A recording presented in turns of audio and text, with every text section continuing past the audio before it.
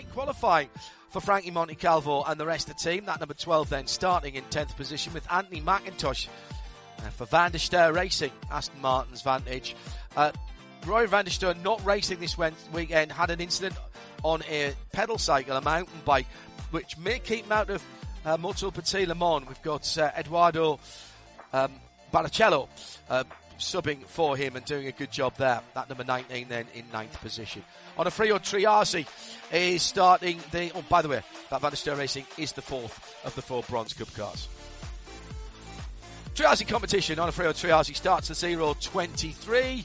That's a Ferrari, of course, and has DXDT's Alec Udell for company, the number 36 car in 7th. 6 for Nicolas Lacourte for Cetilar Racing in that lovely blue and green Ferrari 296. And that Roy's All Ferrari Conquest, Manny Franco in the 34 car alongside. Russell Ward, championship leader for Winwood Racing, AMG GT3 on the outside of row 2 with Lynn Hedenius, for Lone Star Racing. 2 AMGs together there, 50 and 80 on the front row. Great performance in qualifying in the Ferrari of AF Corsa for Lilo Wadou Dusselier, to give her full name, the number 21 car starting in 2nd, but almost half a second behind the Heart of Racing Aston Martin Vantage, which was qualified and will be started by Casper Stevenson. He's on pole for GTT. And remember, they will start behind the GTT Pros at the start and any restarts. It's 11 GTD Pro cars with the red number panel. 75 Express are back because this is an endurance round. Mick Grenier will start the number 75 AMG GT3 on position number 11. The 5th row of their grid. Vassar Sullivan's RCF GT3 for Aaron Telitz. Their Pro car faring little better in class than the GTD car. Tommy Milner has the Corvette by Pratt Miller, number 4 in 9th position with Madison Snow for the number 1 Paul Miller Racing M4 GT3 Evo alongside him. Mike Rockenfeller with a resurgent Ford Mustang GT team, the Ford Multimatic Racing machine, number 64 in 7th position with Albert Costa. Form team Dragon Speed, and Albert wasn't happy with just 6th position in the standings. He's got Lauren Heinrich for AO Racing, lap of his life in the 77 Rexy for AO Racing, that Porsche starting in 5th. Front 2 rows, Andrea Caldarelli for Pfaff Motorsport and the Plaid Begini. That's the number 9 car with Alexander Sims, championship leader in the number 3 Corvette. Chevy Corvette, number 3 in 3rd position. Front row, I said it was a resurgence for Ford Multimatic Motorsport. Started the season well, and it is Chris Meese who put the 65 car on the outside of the front row with Dan Harper, former BMW junior driver, still driving for the Munich firm. M4 GT3 of Paul Miller Racing on pole position for the number 48. A dozen LMP2s with the blue number panels. Chris Cumming for Pratt Miller Motorsport in the number 73 multicoloured car. That will start on the outside of row 6 with Gar Robinson and Riley's number 74 for company. John Ferrano, Tower Motorsports. They lost their best lap in qualifying due to an incident when Sebastian Bourdais was behind the wheel, ran into another car, caused a red flag. So they'll start in 10th. They would have been in 4th position with the lap that they put in. George Kurtz in 9th for CrowdStrike as Naveen Rao 1 row ahead of him. PR1 Matheson Motorsport, the number 52 car. And that is the car that Logan Sargent will be in at some stage during the race. The former Formula 1 and single-seater driver making his IMSA debut this weekend. Luis Perez Companc will start the AF course at number 88 in 7th. Toby Lutger, Era Motorsport, quietly going about their business era this weekend. Stephen Thomas for TDS, a car that lost another one of the cars, rather, that lost a lap. Actually, that's the car that should have been higher up the grid. They would have been up on the front 2 rows. Then it is Jeremy Clark, the number 43, into Europol competition. Turbo Bakers then in 4th position. PJ Hyatt for AO Racing. Spike in 3rd position. Front row, Dan Goldberg for United Autosports USA in the 22. But Nick Bull was the quicker of the 2 United cars, the number 2. And last year's winner of the invitation to Le Mans starts from pole position in LMP2. They'll start behind the dozen GTPs at the front of the field. Tom Blomqvist, as you've heard, put to the back after the car was found to be outside of the homologated sizes for their bodywork. More than 3 millimetres out as well. Sounds not much, but it was enough to pique the interest of IMSA Technical. They'll start from dead last in GTP. Nico Muller alongside on row number 4, the 85 JDC Miller Motorsport Porsche, with no Jimmy Bruni in that squad this weekend, or indeed for the rest of the season, we hear. Aston Martin continue with the heart of racing in that Valkyrie, getting closer and closer to the front of the field. They'll run off 10th, but they had put in some good times, particularly in some of the early practice sessions, the 23 then off the outside of row 5. Felipe Nasser for Porsche Penske Motorsport is the number 7 car, and he is in 9th position. On row 4, Roman Grosjean, we welcome back the SC63 for Lamborghini. Possibly that could be its penultimate outing. Not sure we're going to see that car back next year. We wish them all the best.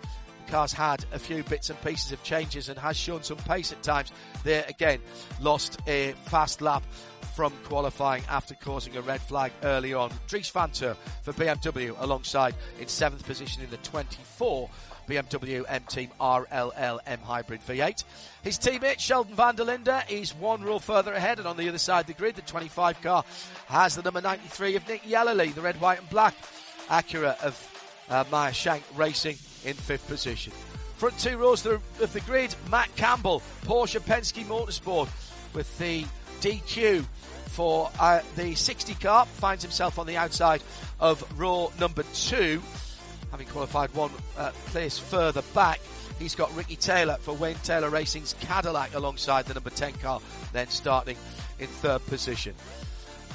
Front 2 are both Cadillacs as well. Wayne Taylor Racing outside of the front row for Louis Delatraz in the number 40, and Jack Aiken gets the pole for Whelen Cadillac, and their first of the season for the number 31 car, and he will lead the field round to the green flag for the TireRack.com battle on the bricks.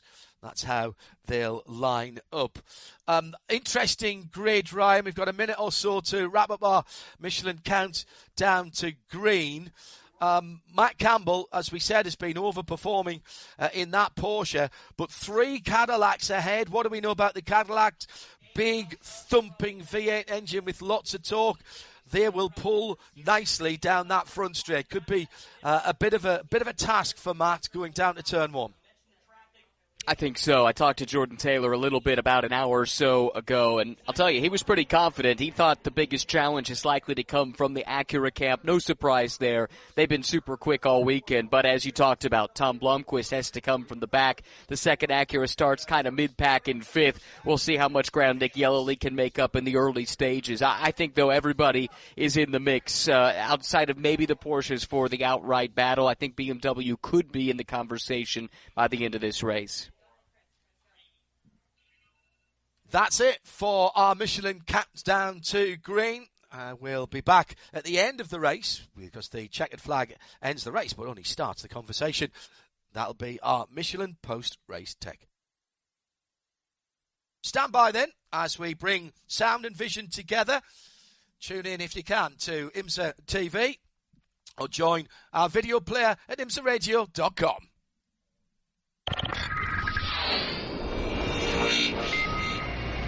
The WeatherTech Sports Car Championship on IMSA Radio.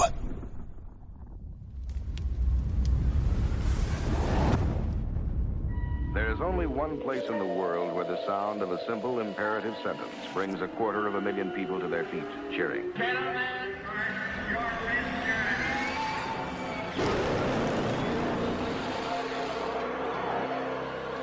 At Indianapolis.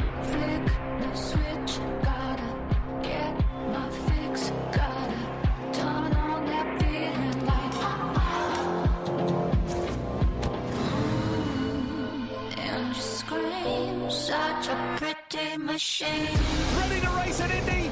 IMSA WeatherTech Sports Cars, the coolest cars on the planet. 6 hours on the clock, starts right now. Such a pretty machine. The superstars of the sport are here. Nobody turns down the opportunity to race at Indy. Ready to roll. Just one of the grandest venues in all of motorsport. Green, green, green at the Indianapolis Motor Speedway.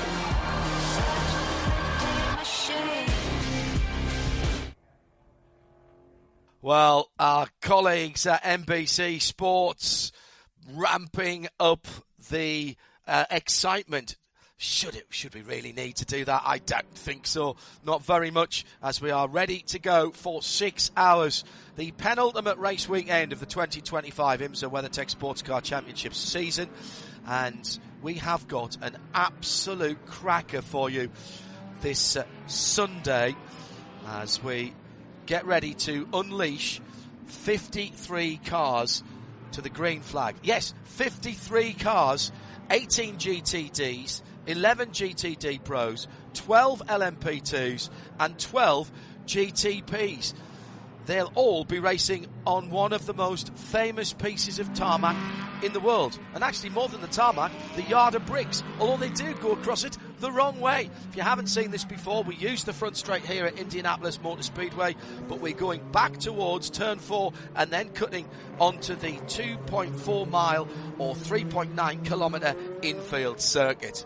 There are 14 corners, a variety of fast sweeping corners like turn 14, very important to get onto the front straight because that leads you down to our action area at turn 1. Big opportunity to overtake there. There is a little runoff that goes through and wiggles back on between 2 and 3. And then that fast chicane between 5 and 6 down to the infield straight at Holman Boulevard before the outbraking possibility at turn 7. Bit of a follow my leader through 8, 9, 10. Then we're onto the short chute coming back from Speedway Turn 2 towards Speedway Turn 1. 12 and 13 bring you back towards the pit lane and have been difficult for drivers this weekend. And then you swing back round through that Turn 14 we mentioned earlier. So that is what we've got ahead of us, and we'll bring you it all live and without interruption. Hello everybody, and welcome to the TireRack.com Battle on the Bricks in the Ford Racing Global Broadcast Centre. I'm John Hindhoff, and alongside me is Ryan Marine. We've just finished our Michelin countdown to green, and we've been through our Porsche keys to the race. I'll refresh them for our TV audience. This is a 6-hour race, which means we have the Michelin Endurance Cup points at 3 hours. So if you see what looks like some odd tactics coming up to the 3-hour mark, don't worry, and remind us about it as well, because we'll probably forget. Penalties, heavy price to pay if you have to come into the pit lane. And there's also a danger if you try to undercut that you might go a lap down as well. Race control have been very heavy on contact already this weekend. The championships come into play. What will that mean for those teams and drivers who are leading their respective championship groups and the tyres? Left rear is the tyre that takes the pounding here on a mostly right-handed clockwise circuit. Does leave the opportunity open with plenty of Michelin tyres left in the allocation to do a 2-tyre stop somewhere near the end of the race. And what about, we're talking about going there, what about stopping? Our Brembo brake facts for Indianapolis Motor Speedway. This is rated 4 out of 5 as a difficulty rating, and that is worked out by the Brembo technicians. The toughest braking point, no surprises there, is turn 1. 5 major braking zones per lap. You scrub off in the GTP cars 130 miles an hour before you turn right-handed into turn 1. And that is 3 Gs and very, very hot brakes, pads and rotors, discs there as well. Split start with the 2 prototype classes coming to the green first, and they'll reline up like that if we have to do a restart. 3 Cadillacs at the front of the field after the Tom Blomqvist Acura number 60 was out of specification during qualifying. That was put back to the back of their category. 6 hours on the clock, the green flag's in the air, and already 3, 4 across the track as down the inside, Jack Aitken in the pole sitting, Whelan Cadillac takes to the inside. He's got company there from the number 10, Ricky Taylor, trying to come around the outside. Delatraz right in there as well in 2 of the win. Taylor Cadillacs, but the Cadillacs have locked out that front end of the grid. Matt Campbell for Porsche, our championship leader, playing it very steady there and not getting too involved. But meantime, I think Felipe Nasser's made a decent start, might have made up a position or two. Here come the GT cars, headed by Dan Harper of Paul Miller Racing, and he's lost the whole shot. Mustang round the outside, Corvette round the inside, but he breaks super late and gets that lead back again for Paul Miller Racing in the BMW M4 GT3. In GTD, Casper Stevenson's Heart of Racing Aston Martin was on pole position by a margin, and he's managing to hold on to that at the moment, but he is quicker than some of those GTD Pro drivers at the back of the field. That will be another issue on the restarts for those guys coming through the field. Welcome back to Lamborghini, possibly their penultimate race of this short program that they've had. In behind the 2 BMWs at the front of the GTP field at the moment, 6th, 7th and 8th, Sheldon van der Linde, Dries van Tooyen, the 2 BMWs, and it's Romain Grosjean who is in that Lamborghini. I'll take a breath whilst Ryan Marine assesses what we've seen in the opening lap and a half. Well, a couple of standouts. Nick Yellowly jumped from 5th on the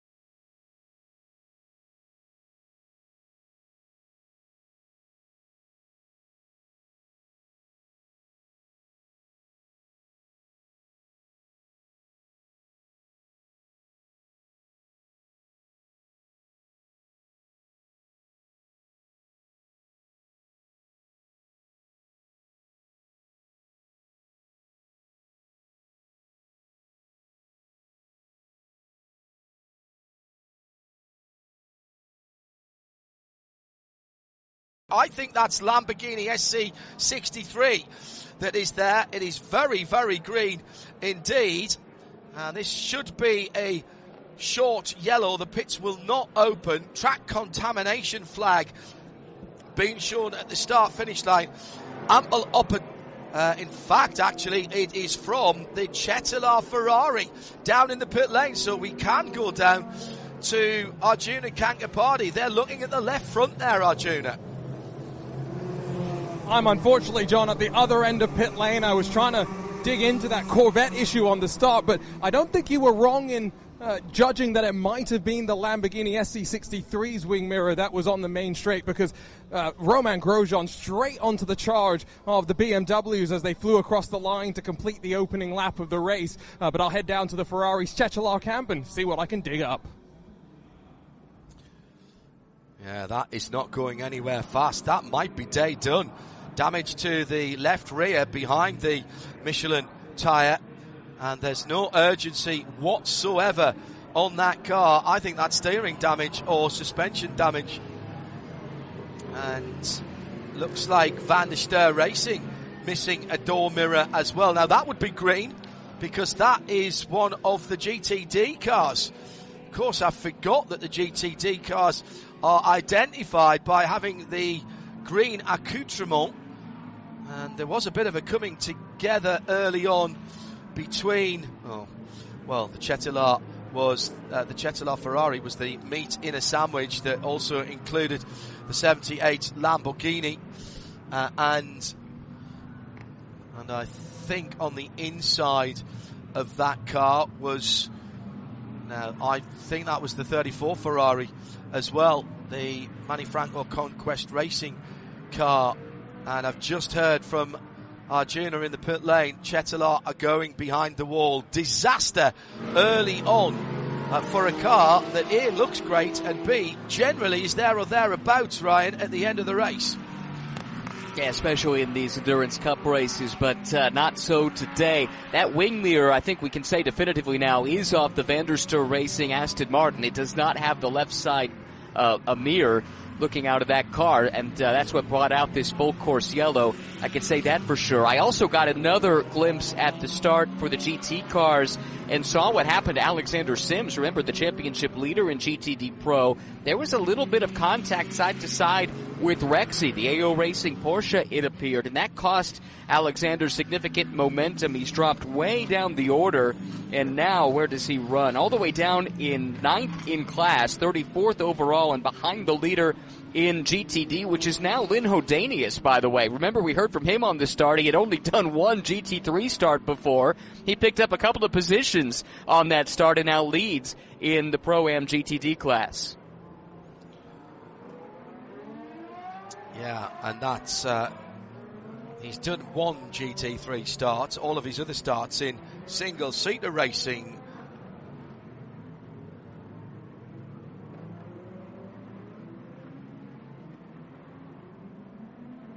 All of his other starts in single-seater racing, Ryan, would have been clutch starts.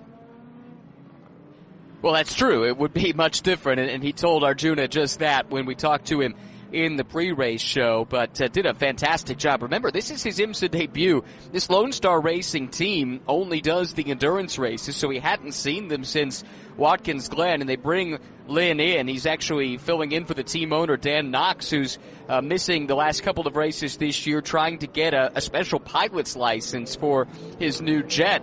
Actually, I just saw that reported earlier today, and so he's going to be watching from afar, and he'll be really thrilled with what the young Charger, Lynn Hodanius, has done. Great job by him, and for this team that missed basically the entire first practice session, given the sensor issues that they had. It cost them basically the entire 90 minutes. They got no representative lap times in, and despite all of that, a great qualifying effort, and now to the front of the class.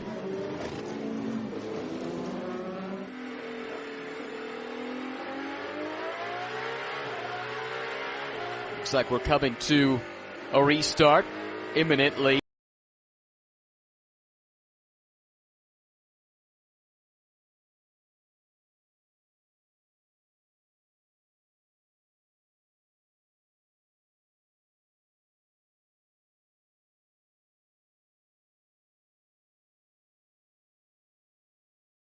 Out. Here comes Aiken across the yard of bricks and sees the green flag. Gets a great getaway, jumping away from Yellowly, who leads Ricky Taylor, Louis Delatraz, and Matt Campbell down into turn one. Battle is further back. That's where you find Campbell defending a little bit. Also Grosjean on the attack in that SC63. Roman very aggressive at the opening sequence of this lap, as Arjuna noted from the pit lane.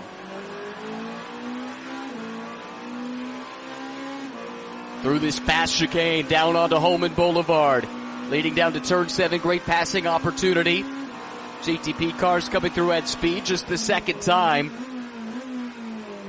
After that early full course yellow, riding on board. Car number 7, Felipe Nasser, ex-Formula 1 driver. Right now, looking out the windscreen, he's got Roman Grosjean in his crosshairs. Grosjean, of course, plenty of experience at this track, scored his first IndyCar pole here at the Indianapolis Motor Speedway road course. Did that driving for Dale Coyne Racing. Made a few Indy 500 starts as well. And this car was quick here a year ago. They really did run towards the front for a good chunk of the 6-hour race. Ultimately didn't get quite the result they were looking for. The weather played a part in that. And it's an updated Lamborghini SC63 too, with a new Evo Joker used on some rear suspension bits that have really helped bring that car a little bit further forward, debuting here for the very first time this weekend at IMS. Aitken leads, coming to the conclusion of lap number 5. It's 1.2 seconds back to Nick Yellowly in the Meyer-Shank Racing Acura. Then Ricky Taylor and Louis Delatraz. Aitken's been able to make good his escape on Yellowly, who was so quick, so aggressive in the opening part of this race, but now Ricky Taylor starting to draw a bead, closing in for Wayne Taylor Racing, local team based just outside of Indianapolis in Brownsburg, Indiana, short drive from where we're located right here. Report from Arjuna, steering damage, Chedelar Racing, that has them behind the wall, and now more problems for a Ferrari team. This is the 023 GTD entry from Triarsi Competizione. It's a drive-through penalty for lining up on the wrong side coming to the grid. This is on board, looking back, coming to the green flag, and that car was supposed to be in the other column. We've seen that a couple of times in some of the support races here this weekend, and that leads to that costly drive-through penalty. Another penalty given out here to Misha Goikberg, and we did see in the replay of the initial start a very aggressive move up on the curb in turn 1, heavy contact. Race control did not like what they saw, and that led to a drive-through penalty for the Forte Racing Lamborghini. In our Porsche keys to the race, penalties can be so costly. This is a short lap here, a fast lap, only 2.5 miles, just under around. And a spin for the CrowdStrike APR car. 0-4. Now that has gone around. George Kurtz started it, and he's got his right rear Michelin in the gravel, and maybe both of them will have a full course yellow here. This is at turn 4 on the infield. That guy's going to need some help to get out. I think it might have had some help to get in. We'll work that in a moment. If you are just joining us, welcome to the early going here in the TireRack.com battle on the bricks. Let's see if we can work out what happened to George Kurtz there in the blue and red car. Oh, he sent it up the inside, and there wasn't quite enough room, and in trying to back out of it, he got the worst of that. It's up the inside of Luis Perez Companc, I think, as they were battling for position. There was a little bit of contact there. Let's bring in another voice for you as we say good morning, just morning, 6 minutes before noon Eastern. George Kurtz in the gravel, and Peter Mackay, as this is one of our longer races, joins us as well. Fairly feisty start at the front of the field, Peter, just what we'd expected. It certainly has been, yeah, with quite a few yellow flag interruptions already. I mean, it just gets so busy down there, particularly into turn 1. You've got so many cars trying to get through a very, very small piece of tarmac. And, yeah, there's always going to be a little bit of argy-bargy. And, unfortunately, that Cadillac Ferrari, that's not what they wanted. You know, like 6 hours.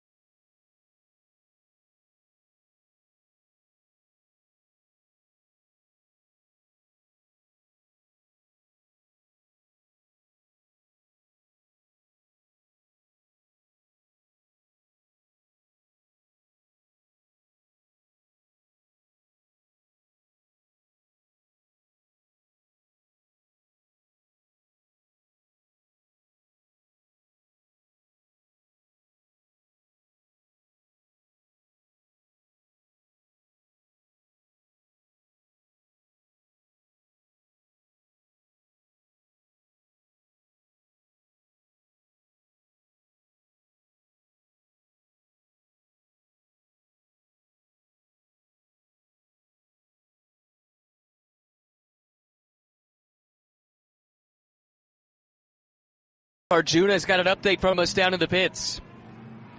Yeah, that was just very similar to what we saw yesterday, Ryan, in the IMSA Michelin Pilot Challenge with the race-leading GS car. Just the blend. There were 3 cars across what effectively are 2 lanes on the pit lane. You've got the fast lane on the very left and then the transition lane in the middle. It looked like the Lamborghini got squeezed a little bit by one of the Cadillacs, and I do think it made some contact, the left side scraping against the wall.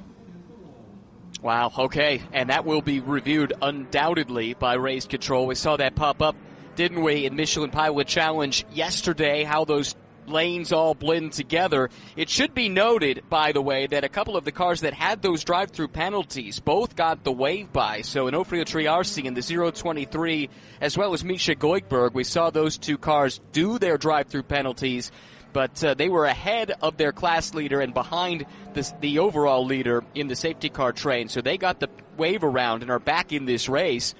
This yellow came at just the right time for that group. Now, prototype pit stops are complete. Do we have any GT cars that might make their way down the pit lane? That's going to be the question here, Peter.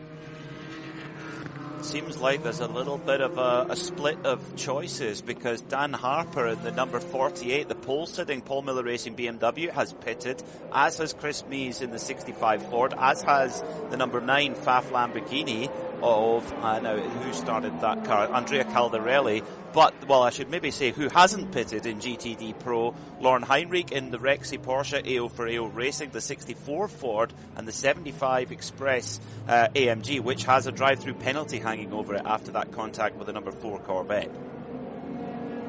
Ah, that's a good shout. Hadn't noticed that. Thanks for keeping me honest on that one. Yeah, really interesting to see AO electing to keep their car out and try and get some track position. I thought Lauren Heinrich had some very interesting points in pre-race. His problems for the Vanderster car, it's already been in the wars, Peter, losing that left side mirror. That's what brought out the first full course yellow, and now seemingly some difficulty leaving the pit box.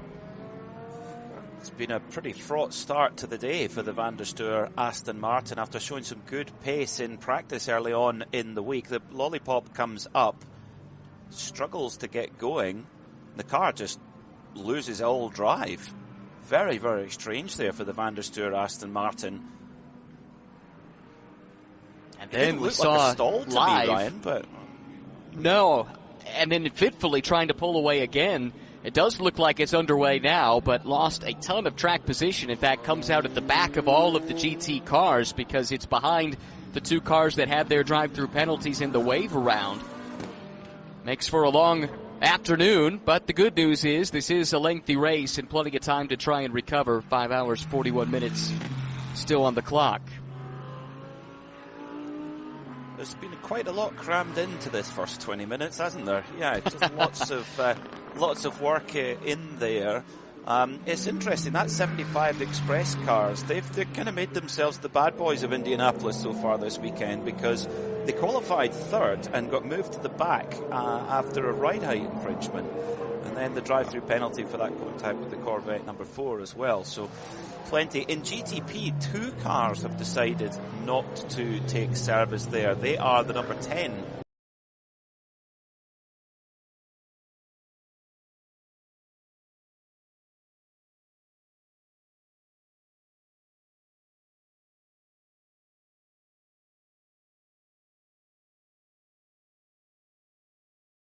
That's true. Looking at some of the other classes as the class split is underway, and actually let's maybe take a look at points as they run, which is academic at this stage. But remember, Campbell and Jaminet and Nasser and Tandy, that's really the battle in the GTP points between the 2 Porsche Penske teammates, although the 93 is trying to make inroads.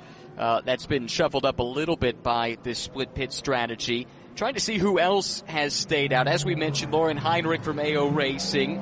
Also, Mike Rockenfeller in one of the Ford Mustangs has declined service. Same for 75 Express. I think you covered that, Peter.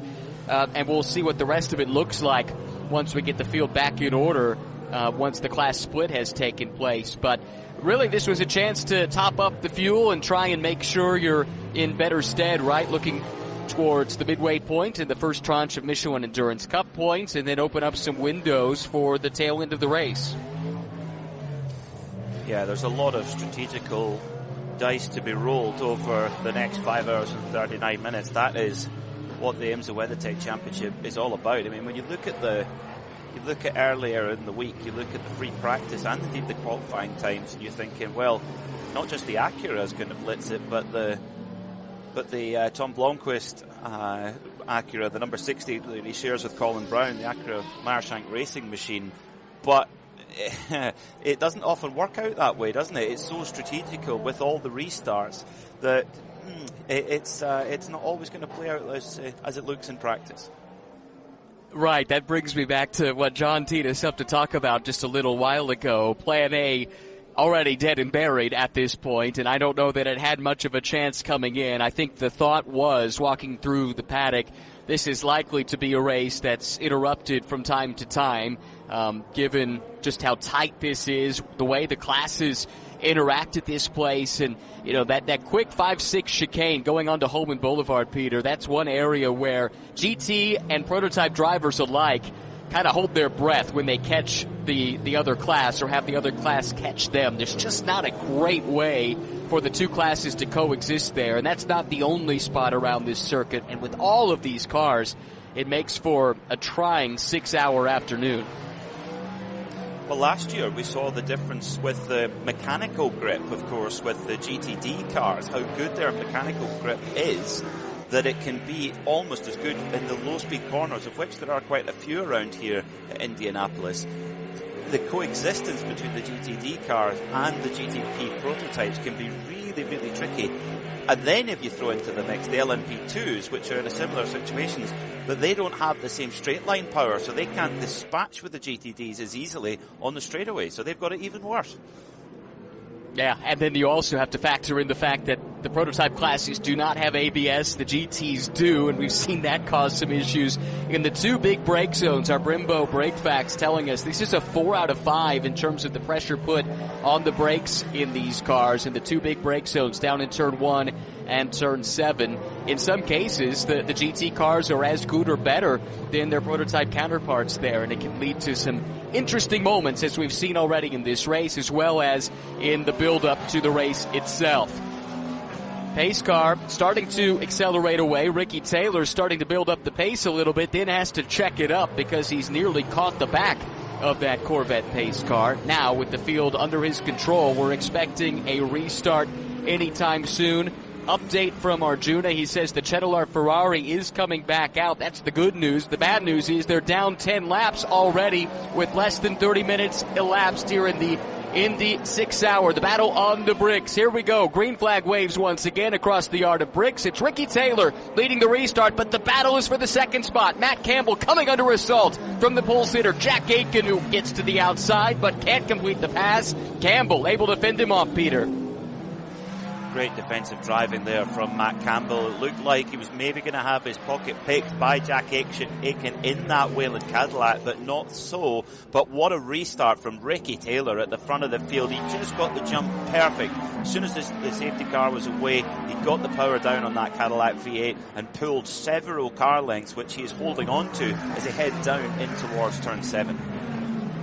Sun Energy 1 has passed through the pit lane, serving that penalty that we talked about earlier. Battle further back in the pack. It's Cadillac on BMW, and I make that Acura on BMW. The 40 car is through, up another spot, I think around Sheldon Vanderlinde, who just got shuffled out wide, off into the well-manicured grass here at the Indianapolis Motor Speedway. Vanderlinde able to gather it up, but not before he lost heaps of track position, falling in line at the back of the GTP class, all the way back behind Nico Muller. Well, we know Felipe Nasr is aggressive. We know how quick he is, and they've kind of been pushed onto the back foot. You couldn't have predicted it.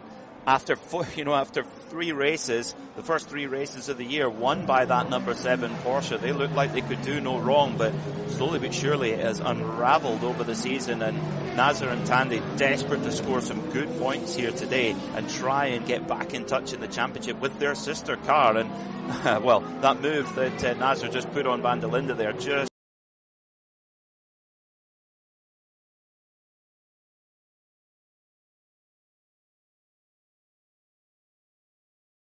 able to get up a spot. Let's look back at this moment again. Porsche to the inside. It was a late lunge, then let the car drift out wide and onto the grass. Now that is something that Bo Barfield has talked about. I've talked to several drivers who were at the drivers' meeting, and they said it was stressed. If you are overtaking and you have a car to your outside, you have to make sure you leave enough space on corner exit for that car to be able to make it out of the corner itself. And that's one that I think could come under scrutiny. We certainly saw penalties for similar incidents in the All-GT race at VIR, so let's keep an eye on that here at the 5:34 mark to go at Indianapolis.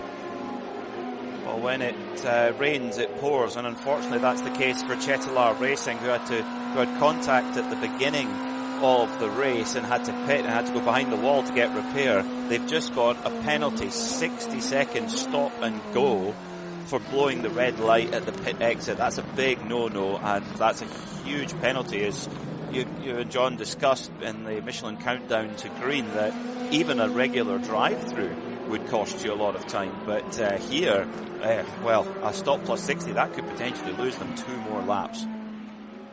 Right. Yeah, well, they're well out of the fight, unfortunately, at this stage with those issues stemming from contact on the opening lap. But the point's a good one. A drive-through penalty here costs you roughly 60 to 68% of a lap, depending on which class you're talking about. Oh, and problems here. 21 car off to the side of the road. It's the Conquest Ferrari. That's at the exit of turn 14. Take that back. That's A, of course, Lila Wadu, who had a great qualifying effort, but finds herself with some trouble. And here come the overall leaders as she tries to get that Ferrari back up to pace. And is this another mechanical problem for this squad? Remember back at Sebring, they were, I would say, the mid-race favourite to win that event, and they had the car ground to a halt out on circuit. So what has happened to Lilo Wadu? Yeah, that doesn't... Looks like Lilo's got the car out of the way, and she lost power very, very quickly. The car grinds to a halt just coming out the exit of, well, what is Speedway Turn 1. It's the final corner of the road course. Meanwhile, Toby Luca having a little wiggly moment onto the grass, and then a half spin in the 18 LMP2, so it's all going on. But I can't believe that. AF Corsa in that Ferrari, Ryan, yet again, more seemingly mechanical gremlins in that car. Yeah, this has been a tough Endurance Cup campaign for Simon Mann, Lilu Wadu, and joined here by Alessandro Pierguidi. 16th at Daytona, 16th, as you mentioned, at Sebring. Did finish 5th at Watkins Glen. Looks like that car is rolling again, so we stay green for the moment. Battle hotting up, though, in LMP2. Nick Boole from pole position. 2 IMSA poles, both here at the Indianapolis Motor Speedway. Got one last year, and of course, yesterday, stormed to a 1-2 result for United Autosports in the LMP2 class. He has jumped away and left PJ Hyatt in the AO Racing car, and now PJ has to contend with the teammate to Nick Boole. Here comes Dan Goldberg, pole sitter earlier this year at Daytona. It's been a great weekend so far for United Autosports. They've had a super season in LMP2, but this is their first ever 1-2 in qualifying in IMSA WeatherTech Championship competition. They've done it in the World Endurance Championship, they've done it in ELMS, but never before here in IMSA until this weekend. And you called it just right, Ryan Marine. The Bo Barfield and the race control team have warned the drivers, leave racing room. I would agree with you, Felipe Nasr did not do that, and he has been given an incident responsibility penalty, drive-through for the number 7 Porsche. Look, all season long up to this point, I'm not sure that would have been a penalty, but there has been the philosophy change. Talking to Bo Barfield earlier in the weekend, he said, look, I don't like making a huge philosophy change mid-season, but everyone on the IMSA side was displeased with how the Road America event played out, and they felt like they had no choice but to make this change. And the message has been delivered many times over, whether it's in a driver's meeting or driver's briefing. Certainly anyone who watched the VIR race will have noticed that there's been a difference in how these races have been officiated, and that's one major way. So Felipe Nasr takes the number 7 Porsche Penske Motorsports Porsche 963 on that painful drive down the pit lane. And one more look at this here, Peter. Just keep an eye. Does the 7 car to the inside leave enough room for Van der Linde? and evidently he did not. No, I wouldn't say so. There didn't appear to be contact, but that was because, of course, there wasn't any room, and Van der Linde decided to run wide. They were very, very close to contact, maybe the ever so slightest rubbed, but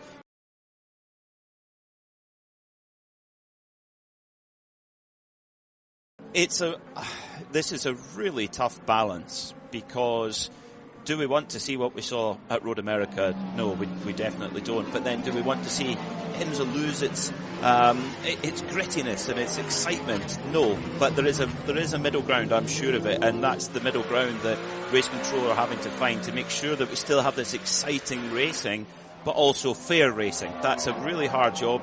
And we say this a lot here in the Ford Racing Global Broadcast Centre. We're very happy to be in our seat here behind the microphone, because we don't have to make these kinds of decisions.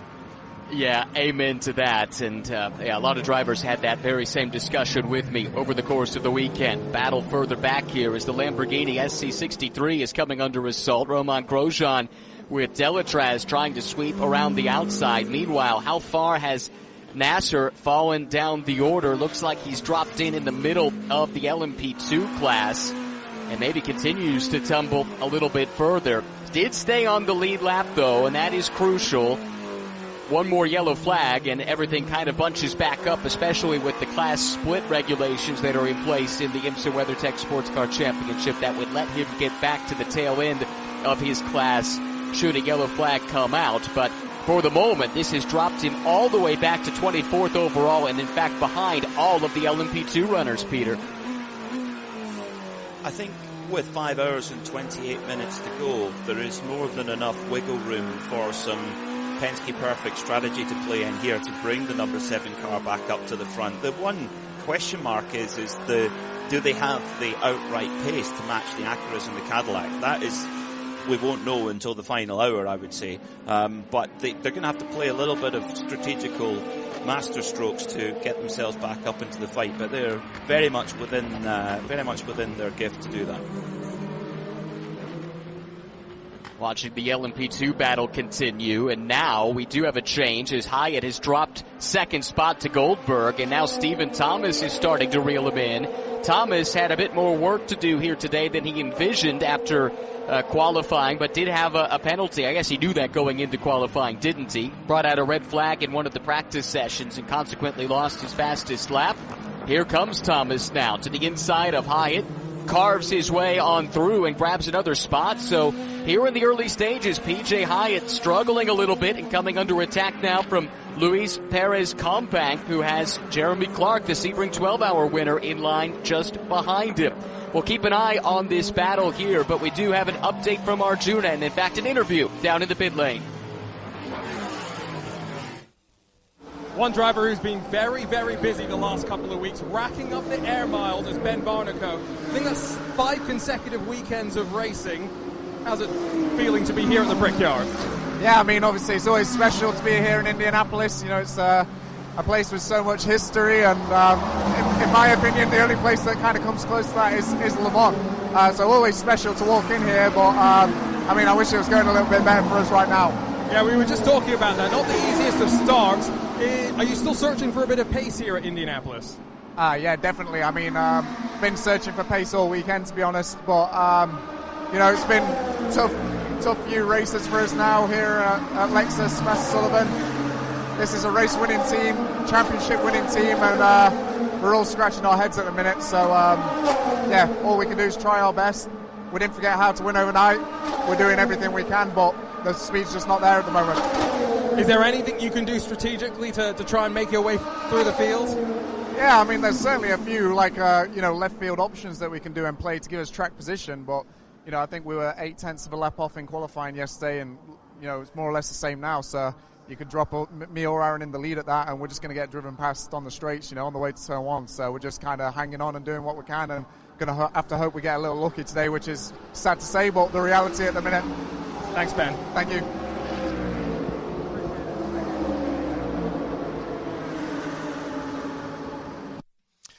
Let's take our JB first... Racing, the official fuel, coolant and additives of IMSA. Let's take our first VP update then with half an hour gone in the race. Just over that, 35 minutes as we've got a spinner, and it's the DXTT, number 36, Sally Yolik behind the wheel of that Corvette, and it's at turn number 12 on the entrance back onto the infield. The car he shares with Charlie Eastwood and Alec Udell. Oh, and he was hit by one of the United cars. He's done a really good job to keep it off the inside wall there. And that will be being looked at race control. Hasn't managed to restart the car at the moment. We'll just hold on that VP for a moment. Now he restarts the car. He gets it out of harm's way. So at the front of the field, it's the two Cadillacs for Wayne Taylor Racing leading the number 10. And Ricky Taylor for Cadillac Whelan Racing. And the number 31 in second for Jack Aitken. Porsche Penske Motorsport Championship leading number 6 team, Matt Campbell behind the wheel of that Porsche 963. And the top 6 made up by Nick Yellerly. What a start he's had for the red, white and black Acura ARX6, the number 93. Roman Grosjean running well up as well in the Lamborghini back in the championship with a few updates on that car as well, notably to the rear suspension. The 63 then in 5th.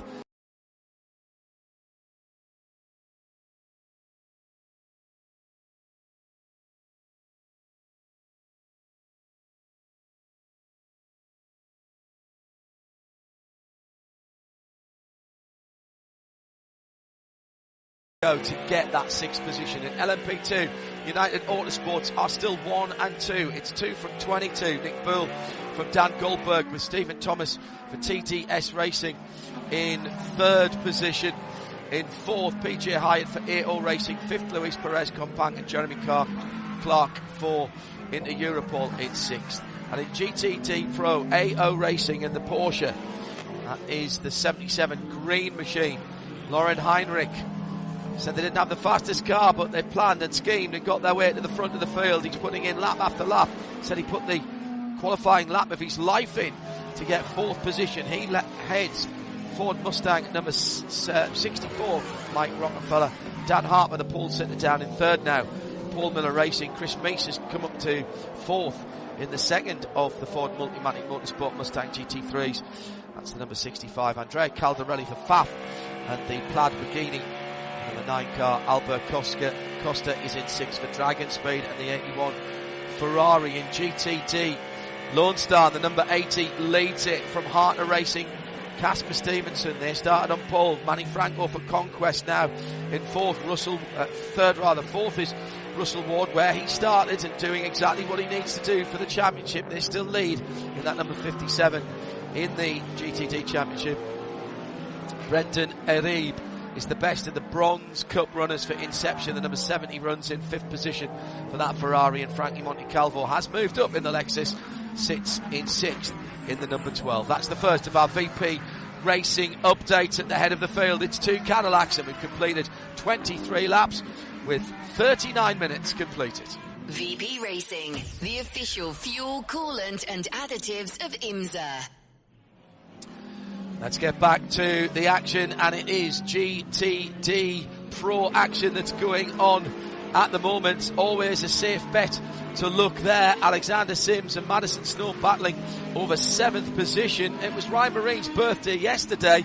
Our hard-working crew here at the Speedway. Happy birthday to our Turn 4 camera operator. Sarah is celebrating today. Not sure whether she's got me in her ears, but I'm sure that Aaron will tell her that we're wishing her many happy returns. I'm not sure whether she thinks this is a great birthday present, having to work on her birthday, but if you're going to have to work, working at IMS, watching the TireRack.com battle on the bricks is not the worst way to go. And thank you for all your kind comments at IMSA Radio. Many of you saying it was a bit hectic at the start, and indeed hearing on the GTP team radio for Porsche Penske Motorsport number 7, Philippe Nasser, he's been reminded what was said in the drivers meeting about keeping everything nice and smooth, leaving gaps for people, and that race control will be calling everything what they called tight on that. Keep them mentions coming in on at IMSA Radio. Let's get back to this action. 7th and 8th in the GTD battle. Alexander Sims looking at the back of Madison Snow. Let's get back to our commentary team here in the Ford Racing Global Broadcast Centre. Peter Mackay, but first here's Ryan Murray. Appreciate it, John. Watching from on board as the battle comes back into the infield, approaching turn 13 and turn 14. They head onto the front straightaway. Alexander Sims trying to reel in that BMW just ahead. That 3 Corvette waylaid at the very start of the race, Peter. Contact dropped him well down the order, but it's been a pretty good recovery ever since. They did come in, top that car off during the full course yellow, and now Alexander Sims has been turned loose. Opening lap that the number 3 Corvette of Alexander Sims was roughed up quite a bit by the number 77 AO Racing Porsche of Lauren Heinrich, who of course sits third in the championship, 101 points in arrears. So yeah, there's definitely a little bit of spice there, I'm sure, and it does get physical always here at Indianapolis Road Course at the first corners. Through goes number 81 GTD Pro Ferrari on the GTD DXDT Corvette, and of course the Ferrari, the Dragon Speed 81 Ferrari, very much a privateer effort, albeit with some factory works drivers from Ferrari. Only 35 points behind that Corvette, so GTD Pro is really, really hotly contested. In fact, the most hotly contested championship out of the 4 classes. It's remarkable what a run that Dragon Speed team has been on, because Albert Costa, about 3 or 4 races into the season, really wasn't in any of our conversations when we were talking about GTD Pro championship battles, but that's totally changed. They've gone on quite a streak with a couple of wins sprinkled in, some major qualifying points with a few poles courtesy of Giacomo Altoe from time to time, and that has allowed them to close in on the number 3, which crawled back a little bit into a more comfortable position. Alexander Sims and Antonio Garcia in that Corvette with a win the last time out at VIR, their first win of the season, and that's allowed them to open up the championship somewhat, but we'll keep tabs on that as we get throughout the course of this race. Right now, we're keeping tabs on Roman DeAngelis and the beautiful Aston Martin Valkyrie, Cosworth-built V12 engine. It's a fan favorite for good reason, and they've been nipping at the heels of the front runners in the last handful of GTP races, Peter. Maybe this is the week and they can score a breakthrough result that would indicate to those watching from further afield just how far they've come this year. Well, I have to say I thoroughly enjoyed the qualifying show yesterday, and your stat about Aston Martin here at the Brickyard and their complete lack of background, but it might be a day where the wings of Aston Martin get their glory day at IMS. Maybe not overall, but who knows? But certainly in the GT categories, GTD, they've been dominant all the way through the weekend, both in free practice and in qualifying, as problems for the number 88 AF Corsa LMP2 car wheels are off, and it's looking like they're going to have to replace the rear deck there. We're hearing there may have been an incident for that car. Unfortunately, that's really disappointing after just 45 minutes of action. Tough start to this race for AF Corsa in general. They had one of their GTD Ferraris come into some trouble. As we saw a moment ago, Lilu Wadu, by the way, took that car to a cutout, so it's shown as behind the wall, at least on last check, and now their LMP2 effort in the pits with some damage, and now replacing the bodywork. A chance now with 5 hours, 15 minutes to go. Well, we'll get to the pits in a second. Battle for the lead is on here as Jack Aitken has chased down Ricky Taylor and makes it look easy. Down into turn 1, heavy on the brakes, and the Whelen Engineering Action Express Cadillac is back to promoted to the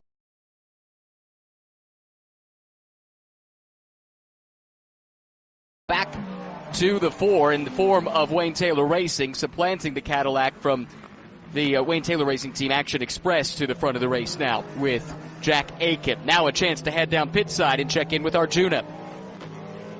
I'm down at the Inception Garage with Ollie Milroy, who's not just here as a driver, but also coaching Brendan Areve in the quest to grab the Bob Aiken Award and that invite to Le Mans. Ollie, back in the car for the first time since Watkins Glen. How's the Ferrari feeling? Yeah, it feels great.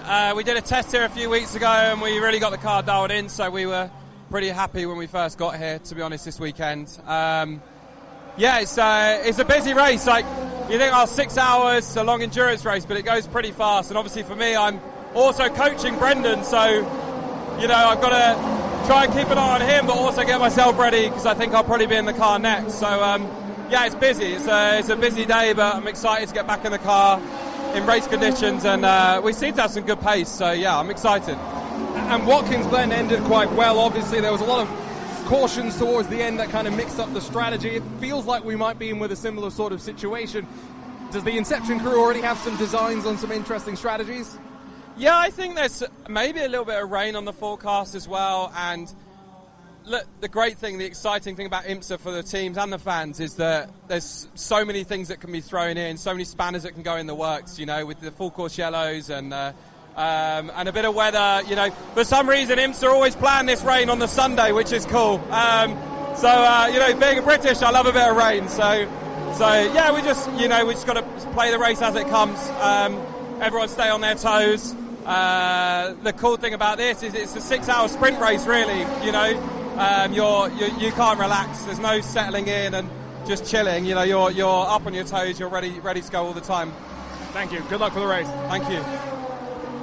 Ollie Milroy with our Arjuna Kankapati, part of a 3-driver lineup at Inception Racing that also includes Brendan Iribe and Fred Shandorf, right now sitting 7th in the GTD class. Leading that class is the number 80 Lone Star Racing Mercedes AMG that missed all of FP1 with a sensor issue, and Lynn Hodanius in his IMSA debut, very impressive. Moments ago, that was a big moment, most notably for the 52 PR1 Matheson LMP2 car. That's the car shared by former F1 driver Logan Sargent, and more strife for an LMP2 car as the Pratt & Miller machine has an issue down in turn 1, Peter.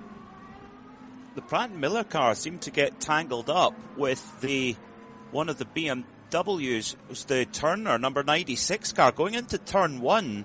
They seemed to get kind of turned across the nose there and make contact with that wall, which is highly unforgiving, it must be said. Meanwhile, at the front of the field, Jack Aitken is checking out here. He's gone. He's 2.2 seconds ahead of Ricky Taylor, having only passed him a couple of laps ago. So he's pulling away, and we must remember, and I cannot believe I'm saying this, I had to triple check my notes, Cadillac are trying for their first win of the season. It seems bizarre when you think of the success that they've had in not only GTP but in the DPI days as well. It's like you talked about in the qualifying show yesterday, it's not been Cadillac's best year in IMSA for many years. No, not at all. That leading number 31 car, 8th in points coming in. Then from the Wayne Taylor camp, the 40 sits 9th in points. The 10th car is the best placed, 5th in points, but 311 out of the championship lead, and with just a couple of podiums on the resume, it's been a struggle, no question about it. But that said, looking to try and get that season turned around and at least head to the off-season with a bit of momentum. You can do that if you bag a win at one of the most famous racetracks anywhere on the planet, here at the Indianapolis Motor Speedway. We have an incident under review that involves car 73. So race control busy here in the early stages. Keep taking a look at that. That's the Pratt Miller Motorsports LMP2 that we mentioned having a problem. I think we noted that the contact was with the BMW from Turner. We also had a Porsche Penske car coming up the inside down into turn 1 just a couple of laps ago, and 3 into 1, 3 very different types of cars. And as we've seen all weekend, Peter, that has been a real challenge for these classes and these drivers to try and manage the speed disparity, the pace disparity, and the performance difference in the various parts of the circuit. Arjuna, you've got an update for us down in the pits? Ran over to AF Courses LMP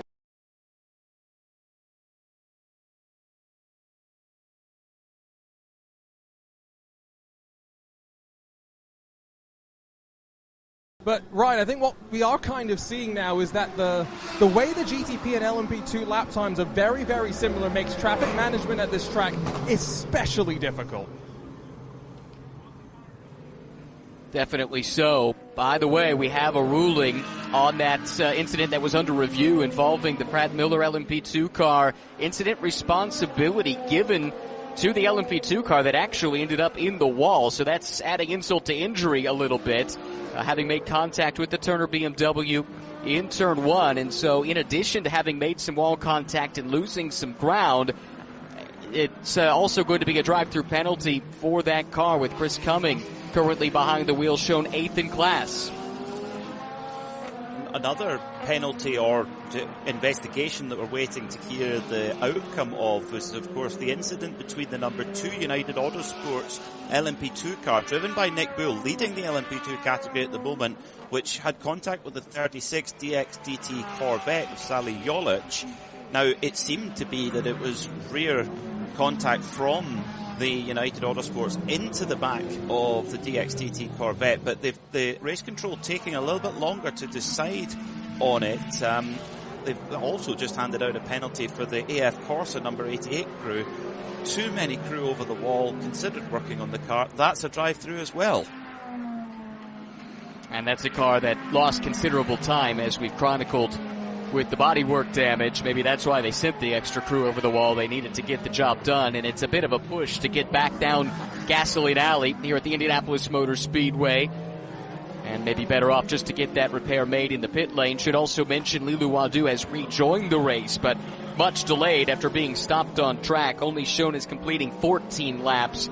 The front runners in the GT classes have completed 31, so that is not good news for the AF Corsa car. Oh, the traffic is frantic, Peter, with the prototypes coming through the GT cars. Talked about it some in the build-up to the race, with a relatively short lap here on the road course at the Indianapolis Motor Speedway, just under 2.5 miles, and a lot of it is straightaway, about 3,000 feet down the front straight, and something comparable down Holman Boulevard.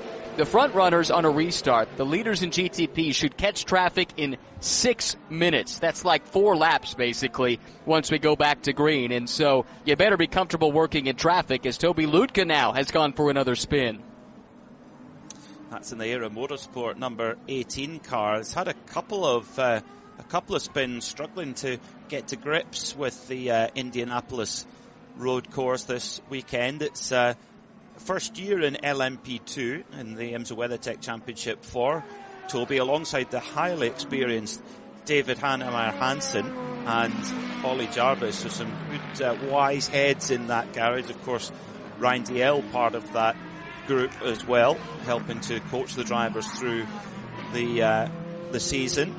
Also occasionally jumping behind the wheel. Also, we'll likely see him actually next week at Barcelona in the team's Ferrari, which they run in another championship over here in Europe. Good to see that the DXDT Corvette has carried on and is running seemingly without too much of a problem. It's just been, mind you, just been passed by the 57 Windward AMG, and that is actually putting it a lap behind. So is there potentially more a problem with that DXDT car after the contact with the United Autosports LMP2 machine? And we'll need to dispatch Arjuna to try and get to the bottom of that. Of course, that Windward 57 Mercedes very much in the championship fight. Points leaders, and actually that's the only crew of the 4 different classes that has a chance to clinch here this weekend. As they run, they would not. Casper Stevenson well within the margin that he needs to be within to have a mathematical chance going into the season finale. And Kitten Cook as well would also mathematically be in the hunt as they run. But that doesn't mean a whole lot with 5 hours and 5 minutes to go here in this race, in a race that has already been wild and woolly up to this stage. It's Jack Aiken continuing to lead over Ricky Taylor, having run down the 10 car and made the pass about 10 or 15 minutes ago. Then it's Matt Campbell in the first of the Porsche Penske Motorsport 963s. Nick Yellowly sits 4th. Roman Grosjean up to 5th in that updated Lamborghini SC63, updated rear suspension in that car. And it seems to be serving them quite well. Arjuna Kankapati with another interview for us now down in the pits at IMS. catching up with Earl Bamber in the Cadillac Wheeland garage area as we see Frederick Vesti getting his helmet strapped on. Earl, rocket of a start for the 31 to open up this battle on the bricks. Yeah, I mean, it's been a fantastic start. We had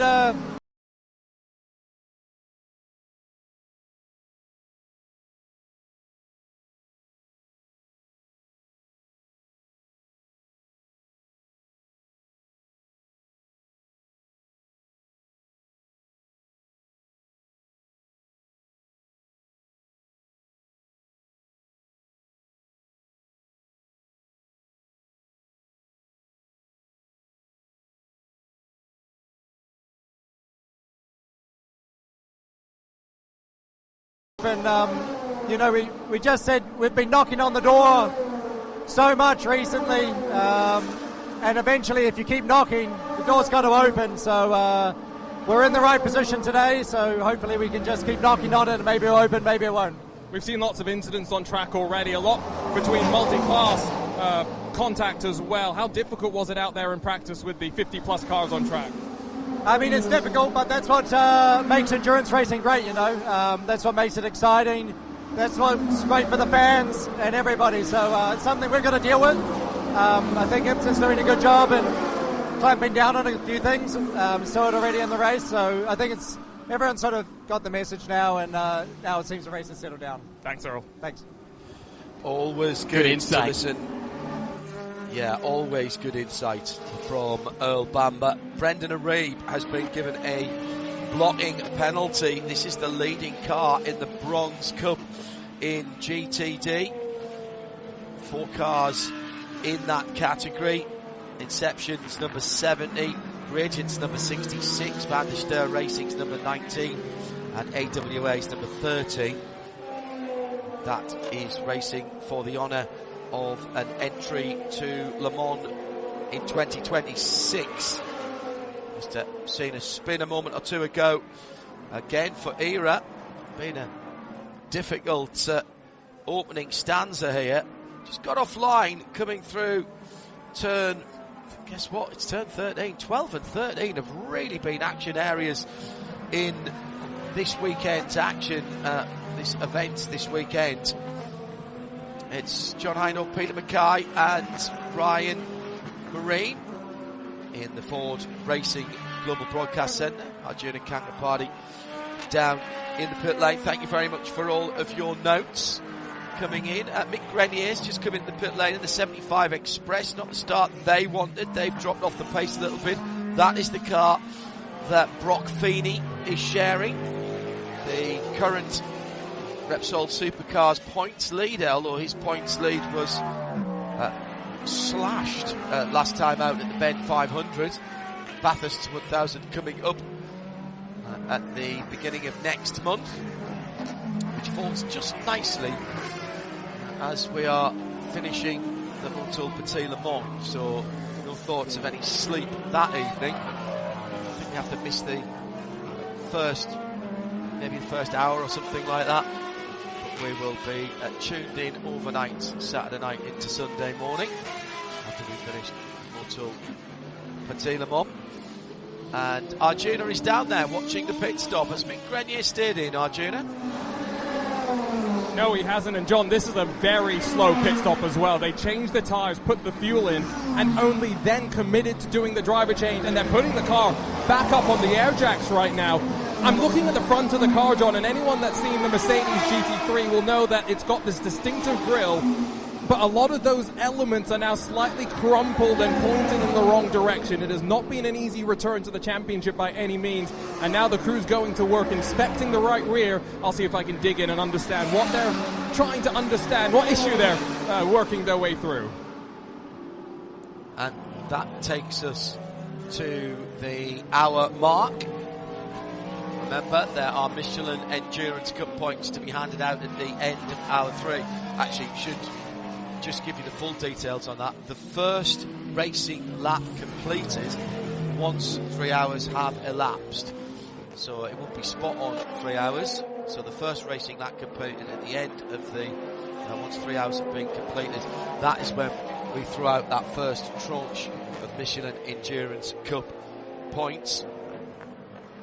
Porsche Keys to the Race takes that into account. We might see some odd pit strategies, people maybe pitting a little bit early, trying to get track position when that 3 hour mark ticks over.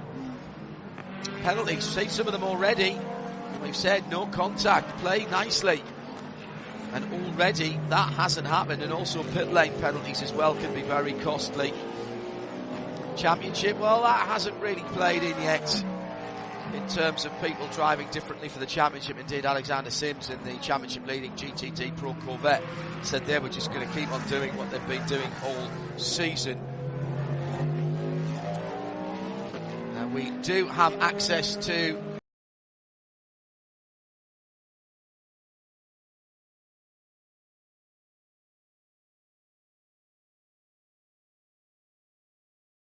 gasoline. The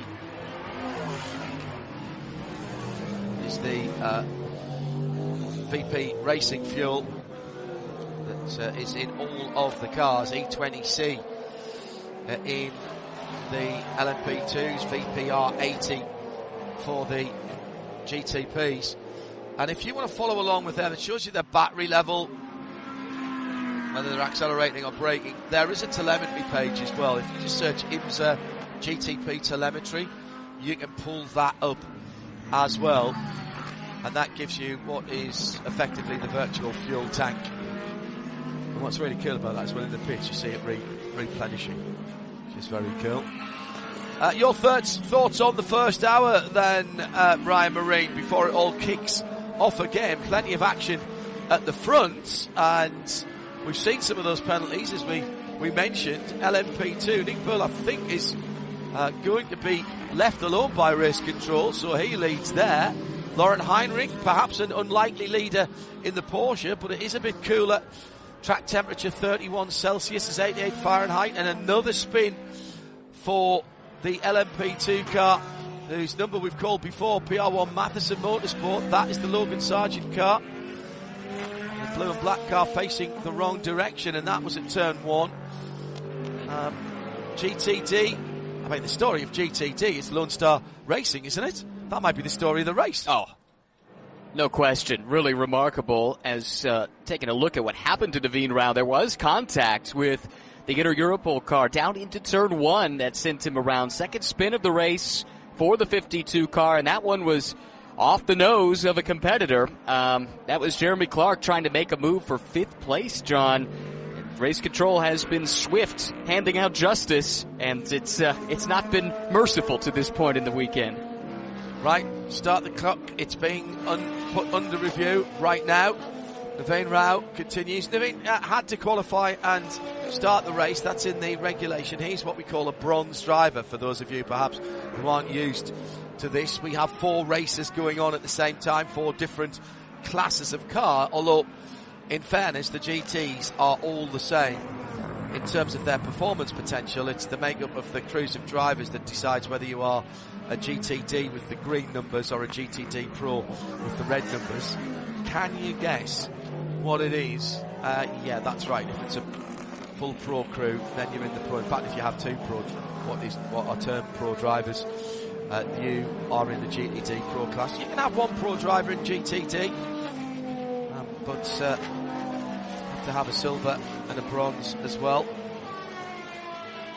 Precious metals is how drivers are graded by the ACO and the FIA and by IMSA. IMSA tend to go by the international definitions of the drivers, but you can appeal, and they do hold their own sporting regulation rights to be able to move a driver between categories.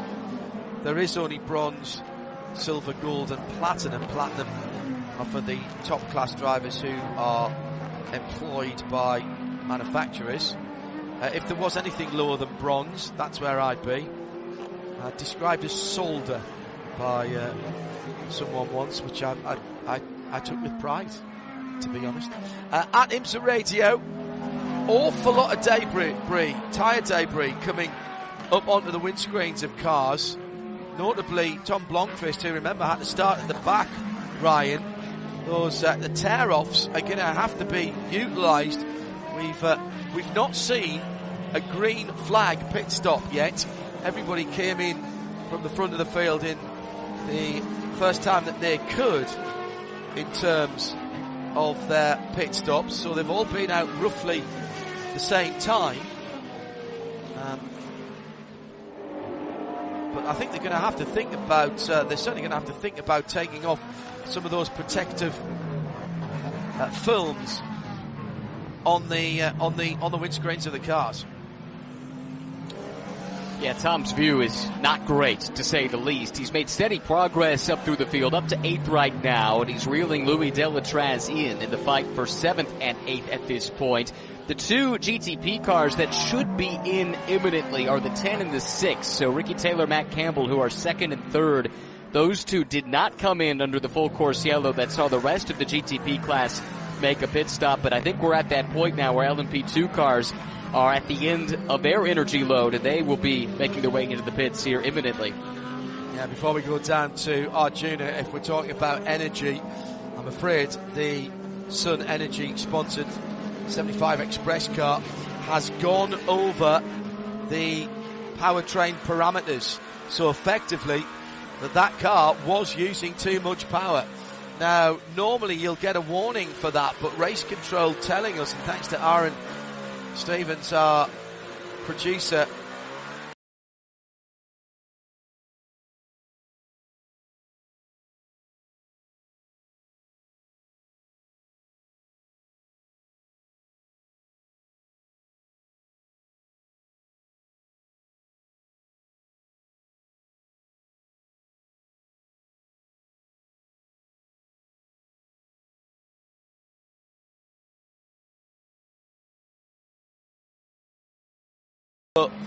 they're not having a great day. Kenny Bull back in the championship, the man who lives, or at least has a house on Conrod Straight, about 2/3 of the way down on driver's left. And Peter Mackay doing some digging around. No decision yet has come through, as far as we can see, on the class-leading LMP2 United number 2 and the Corvette number 36, the DXDT car. But I can tell you that there was no action on the clash between that spun around the blue prototype again, Naveen Rao, the PR1 car. So that has been reviewed and no action taken on that one. Pit stops, Arjuna, LMP2s. I'll quickly touch on what you were just talking about with Sun Energy as well, John, because I talked to Brock Feeney and he said they were investigating issues with the torque sensor, so I think that kind of aligns with what we were seeing. LMP2 pit stops, though, are underway and no driver change, because the minimum drive time for the bronze drivers is 1 hour and 30 minutes, and so the expectation for all is get past the 90-minute mark and then do your driver change. Exception being the ERA Motorsport crew, who have pulled Toby Luca out and put David Heinemeier Hansen into the car. Did also note, John, that Pratt and Miller, the 73 LMP2 car, nose change for them, maybe a result of that contact into turn 1 with the Turner Motorsports 96. The AMG number 75 from the 75 Express team coming back down the pit lane. Now this will be the penalty. So I was right, you can't come in, work on the car and then call it a penalty, so they've come back down the pit lane again. Just looking at the pit stop for Spike there was an awful lot of clearing out of the air ducts at the front. So we were talking about the detritus on the screen there, Ryan, of some of the cars, but it's also getting into the air intakes in the front of the car, this rubber debris.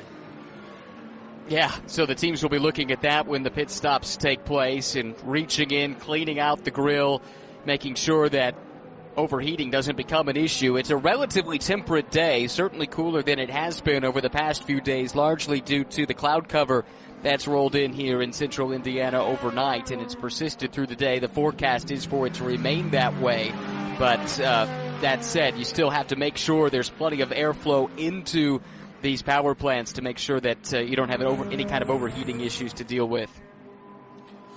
Left side tyres only, by the way, for that number 99 purple Spike the Dragon. Into the pit lane for Ricky Taylor, the chrome blue number 10, which had led the race.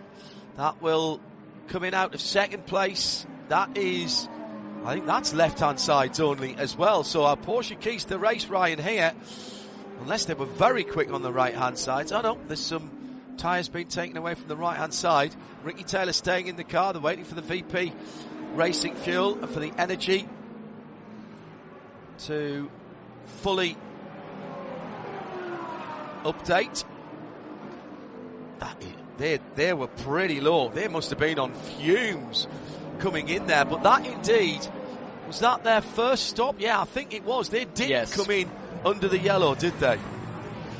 Correct. That's exactly right. The other car in that boat is the 6 Porsche Penske 963 with Matt Campbell, which also was right down to the very end of its energy allotment for that stint, and right on cue, it's in the pit lane here too. So I think in the question about the tires, because the fuel or the energy is the defining factor of how long the pit stop is when you're doing a full fill, you might as well do a 4-tire change. They have plenty of tires in their allotment. It's when you've got some short fill situations that maybe to shorten up a pit stop you could consider doing a 2-tire change, and at this stage no need to try and make that gamble.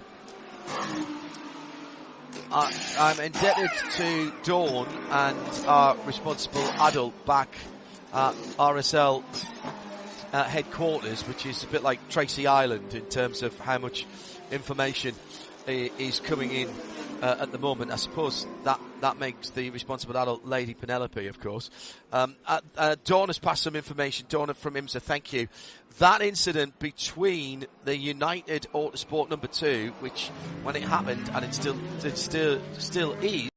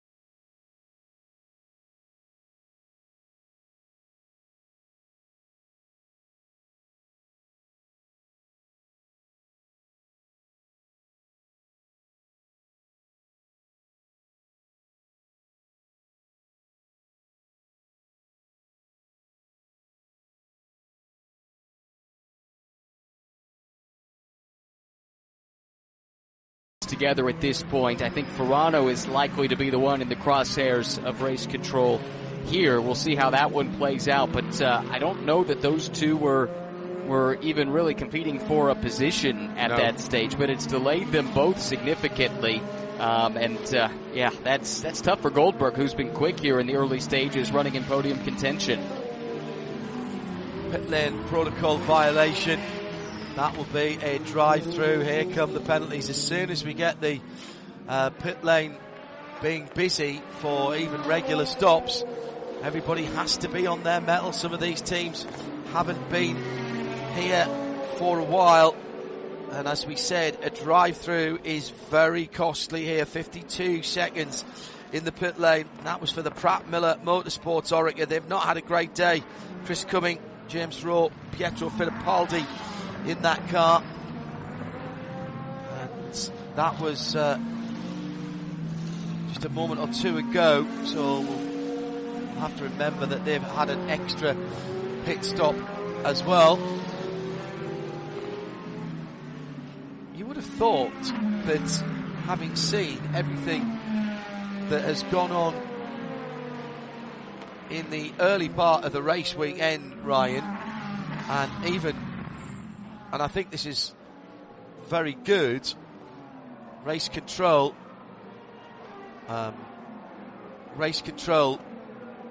in practice sessions as well, laid out their stall pretty clearly.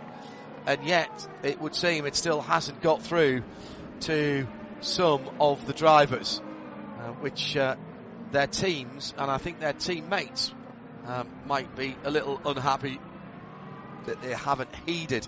The amount of car-to-car incident that we've had in this first just over hour of the race has been rather worrying, to be honest. GTD Pro pit stop, number 77, Porsche in the pit lane, Lauren Heinrich. Also Ford Multimatic Chris Meese, who started the race. Lawrence got out of the green dinosaur that is affectionately known as Rexy, and that is a 4-tyre stop, I think. Arjuna is in the pit lane. Obviously, we'll be expecting some more GTDs down with you shortly, Arjuna. Absolutely, and I think we're expecting a few driver changes. The word on the grid, John, was that as much as it's easy to divide this race into 3 2-hour blocks, it might be better for the drivers to split it up, and a lot of teams had indicated they would single stint their drivers to open up this race. Another talking point on strategy, John, and we touched on this in qualifying yesterday, scrubbing the tires. A lot of the teams feel like that is beneficial as you head out on your outlap. You're trying to get those tires into the optimal temperature window and going up and down pit lane. I'm seeing the majority of the field in the GT class looking to put on scrub sets for hour 2. Another incident under review between the United number 22 Dan Goldberg and John Ferrano, and it goes the way, as Ryan thought it might, of the Tangerine, the orange, black and white car. That will be a drive-through. It's no consolation to Dan Goldberg, who was running third at the time and has dropped some position. Actually, he's only dropped one position, but he's dropped 15, 16 seconds. Meantime, into the pit lane for the number 64, Mike Rockenfeller. By the way, it was Frederick Vervish who took out Ford Multimatic Motorsport number 65 that Chris Meese brought in. Klaus Bachler took over the AO Racing Porsche that came in the lead of GTD Pro, and everyone coming in, following them in. Mike Rockenfeller out. I presume it'll be Seb Priaulx getting into that car. They have worked very well this year. The two Ford Mustang crews are only running 2 drivers this weekend, so it's Chris and Fred in the 65 and Mike Rockenfeller and Seb Priaulx, Sebastian Priaulx in the 64. So there.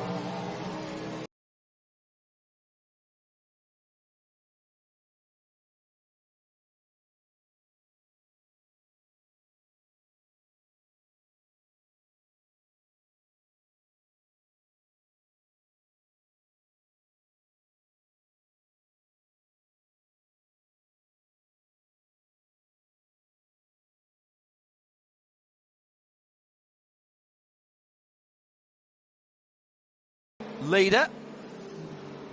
So Nick Yellerly, if he stays out, will cycle to the front by my calculations, Ryan. Yep, they will. This is more or less on schedule. Looking at the energy numbers on the IMSA.com/GTP-telemetry website, I think some of these front runners could have stretched it maybe a lap longer, but electing to come ahead and make the pit stop here now. Yellerly has gone through and should be in relatively shortly, but this is that group, the vast majority, in fact, of the GTP class that took the opportunity to pit under that first full course yellow that's allowed them to go deeper into this stint than the 2 that stayed out, and now their time has come, and we do see tire changes and driver changes like Arjuna said we might, with teams wanting to rotate their drivers through, especially in the case of the 31 car. This is one of the 2-3 driver lineups in the GTP class this weekend. Huge handfuls of Michelin tyre debris coming out. The marbles aren't marbles anymore. They're not quite baseball size, but they're certainly a snooker ball size as they're coming out of some of the ducts there on the Whelen Racing Cadillac. Quite a lot of you on the other side of the world listening in from the Antipodes with a number of drivers making their debut, a couple of drivers making their debut in IMSA competition this weekend, but one that we've had for a little while is Hunter McElrea. He's down in the pit lane with Arjuna. and no stranger to the Indianapolis Motor Speedway is Hunter. But I think I look back to last year where TDS Racing, yourself as part of the three-man crew, grabbed the victory here and then at Road Atlanta to win the Endurance Cup. Seems as though you guys have started this race off pretty well, and Stephen Thomas, most importantly, has been keeping the car clean. Yeah, he's done a great job. Super job by him. 5th to 2nd and very good pace. So obviously still early days in the race, but so far so good. And almost now done with the minimum driver time for Stephen. When do you jump into the car? Probably very soon. So I'll probably put my gear on right after this. I'll let you go. Good luck. Thank you. Kiwi Hunter McElrea plying his trade in the US. Again, point out, and apologies for those of you who know all this, but we have got some new viewers joining us with the likes of Brock Feeney and his supporters tuning in today, and I can say this afternoon now, as it's just after 1 o'clock in the afternoon. Where's that time gone? That's rattled through. And so obviously Logan Sargent as well. Just one compound of Michelin tyre for all of the competitors here. Not exactly the same for all of the different classes, but no choice. So one slick and one wet available. Unlike the FIA WEC, where the GTPs get, they call them hypercars there, where the hypercars in the World Endurance Championship get a choice of 2, there are 3 different Michelin compounds and constructions. They call them, they actually go by the heat range that they normally use them. The reds are, I'm going to say, the hardest. So that's the easiest to describe it. The mediums are the middle ground car tyres are the yellow sidewalls, and the softer ones are the white. Oh, bit of blocking going on there by Matt Jaminet. He knows better than that. He's just out of the pits, of course, trying to... Oh, no, he's not actually. He's up to speed, but he's trying to hold back Philippe Albuquerque in the chrome blue number 10. Oh, and that down Holman Boulevard. We saw a couple of infractions called for exactly what we saw there yesterday in Pilot Challenge, Ryan. The move needs to be proactive, and it has to be definitively proactive. I think we learned yesterday with the way that race was called in Michelin Pilot Challenge. The problem was the group was coming up on George Kurtz in the Algarve Pro CrowdStrike racing car, and neither of the GTPs quite knew where to go. It definitely checked up Jaminet, and he saw the 10 car coming with a head of steam. Boy, Albuquerque definitely had a run, and it looked to me like Jaminet did move in reaction, and race control apparently agrees. That is our championship leader running at the moment, 4th in GTP. They'll get a couple of places back with the 2 of the cars ahead of them in the pit lane. So that effectively is the battle for the race.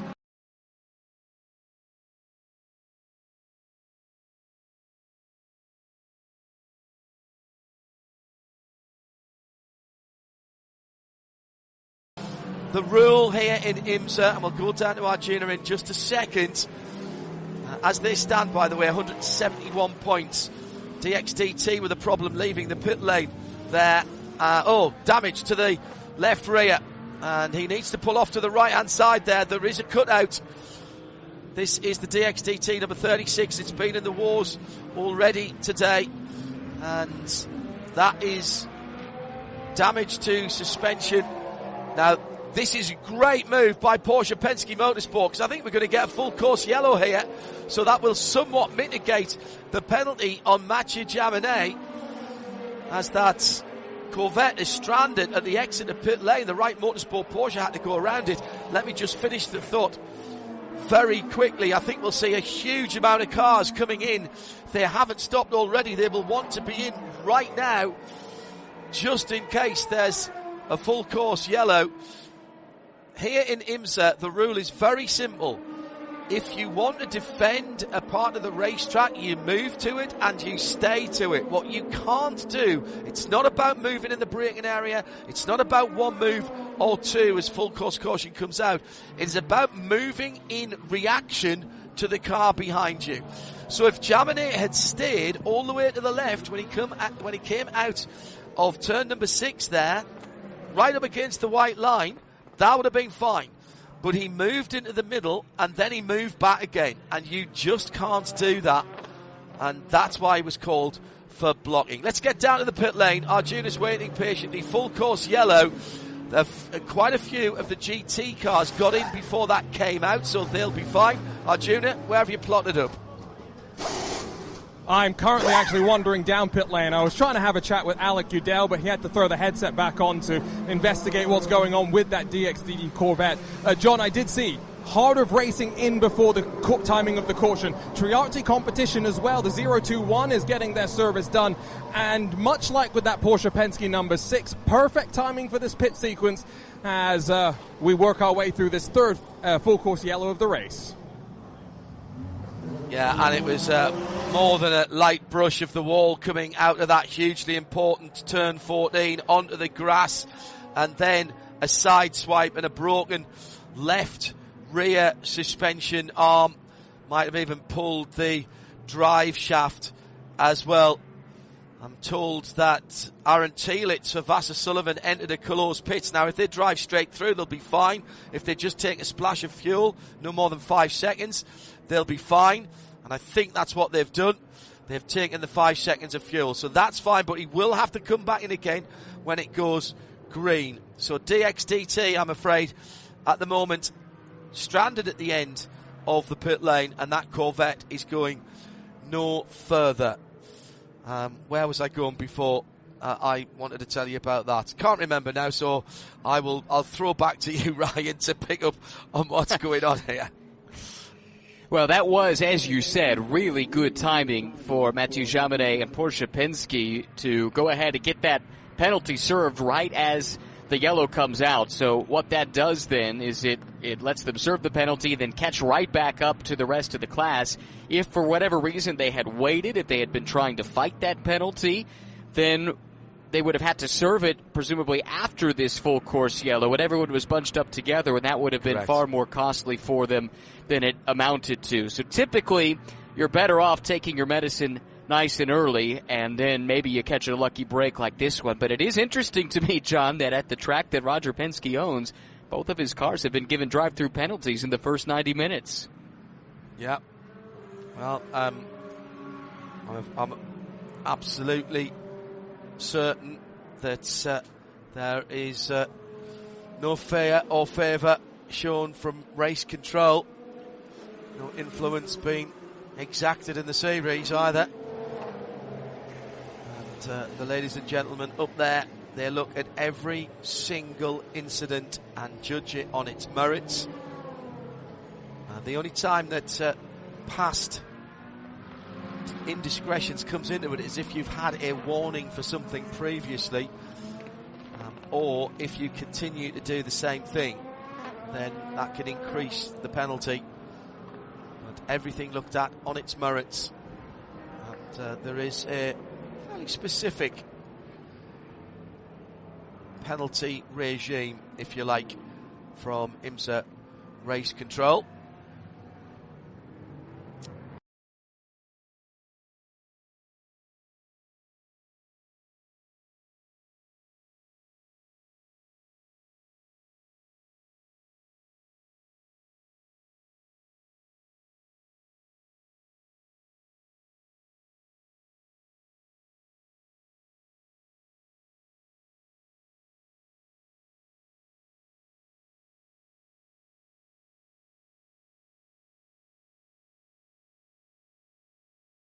On the door of the 90-minute window for the bronze drivers to be complete. We just talked to Hunter McElroy. He's getting his equipment on, but they may have to delay their timing of coming down pit lane, not come down when the pits are open for the prototype, come in the second time they're open for all the cars, and the third time that they'll pass the lane. Lamborghini also coming in, I believe that is, rather DXDT a little bit further down from me, I think, rolling their way into the lane, John.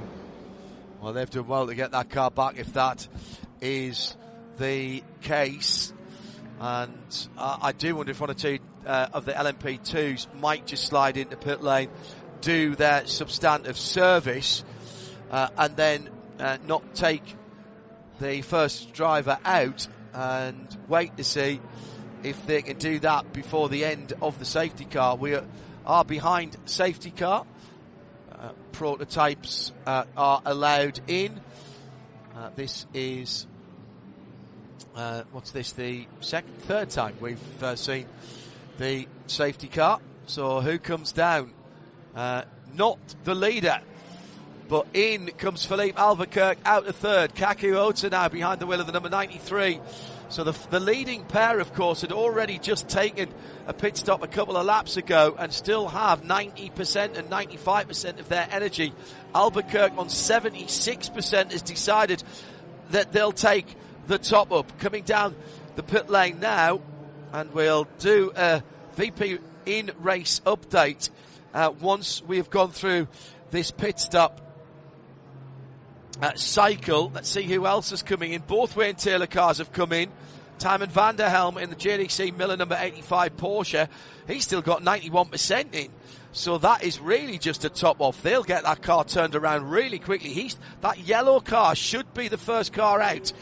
The Porsche 963, even though he came in behind everybody else. So this is track position as well as giving them a little bit of a run. The two Wayne Taylor cars leave almost together, 10 from 40, but they'll have to stop at the end of pit lane here. There'll be a red light because there's cars going through.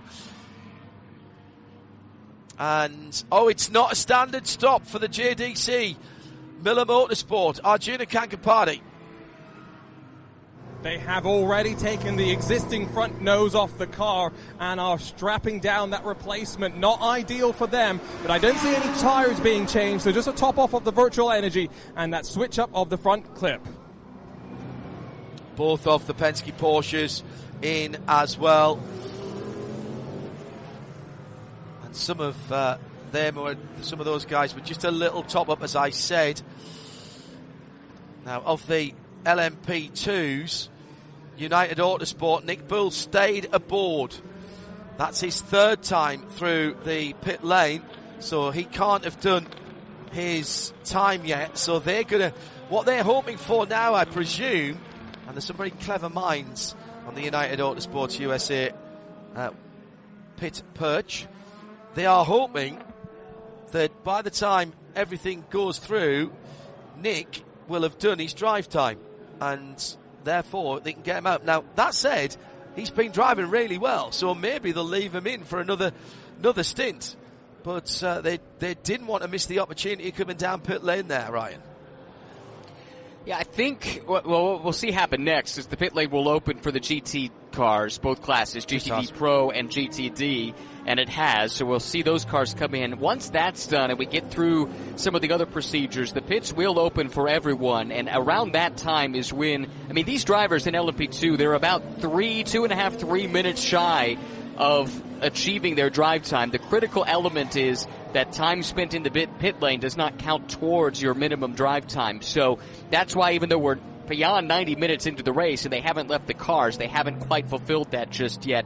But from what I'm seeing, by the time the pits open for everyone, then the P2 drivers, the bronzes, should have achieved that minimum drive time, and we should see them. I would think they would duck in and go ahead and get those driver changes done. Yeah, I agree. All a bit of strategy going on. Full service for the GTDs going on at the moment, which will give us a chance to speak to some of the starting drivers. So Arjuna already, I can see him pacing around in the pit lane, lining up some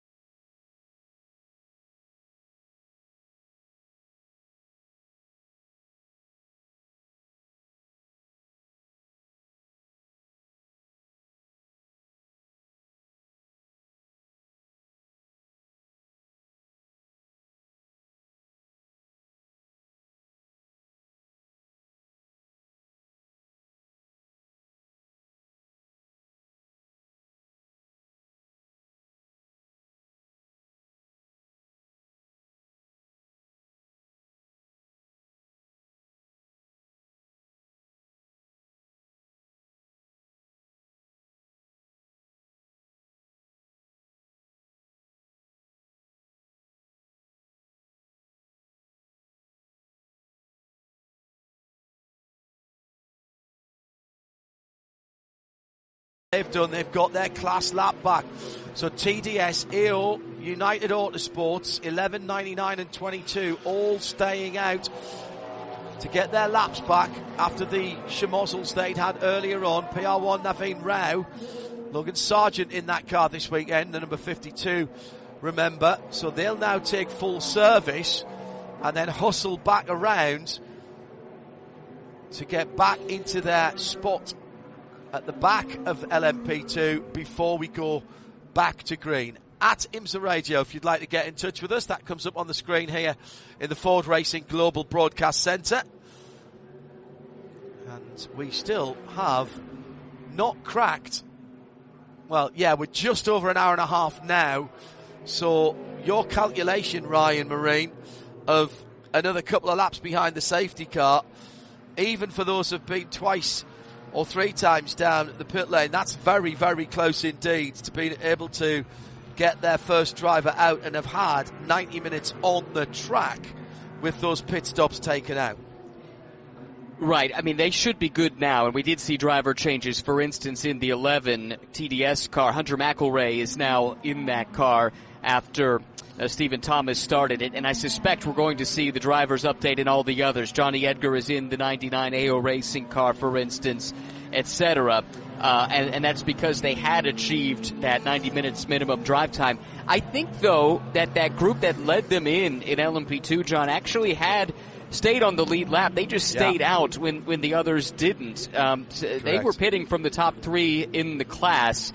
I'm trying to figure out why the others came in and did the full service first, because it's not like they didn't seem to pick up track position on the others that were doing full service and driver changes when they were just doing driver changes. But in any event, I think what this has done, this yellow, it took a little bit of finagling to get it to work just right with the drive time, but it should be now that everybody in LMP2 has achieved the minimum drive time for their bronze drivers, and now it's the silvers and either the golds or platinums the rest of the way.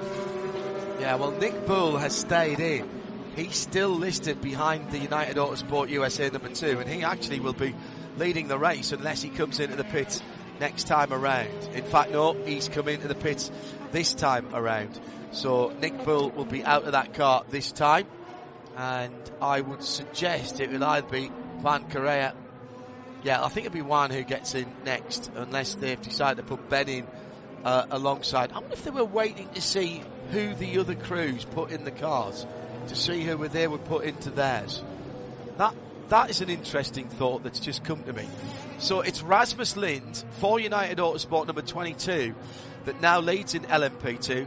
Let's give you a quick VP in-race update. Johnny Edgar for AO Racing in the 99 purple car in second. Hunter McElrea for TDS in the number 11 yellow and black car in third. Logan Sargent is behind the wheel of the 52 PR1 Matheson Motorsport. His first competitive laps in IMSA. Toby Sowery, CrowdStrike Racing by APR in fifth place. And it'll either be Bijoy Garg or whoever's taken over. No, I think it's going to be Bijoy Garg who comes around, because the number 2 hasn't come back out yet. In GTP, it's Fred Vesti for Cadillac number 31, the red-fronted car, the wheel and machine. Then the 2 Acuras, 93, the red, white and black car. From the 60, the shades of blue and silver car, that's Kakuota. The favoured son is how Ryan described Kakuota, the favoured son of Honda. They have big plans and think an awful lot of Kakuota. Colin Brown is in the 60 car. Then it's Philip Eng for the first of the BMWs. That's the number 24 car. Then the Lamborghini, the tricolore coloured number 63. Eduardo Mortara behind the wheel of that car. Marco Wittmann for BMW number 24.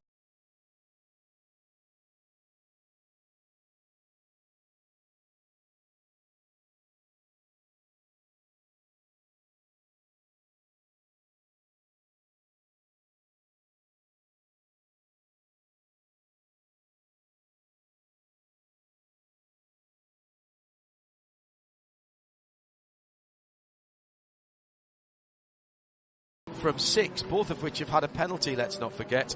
And Timon van der Helm is in 12th position for JDC Miller Motorsport. So the 3 963s, 10th, 11th and 12th. In GTD, It is Klaus Bachler for AO Racing, and the Porsche number 77, the Green Dinosaur, leads from Ford Multimatic by 2. 64 from 65, Seb Prior and Fred Vervish.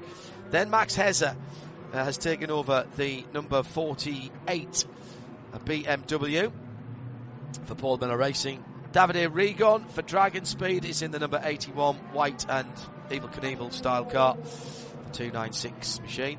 It's number 81. Sixth, Corvette number 3, Antonio Garcia. Now in that car, Nicky Katzberg has taken over the number 4 car. Marco Mappelli for Pfaff in the Lamborghini is in 8th. 9th in GTD Pro, Ben Barnicott for Vassar Sullivan Racing, and the Lexus RCF GT3 then in the number 14 car is in 9th, as I say, and Madison Snow in 10th for GTD Pro. At the front of GTD, it is Heart of Racing Aston Martin, back to where they started the race. Actually, they started on pole position, didn't they? Casper Stevenson now given over to Zach Robichon. Indy Donchi for Winward Racing. Indy on home ground. His parents, particularly his dad, massive fan of the Indy 500 back over in Europe, and therefore his name is Indy because he was named after this place. And he's racing here for Winward Racing, and the second place number 57 car leads the championship. Ben Tuck is in Conquest Racing's Ferrari number 34 in third place in class. Wyatt Brejacek for Lone Star Racing. That car led the race, of course, early on. Then it's Patrick Gallagher for the number 96 Turner Motorsport. That's the white and red car. Onofrio Triazi makes up the top 6. And that's your VP in-race update. VP Racing, the official fuel, coolant and additives of IMSA.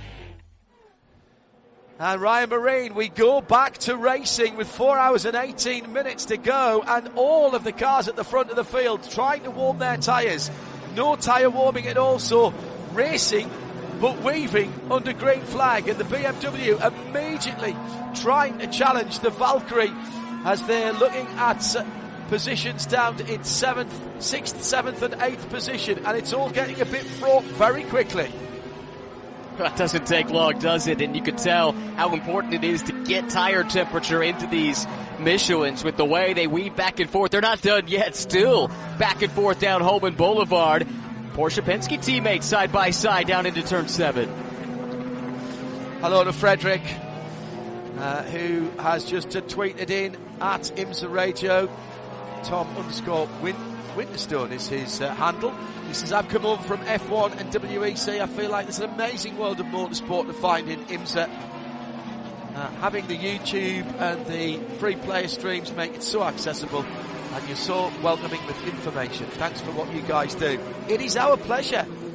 We are very inclusive in sports car racing, whether it's our WEC coverage, 24-hour series, or here across the variety of series that IMSA put on, or indeed Bathurst for the 12 hours next year. And you'll find we are at a number of events and we have exactly the same attitude to the racing here at IMSA Radio this weekend. New leader in LMP2, Ryan, as that battle has reignited.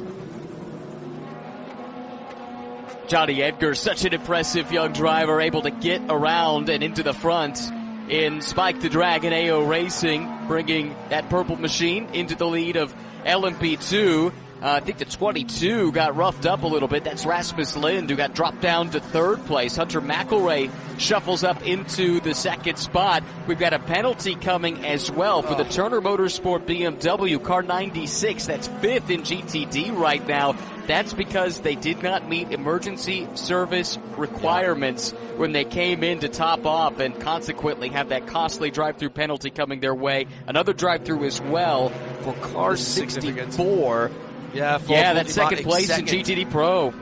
Exactly right. Too many people over the wall before the car has stopped. We'll go down to the pit lane in a moment, and that Turner BMW is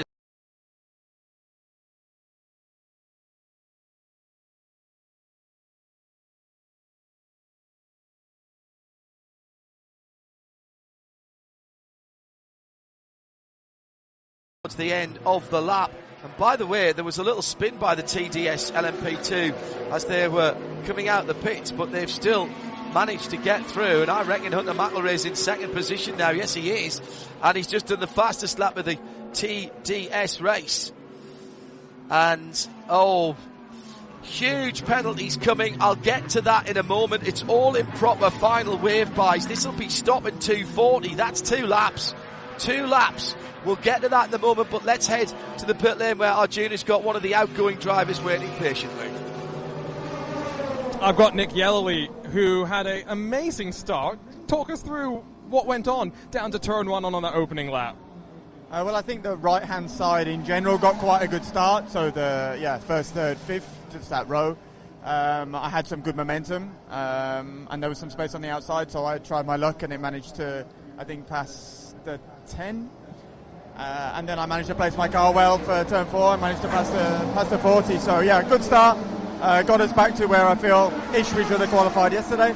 And, now we'll see. It's a long race. Lots of different strategies. We still don't know what the weather's going to do. So, let's see. It does feel like the clouds are starting to darken a little bit. You and I were talking pre-race, and you were saying that 3-driver lineup maybe not so beneficial if the rain does arrive. Yeah, it's just difficult to know then who to keep in or put in for the mixed conditions. Obviously, if you just got a driver that stays in the whole time, that can sometimes be an advantage. But, yeah, we all know what we're doing. I'm sure we'll be fine. Thanks, Nick. Thank you.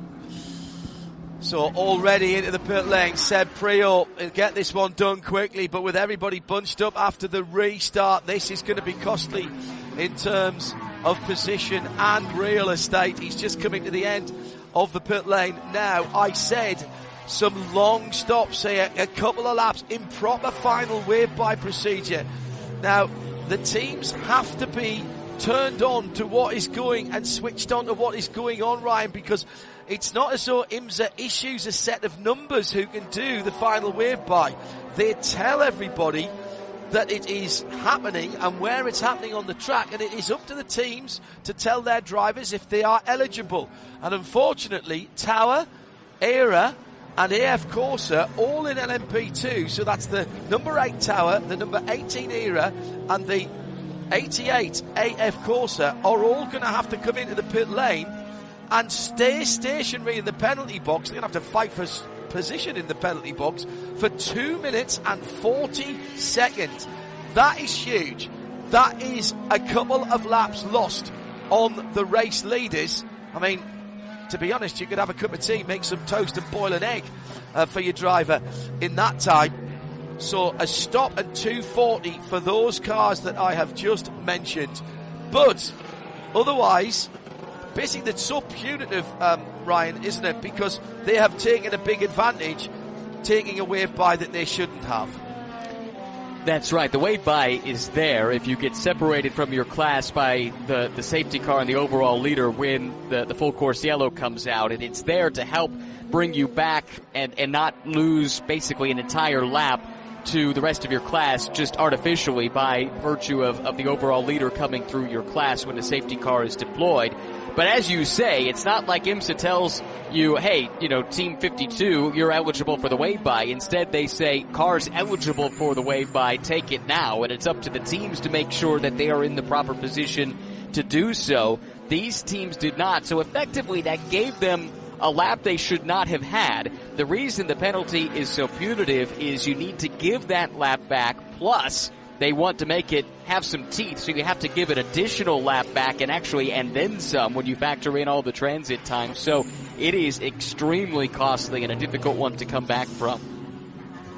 Keeping an eye on the front of the GTD profiled Porsche, rear-engined flat six, normally aspirated, then the big V8 front-engined Mustang and the big front-engined BMW. Then what's that in behind? That will be the Dragon Speed Ferrari, so that's the V6 with the mid-mounted engine. So we've got plenty of variety at the front of the field. Number of you asking, what is the penalty box? Is it just their pit area, similar to a stop and go? Do they not do drive-through or stop and go penalties? Yes, they do.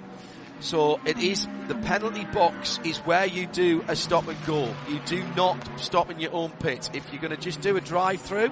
Oh, we've lost a wheel. It's the Lone Star machine, and the wheel's right in the middle.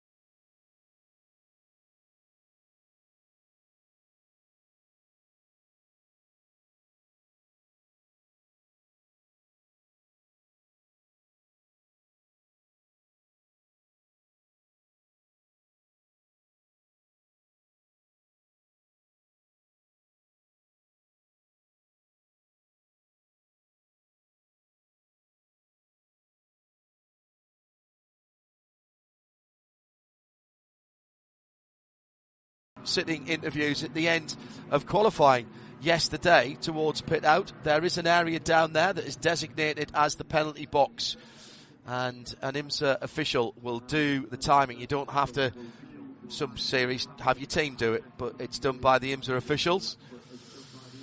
Now, short yellow here, which means the pit lane will not open, and it also means, of course, that those drivers, wow, they're going to be kicking themselves. I bet they wish they'd gone in, because if they'd managed to get in before the yellow had come out and they were serving their stop plus 2 minutes and 40 seconds, Ryan, it would have counted. Of course, now they can't go in and serve it. I think they did. Oh, did they? I think they were in. Well, at least two of them are. The 88 is tower. well You're delayed right. anyway. Yeah. But 8 and 18 both were in the pit lane as the yellow came out, and that was the point I was going to make. They really catch a break here. They're still going to lose a ton of time, and they will lose, I suspect, a lap, but it's not what it might have been, because the cars that are still out on the track are going at safety car speed now while they're stationary. And so sitting in the pits for close to 3 minutes when everyone is going at 50 clicks is a lot less punitive than if they were at full speed. So they did catch a break. We have got our first official retirement, although I think we probably know a few others, but the paperwork has gone in to IMSA and the AF Corsa Ferrari, the number 21 car that we saw grinding to a halt with Lilo Wadu Dusselier behind the wheel. That car is our first official retirement. Sally Yolick and DXDT Racing, they've come to grief as well. Not seen that car for a while, the number 36 two-tone blue Chevy Corvette. And now Wyatt Braycheck and the Lone Star Racing number 80 with a left rear wheel falling off. It was the loaded wheel as well, as he was transitioning from the left-hander of turn 2 into the right-hander of turn 3. Off it popped. So Grant and Frederick and everybody else, that is where they take those penalties. And they are doing that right now in the pit lane because they got in before the yellow flag came out. So they, in fact, Sebastian Alvarez and David Ennemeyer Hansen for Tower and Era Motorsport LMP2 respectively are back out. They have lost, I think they've only lost one lap, Ryan, you're spot on. And of course we'll reorder the cars so they'll get back past all the GTD and GTD Pro cars and they'll line up in line. So I think they're only they've only lost one additional lap, but that is still going to put them 2 laps down in the leader on the leaders in LMP2. Right. I think the thing to remember is that they should have been 1 lap down already, and then they took the wave around incorrectly. So they gave that lap back and ended up only giving up one other. So they find themselves 1 lap better than they might have been had it not been for this full course yellow. They still have a lot of ground to make up, and there are processes by which you can make your laps back in the IMSA WeatherTech Sports Car Championship. So don't rule them out just yet, but that is still a difficult mountain to try and climb here with 4 hours, 5 minutes to go when you're down multiple laps to your class leader. Well, Arjun has been to talk to Lone Star Racing. Arjuna, No indication that that wheel was loose before it came off. Nothing wrong with the tyre. It was the whole wheel assembly that came off, quite unusually. Exactly. It's not often that you'd see that, and usually you'd think that there would be some sort of prior warning, but no, it doesn't sound like the driver radioed in any sort of issue, and a team that, again, beset by issues in free practice one, a sensor that didn't let them run any flying laps. They were flying in this race, Sean, doing really well, and it's unfortunately all come unstuck. Literally, as well as metaphorically. Huge amount of marbles, tyre debris, offline here. And yet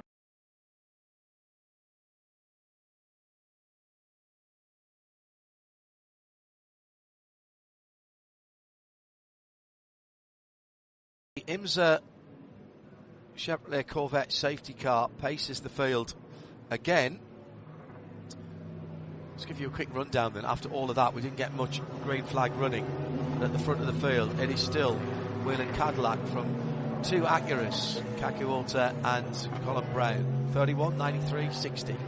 Philip Eng is the best of the BMWs in fourth position. Let's have a quick word with Alec Udell down in the pit lane with Arjuna. And unfortunately, it sounds like they're not sure if they'll be headed back out. But Alec, let us know, what's the word? Yeah, we've got the DXDT crew checking it out. Don't quite know the severity of everything. I think there's a little bit of damage in the front and the rear. So, yeah, just still evaluating that. Hopefully we can get some more laps running. But, yeah, just not what we thought we would have today. And I guess you still get a chance to go back out at Petit Le Mans, end the year on a high. But reports from Sports Car 365, it sounds like the hope is for DXDT to retain its driver lineup for next year. How excited are you about potentially jumping back in for a full season again? Yeah, I'd love to be back with this team. It's a fantastic group of individuals. We've had wonderful performance throughout the year. It's just been one thing or another that hasn't led to some success. So just hats off to the hardworking crews, the leadership with Brian Sellers, Aaron Gahagan, David Askew. You know, they've done a fantastic job putting good people together to be competing at the front of this championship when you've got tenths of a second changing, you know, multiple places. It's an awesome place to be, so I love racing in IMSA and hope we can make that happen again next year. Thanks, Alec. You got it. Alex Udell there, DXDT trying to get that car which slapped the wall coming out of 14 a little earlier on. Now, again, slight differences in regulations. Of course, that car had to have help to get back to the paddock. That would have disqualified it from FIA WEC and certainly Le Mans, no outside assistance. That's not the case here. They will be able to repair that car and get it back out. Hello to UK Sam. Massive congratulations for this form of racing. Very exciting to watch, and YouTube coverage is fantastic. I'm a Johnny Edgar fan because he's from my hometown in Cumbria, northwest of England. That where time is coming on at 20 minutes before 7, 20 minutes before 2 in the afternoon here at Indianapolis. Sam, this is IMSA racing, by the way, although the GT category and the GTPs at the front of the field there are very similar in terms of their regulations. The cars look the same and the regulations are pretty much identical to the WEC. But thank you for being with us and enjoying the sports car racing. Now we're just going to have a little moment whilst the order is reviewed. So I'm going to welcome back Peter Mackay in a second or two, and he'll pick up with us here as Ryan takes a well-earned break to grab some refueling of his own, and we'll continue as we go back green. So that yellow flag's come out nicely for us as well in terms of doing our driver change, and Peter Mackay is ready to take over here in the Ford Racing Global Broadcast Centre. It's almost like we're strategical masterminds, like they are up on the pit wall. We might be a lot of things, Peter, but nobody's ever called any of us, with due respect to you and Ryan, and certainly I know for myself, nobody's ever called us masterminds at anything, have we? No, my imagination got away with me there. I apologise. What do you reckon then, since you've been off for an hour watching it? We're struggling to get into a bit of a rhythm here, but when we do, those Cadillacs look strong. Both of the Porsches have taken, the Penske Porsches, Porsche Penske racing cars have taken penalties, but certainly the number 6 car had the pace at the front of the field, and now Acura coming on strong. Leith. It's not a surprise to see the Acuras have such good pace. They've been very quick. I say Tom Blomqvist has been very quick throughout practice and qualifying. He was the quickest driver in free practice 1, free practice 2, and in qualifying, although he didn't start at the front after the post-qualifying infraction. But yes, he is Acura mounted, and the Acura has been a quick car pretty much everywhere we've went all season. They haven't quite had the outright consistency that the Porsches have had, but they've been very, very strong indeed. So they're always going to be a thorn, and for Cadillac, I said it earlier, it is remarkable to say that Cadillac's still looking for their first win of the season with, they've got 3 very, very strong cars, so they'll be desperate to try and get a win on the board here in Indianapolis. It's the voice of Peter Mackay. With me, John Hindorf, in the Ford Racing Global Broadcast Centre. Lights are out.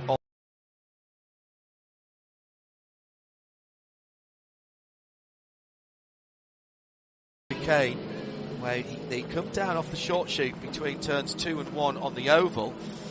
With the right-left, now comes to green, hard on the throttle. And we are back racing again with just under 4 hours to go, as they again weaving quite aggressively left and right down towards the first corner, down through the gearbox, turning right onto the infield.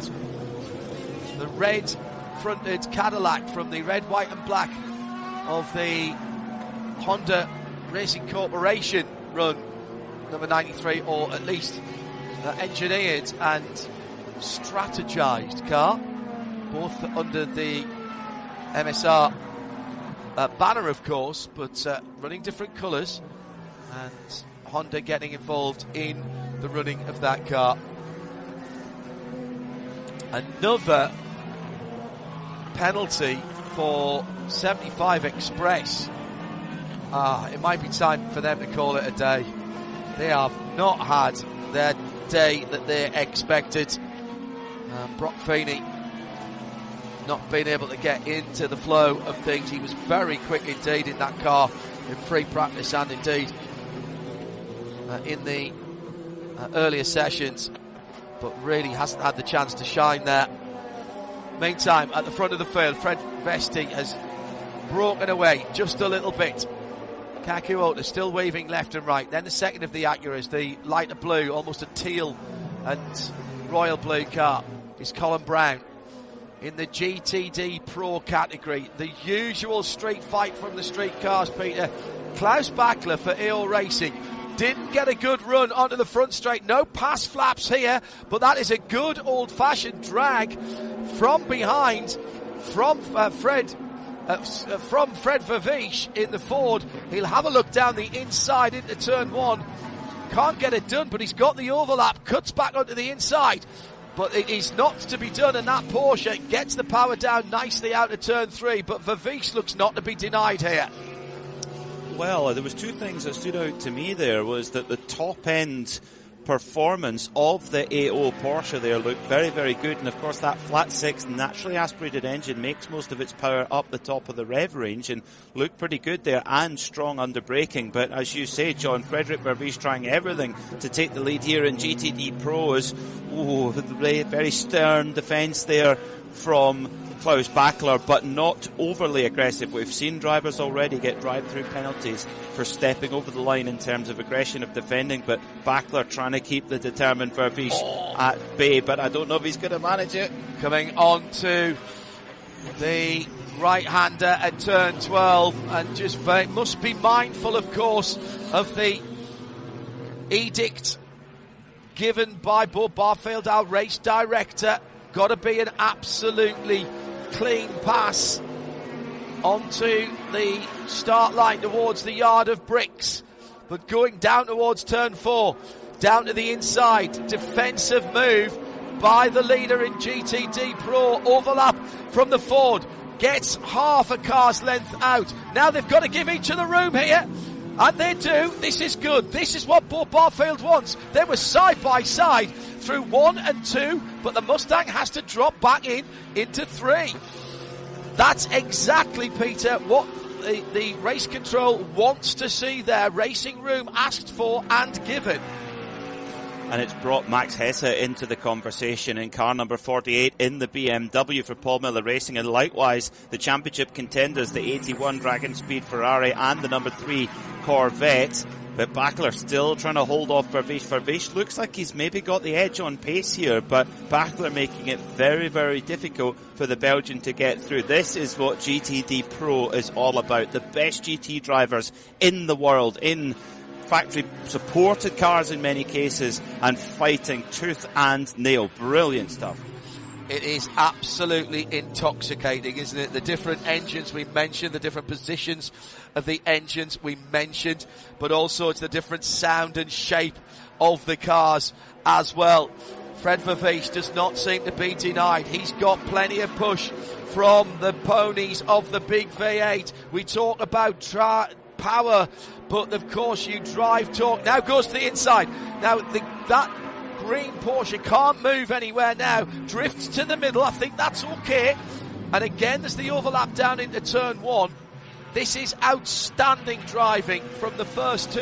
In fact, make that the first 5 or 6, because behind Max Hesse in the BMW is Davide Rigon for the Dragon Speed car. That's the mostly white Ferrari with the Evel Knievel style stripes on that car and the stars. Then it's Antonio Garcia, championship.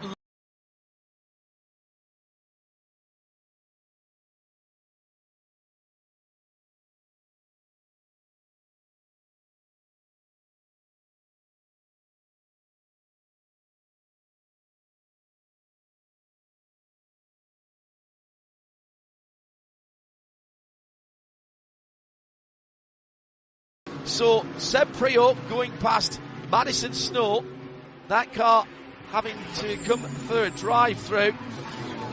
We'll get them through this part of the circuit, and then we will go down to Arjuna, who's patiently waiting for an interview. Let's head down there now. Arjuna, sorry to have kept you waiting. Lots of action out on the circuit. No worries. We've got Alexander Sims, who we're catching up with about the start of the race. Alex qualified 3rd, but dropped back towards the tail end of the GTD Pro Pack by the end of the opening lap. Yeah, unfortunately, we had anti-stall kick in turn 1, so just went on the limiter and wasn't moving forward at all. So that was a bit of a shame, but just from the inside curb, or I got a bit of a tap. I don't know, to be honest, but whatever. It's a long time ago now, and a lot of racing has happened, and plenty more to happen. So we've been smart, saved fuel where we could, and we're getting ourselves back into the race. Has Antonio said anything since he jumped into the car about how things have been going? To be honest, there was a caution, and then I've gone off to the toilet and get some food, so I've no idea. We'll let you eat your food. Thank you very much. I didn't hear you, sorry, but... Oh, brilliant stuff. Alexander Sims taking time to speak for us and being very patient as we had so much action on the track. You might think, why you bother is saving fuel when you always know that you might be able to take a stop under yellow flag conditions. The simple answer to that is the less fuel you have to put in, the fewer amount of seconds you'll be standing still on the pit lane, because fuel goes in at a specific rate, and that actually is part of your BOP. Great driving at the front of the field here. Might have been a slight love tap there to the back of Rexy the dinosaur. Mustang right there, and meanwhile at the front of the field for GTP and the overall victory, that is starting to heat up as well, as Kaku Ota is now right in the draft of the leading Cadillac. Fred Vesti has his mirrors full of the red, white and black Acura. And this is what the form book promised was a showdown between Cadillac and Acura, and really take your pick out of all of them, because there is no weak links in the chain through any part of either manufacturer. They've got great teams, great drivers, so there's no reason why any of them can't fight at the front. And at the moment, it's the 31 Whelen car, driven at this moment in time by Fred Vesti, a driver who many tipped to go to Formula One. But can we be selfish and say, aren't we glad that he's found his home in sports car racing, particularly in the United States? And you think about how many drivers like that who had either just got to F1 or just fell short, and then they flourished in the IMSA WeatherTech Sports Car Championship. Felipe Nasr is the guy that springs to mind for me, but there are many others, and great to see Fred Vesti here in that Whelen team and showing his credentials at the moment with Kaku Ota right on his tail. And we've got Logan Sargent sitting in third in LMP2 at the moment as the Tower Autosport machine goes off. This is the number 8, the orange, black and white car, one of Johnny Palmer's favourites because it is the colours of his football team. They've not had a great day with a few penalties. That was at turn 4, the sweeping right-hander in the early part of the infield. A little bit of grass tracking and gravel, but that car back on the straight and narrow. Yeah, Logan Sargent actually just done that car's fastest lap last time around. Oh, there was a touch there, and again it was the number 2, Juan Correa, behind the wheel of the United Autosports Oreca this time. That was the car that Nick Bull was driving earlier on and had a little tap whilst leading. That was deemed inconclusive. That will be had a look at as well. That could have been even more serious than it was.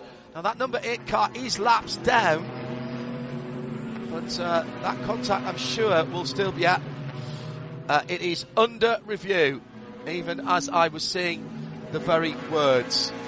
At IMSA Radio, if you want to get in touch with us, and still the battle goes on in GTD Pro. GTD, by the way, Ben Tuck for Conquest now leads from Zachary Robichon. So that's a change in position since last I looked down there. Ferrari ahead of Aston Martin, and then Winward Racing, Indy Donchi down to third. He was second.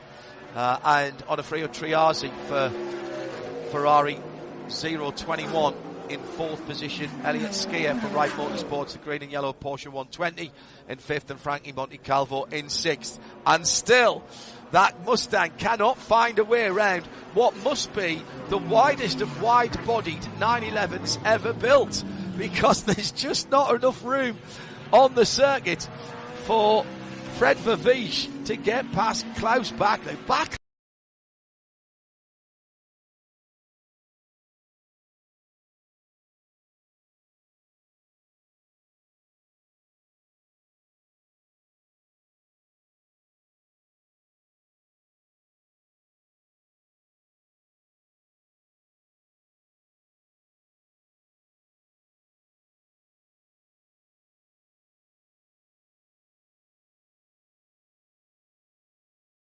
Line not moving around. He's not even being looked at for blocking at the moment. This is textbook stuff by the experienced Klaus Bachler.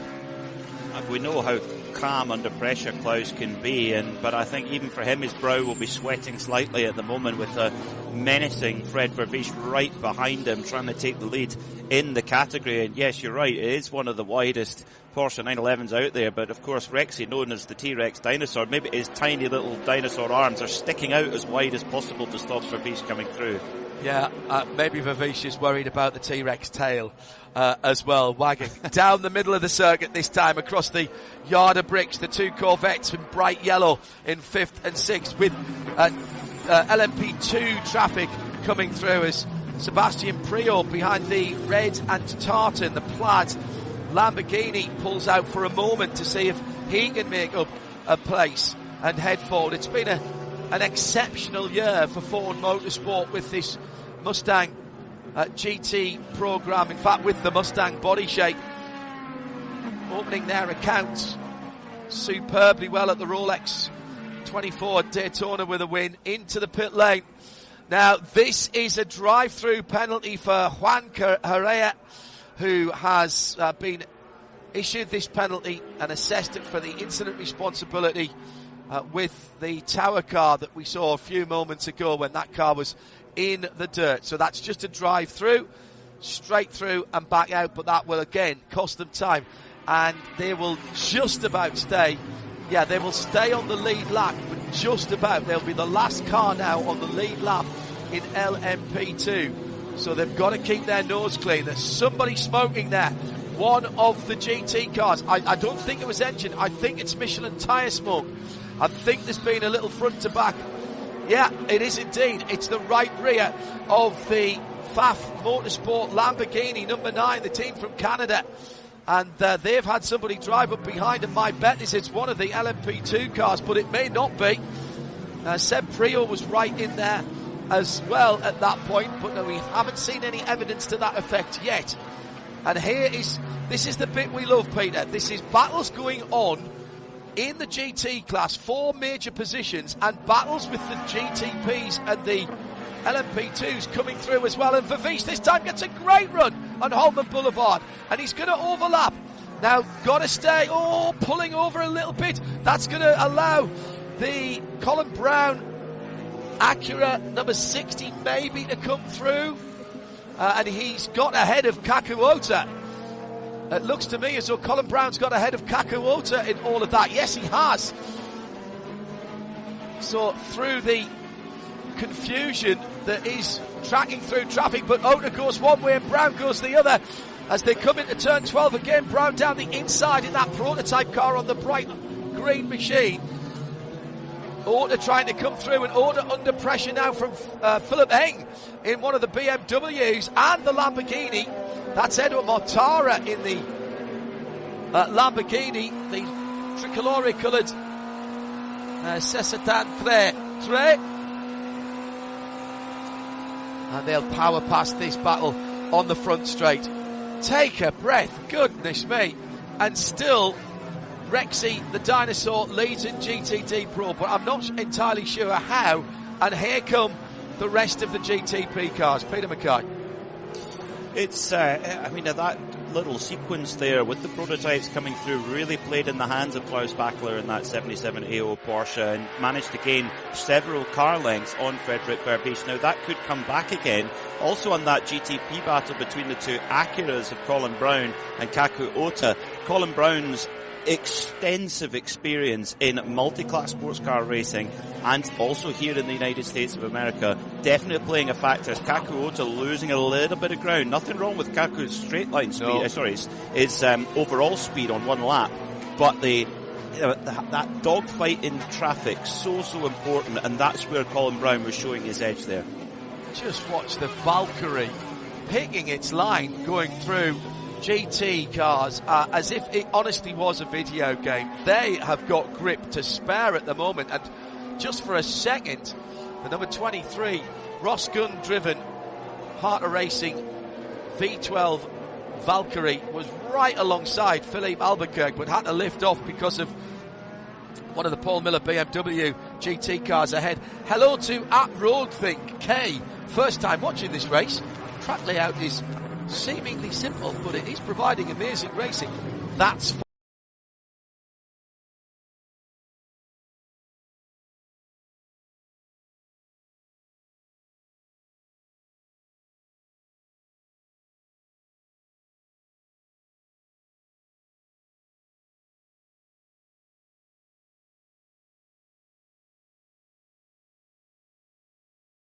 class for that car, with James Rowe behind the wheel at the moment, and we've had the FAF car into the pit lane,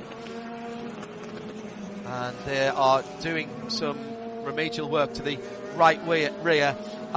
We had an interview with Arjuna earlier on that seemed to be optimistic about the Corvette Sally Yolick, the 36 car, DXDT Racing. That car has now been listed as an official retirement, and there's quite a lot of work going on the right rear of the number 9 FAF Lamborghini as well.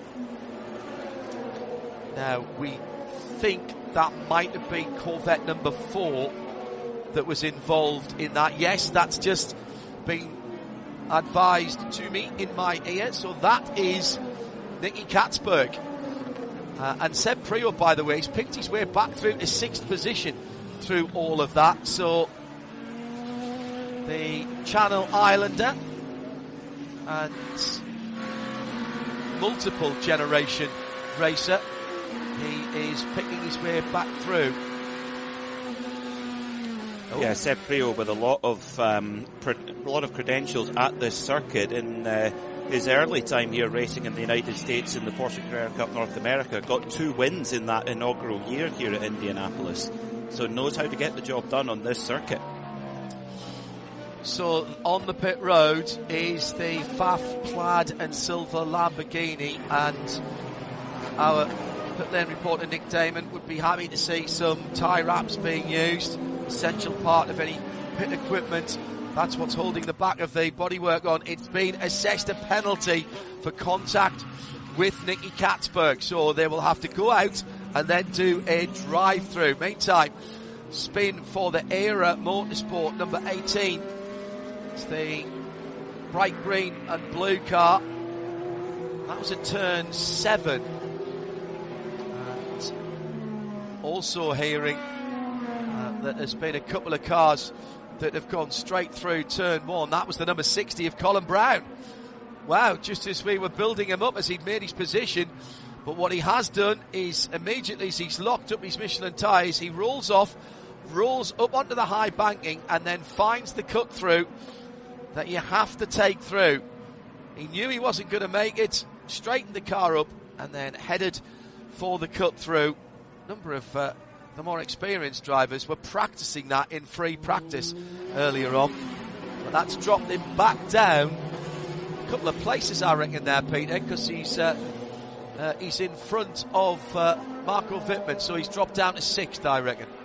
It's a very un-Colin Brown mistake there for the driver of the number 60 Acura, a crew that have had I'd say a mixed season. When they've been on it, they have been absolutely superb. I mean, at Watkins Glen, that was a great win that they picked up there, and often you see them lighting up the timesheets wherever we go, but maybe haven't quite got all the results they might have wanted, but they're always a threat for victory. You can never ever write them off.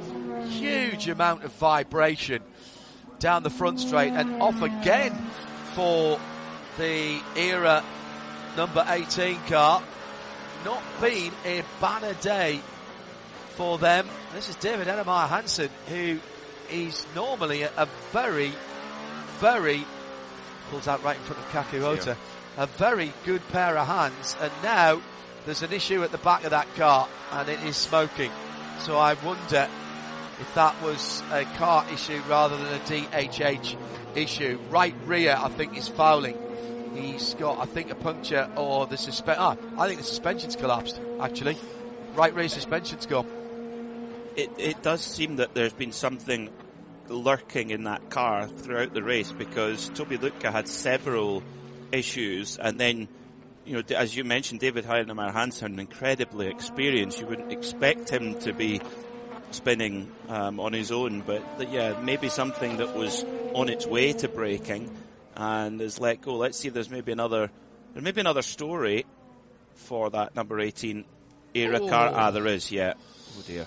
Well, that was the Pratt Miller car that's just got nailed.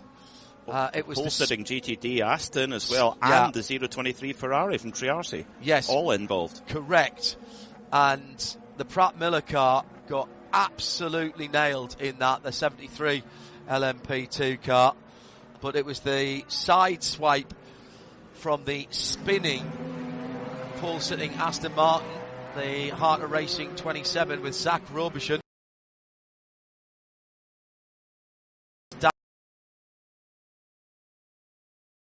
Ennemeyer Hansen's car, very unlucky for David and for Zach, actually. It looked like he was touched into it. And with that car stationary, we bring out the safety car again. There's a lot of walking wounded out there at the moment. Ennemeyer Hansen did very well to get the car where it did. Now, who got into the pits before that happened? Eric Felgueras did not in the 78. I think they've entered a closed pit. I've got full course yellow at 3 minutes and 59 seconds past the hour. 4 minutes and... Oh, well, you know what? He might have been committed. But James Rowe was 22 seconds after. So the 73 car has been called for entering a closed pit. There is a bit of leeway for that Lamborghini, and if Eric Figueras had committed to the pit lane, he's not shown in the pit lane till he hits the pit lane speed limit line, which is quite a way down, and he hit that just on 2 seconds after the full course caution, which I reckon means he'd committed at the outside of turn 13 before that, Peter. I would agree. Yes, I think he was just about right. So that's going to play really well for the Forte Lamborghini number 78. Question mark over the number 27 Heart of Racing Aston Martin, though, because that's the pole-sitting car in GTD and was involved in that incident just a few moments ago. And the 023 Triarzi Ferrari drills into the back of the number 73 Pratt & Miller LMP2, and yeah, there was definitely contact to the rear of that pole-sitting Aston 27, just a scuff as the Era car came through. So yeah, David Hannemeyer Hansen. Yeah, I would think Heart of Racing might want to change the rear clip on that Aston Martin, just as a precaution at least. And by the way, how close was the championship leader, Winward Racing, and Indy Donchi behind the wheel? He was right in there as well in the original incident. Just caught, so it's a new livery this weekend for the Winward guys. They are supporting a charity. There's a huge charity effort this weekend, actually, from IMSA and IMS, either for Camp Boggy Creek or for any of the favoured charities from the individual teams.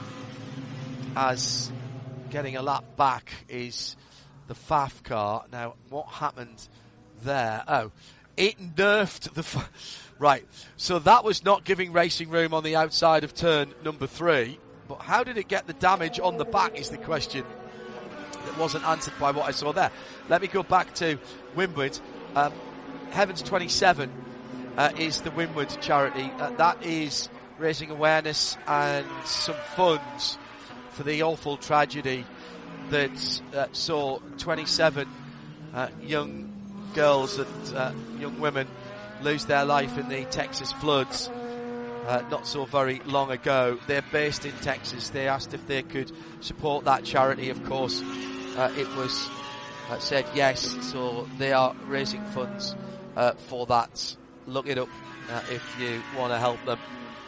A really terrible tragedy there with the floods blowing through that camp, and the Winward team honouring those that were lost and also trying to help out their family. Hello to David Monks. Hello, Dave. Time to take your mind off what's been going on recently, Dave. Got his feet up. He's in his man cave, and it really is a fabulous man cave. He's got the projector on, and he's tuned in, watching and listening in the UK. Good to know you're there, Dave. Have a good evening. Doesn't get better man cave viewing than IMSA on a Sunday night, I think. Perfect timing for those back in Europe and the UK as well.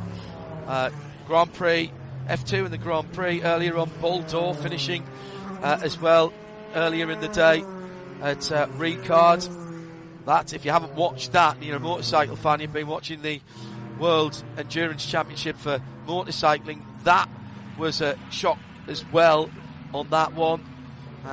Then maybe a bit of football action from the Premiership as well. All able to do that, do the afternoon games before this one started. And we'll take you through for another make that 3.5 hours. I'm going to do a very quick rundown before we welcome Ryan back.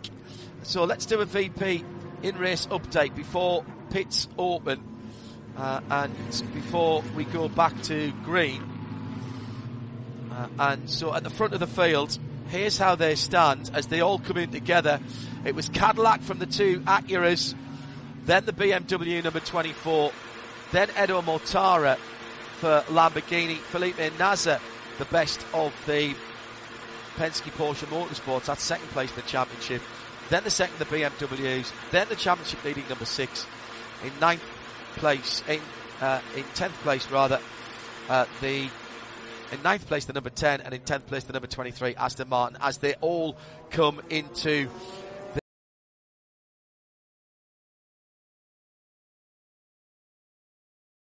the here, Peter, as we, Michelin tyres going over the wall for everybody. LMP2 in as well. We'll reset that field in a moment.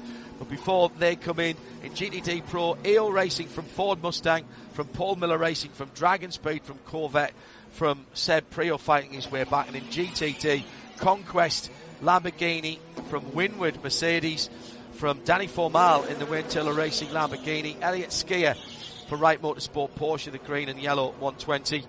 Then Vassar Sullivan Lexus, and then Zach Vobishan's Heart of Racing Aston Martin after being turned around, still in 6th. That's your VP in race update. VP Racing, the official fuel, coolant and additives of IMSA. Quick hello to photographer Brian Cleary. You're being wished a happy retirement from Bob, Gary and Regis.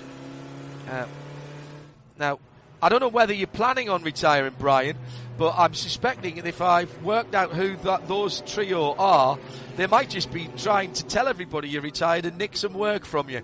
But Brian, if you are retiring, have a good one.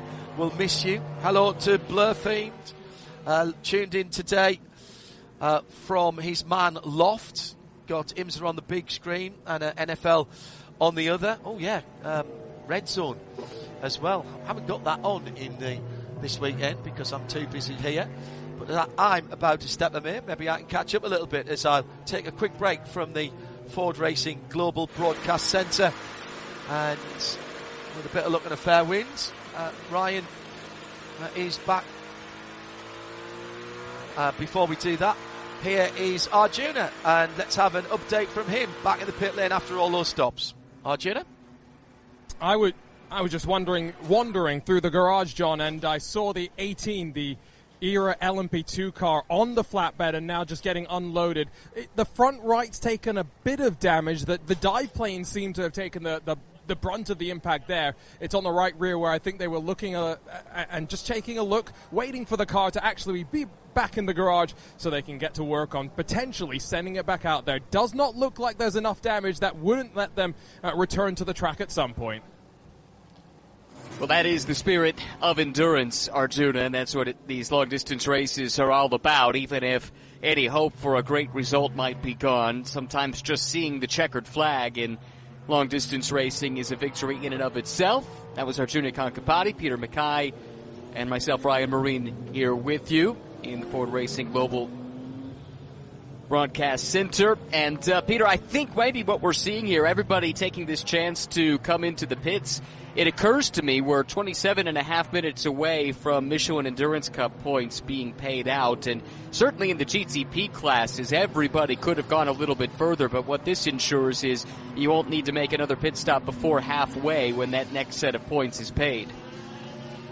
Yeah, it'll be a shootout for them, and over the last 20 minutes or so, we've been treated to some grade A all-star GT racing between Klaus Bachler in the AO Racing Porsche, the defending champion in that category, and the Ford Multimatic number 65 of Frederick Vervies. Now, Frederick Vervies, despite all his experience and all those victories, couldn't find a way past Klaus Bachler. But the Multimatic pit crew, they managed to do the job as Vervies has just jumped past Bachler in the pits. So interesting stuff there, that if you can't pass on track, hand it over to the mechanics. They're all shown, though, as behind the number 1 BMW in GTD Pro for Paul Miller. That's Neil Verhagen driving, and as far as I can tell, that car pitted about 10 minutes ago, so that would have allowed them then to stay out, if I'm reading that correctly. But, yeah, great pit work, as you say, by the Ford Multimatic crew to help them get that track position that they couldn't get on the racetrack. And we talk about this all the time as a team sport, and that was on full full display with that pit work, able to help the Ford Mustang pick up a spot in the pits that it was hard-pressed to get out on the racetrack. So it would be up to Klaus Bachler then to try and regain the position. And now fascinating stuff. Just as Klaus Bachler came out the pits, the rear just got away from him a little bit. They're side by side, but Vervish was already in the fast lane, so he would have, Bachler then would have had to yield. Yeah, any overlap at all between the car in the transition lane, that's the middle lane in the pit lane, and those that are already on the outside, and it's the car in the transition lane that has to give that spot up, and that's exactly what you saw take place. And everybody followed that protocol correctly, so the Mustang slots in ahead of the Porsche. Now everyone hustling to catch up once again to the end of the train as we get closer to a restart of this race. This is that pit work at the back of the Heart of Racing, number 27, the pole-sitting car in GTD, Peter, and you speculated they might want to change the rear clip. Looks like they're also looking at the diffuser and some of the underbody of that Aston Martin. That was a significant clout to the back of that car, which has been so fast all weekend long, but apparently can't buy a break. They've lost significant time here in the pits. And could this potentially open the door slightly for Winward Racing to win the GTD Championship with 1 round to go as the Valkyrie's off behind the pace car? Dear me. But yeah, coming back to that with the GTD, you mentioned earlier that there's a possibility that Winward could get it done today.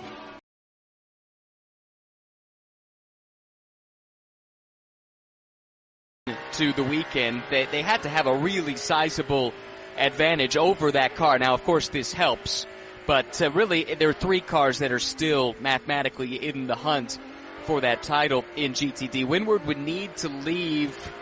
Let's see if I can find this. I had this written down somewhere. Of course, I can't find the note when I need it. 386 points is the advantage they would need to leave with to have it mathematically locked down.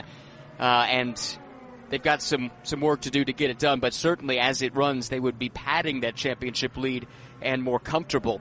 But as you called out a moment ago, that was a scary moment. Oh, and a couple of scary moments for the Valkyrie. You mentioned the spin, but also trying to take its place at the back of the GTP field during the class split, passing some of the GT cars, Peter, and that car was hit side by side by a weaving GTD machine. That might have actually been before the car then spun on its own down in turn 13. Possibly, yeah. Certainly for Roman DeAngelis, not a nice time behind the pace car. And Roman, a really experienced driver now. He's still a young man, but spent a lot of years in this championship. But it shows you when those very, very stiff, nervous prototype machines are behind the pace car, they're running the hard compound Michelin with that red sidewall, so the hard compound's not going to heat up as much behind the pace car, so it's well below its operating window, and when it's not in its operating window, a bit like when I haven't had a coffee in the morning, I'm not going to work. So it's the same thing with the tyre. If it's not in its operating window, then it won't perform, and no matter who, even if you're Roman DeAngelis, you're not going to be able to hang on. So it's we've seen it lots of times in the GTP category, drivers actually losing it behind the pace car. So it is pretty embarrassing for the driver, of course. I'm sure Roman will be thinking, oh, I look so foolish here, but it is so easy to do. But I think actually the bigger concern is there any damage from that contact with the Ferrari on the front straight? It was a sizable hit. Door to door, the Ferrari 2, I think, should have some concern. That's the 021 Triarci Competizione car that was doing its thing. Nicolo Schiro behind the wheel at the time, weaving back and forth and warming up its Michelins. It does make significant contact with the left-hand side of the Valkyrie, which, if you're wondering, why was the Valkyrie passing all these GT cars behind the safety car? At the end of the IMSA safety car procedure, you have what's called the class split, so all of the GTP cars line up at the front, followed by all of the LMP2 cars, then GTD Pro, then GTD, and you have to be aware as one of the cars being passed that faster class cars are likely to be coming through to take their position after that class split and avoid a situation like that one. But the class split is complete, which means we're about to restart the race with just under 3 hours, 21 minutes still to go. It's Fred Vesti leading Nick Tandy. Now that car, the Porsche Penske car in second, did a short fill to gain track position. They're thinking Michelin Endurance Cup points here, and immediately coming under threat as the green flag comes out again. It's Tandy going on the defensive because the Japanese driver Kaku Ota is coming up with a hard charge to the outside, trying to grab second spot away down into turn one. Late on the brakes, makes the outside line work, which becomes the inside, but Tandy fighting back tough, still side by side, all happening behind the race leader Fred Vesti. Well, Nick Tandy, he was bred in the hard-knock school of British short oval racing, and he does not give anything away quickly. And Ota, though, just seemed to be able to flaunt a straight-line speed advantage, and that's exactly what Colin Brown is doing in the sister number 60 Acura, using the torque and the power of that Acura V6, which seems to have the edge on the Porsche V8 today, as things stand at Indianapolis. But yeah, those two Acuras on the restarts looking strong. Likewise, the 31 Cadillac, driven at the moment by Fred Vesti. You know, as we mentioned, the form book suggested it was going to be Cadillac versus Acura, and on all the restarts, that's certainly been the case, where they seem to have this instant switch on pace. Cadillac leads Acura 1, 2, 3. Then the Porsche that restarted second shuffled back to the fourth position with the BMW of Philip Eng starting to close in. Meanwhile, front of the field in GTD Pro, the car that stayed out, Neil Verhagen from Paul Miller Racing, trying to hang on to that advantage on slightly older tires. Not a huge difference between the two, but does have Fred Vervish in the first of the Mustangs just behind, and those two have sprinted away and left Klaus Bachler, who's going to have to play some more defense, Peter. We saw him very stout in his defense, got those little dinosaur elbows out as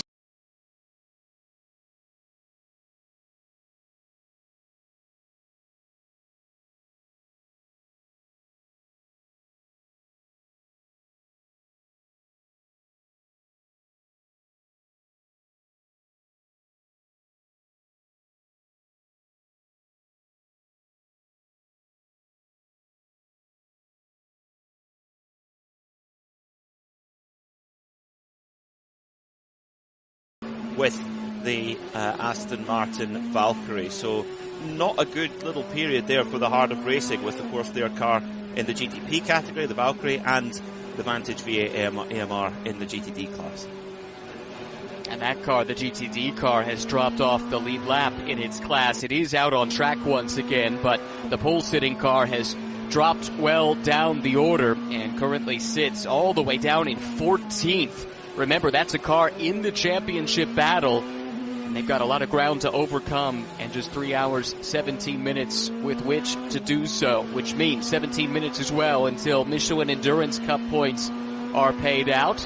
5 tranches of points still to be paid out yet this season in the championship within a championship. 2 here at the halfway mark and at the finish, and then 3 at Motul Petit Le Mans, the season finale coming up in a few short weeks.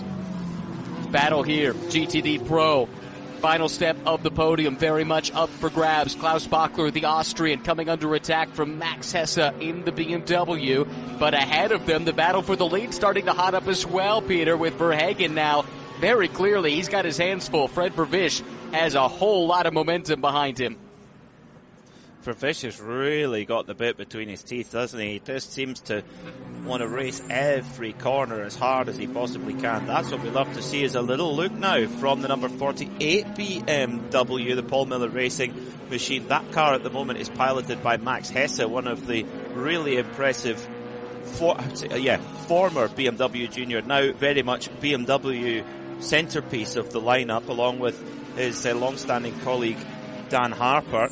And they're making life very, very difficult right now for Klaus Bachler, who's trying to hold on to that last spot on the podium and try to hang on to a shred of that championship fight. But Hess is going to hang it all the way around the outside. Just a car length given, and through goes Hesse up into third place.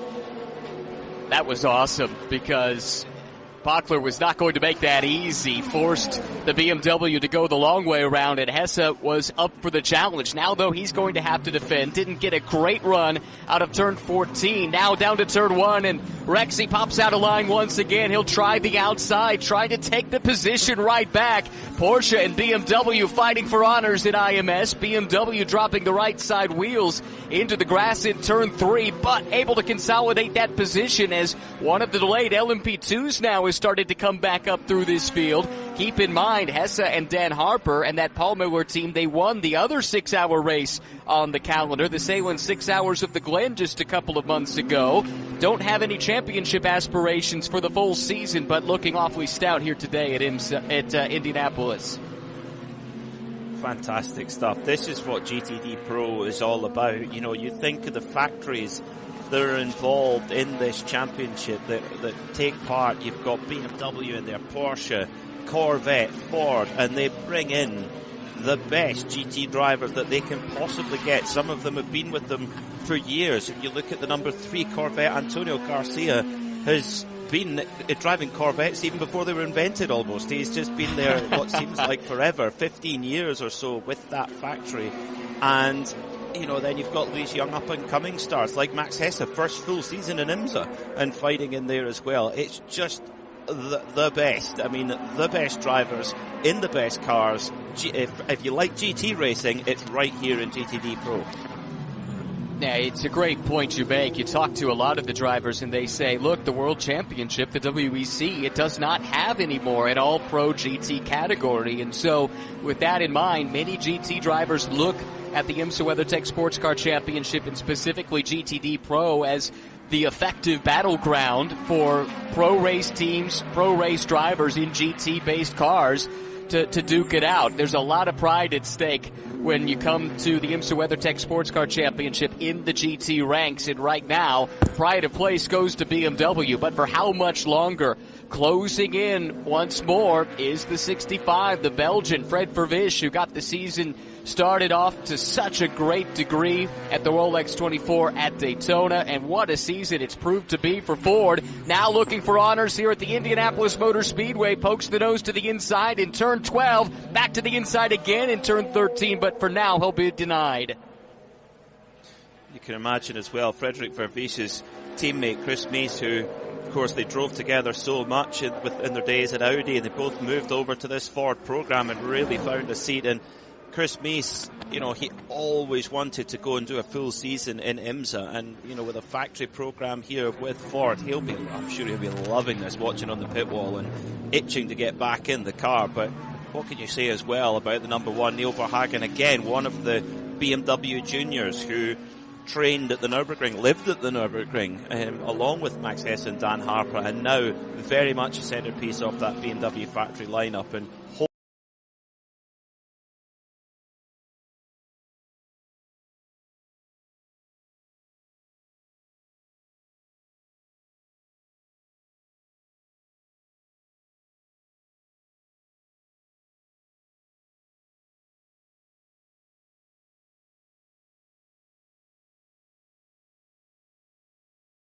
Passive aggression, basically, that's the mandate that's been handed down from Bo Barfield and the race control group at the IMSA WeatherTech Sports Car Championship here. So we'll see how patient Fred Vervisch is willing to be at the moment. A very interested spectator, though, from the BMW side of that battle is Madison Snow, who stands by with our Arjuna Kakapati.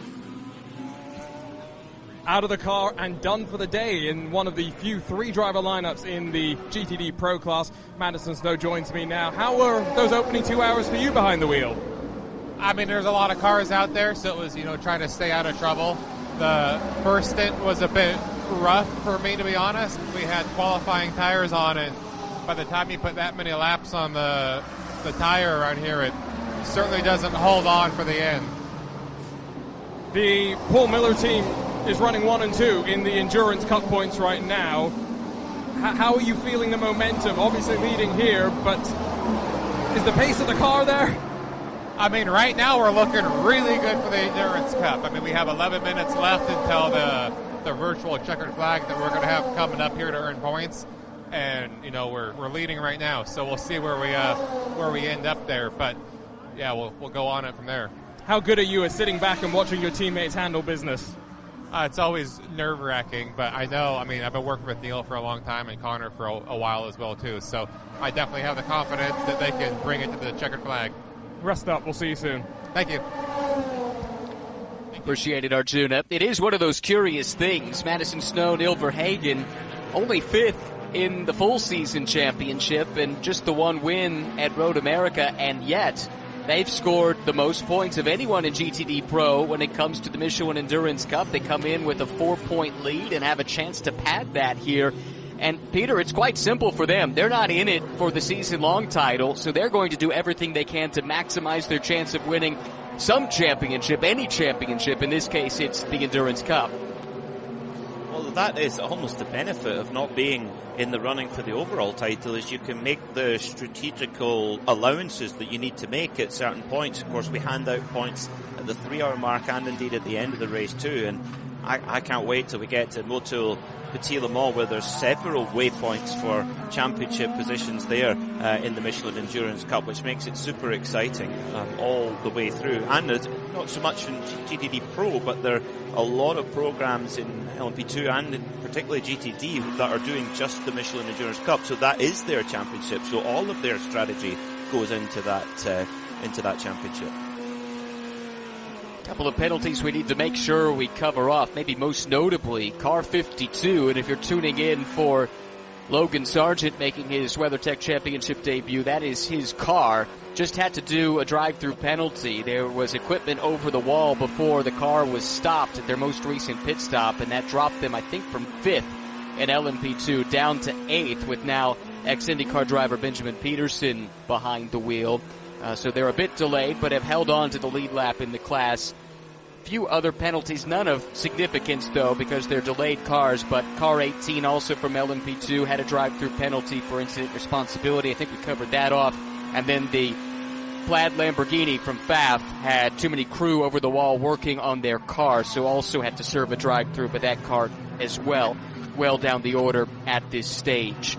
3 hours, 8 minutes to go, approaching the halfway mark of the TireRack.com Battle on the Bricks at the world-famous Indianapolis Motor Speedway. Opened in 1909, has played host to the Indianapolis 500 every year since 1911. Interestingly, it was dreamed up with an infield road course in mind, but Peter, it took until the year 2000 for it to finally open up. Since then, it's been home to sports car racing. NASCAR has run on it, IndyCar, Formula One, of course, even motorcycles from time to time. And it's proving to be quite a challenge for everybody involved. All 4 classes in the IMSA WeatherTech Sports Car Championship as the GTP battle heats up again. Felipe Albuquerque locks it up, ends up off the track and into the grass, but able to continue on. Strange one there for Felipe. Has he got a tire down at the front left? Yes. Something is down at the front left. Yes, he does. Anyway.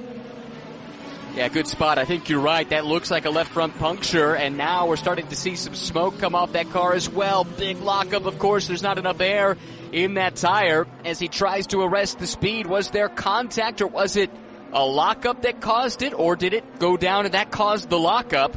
Ooh, a lot of mysteries that I'm not sure we're going to unravel, Peter, but the end result is that car needs to make an unscheduled trip down the pit lane.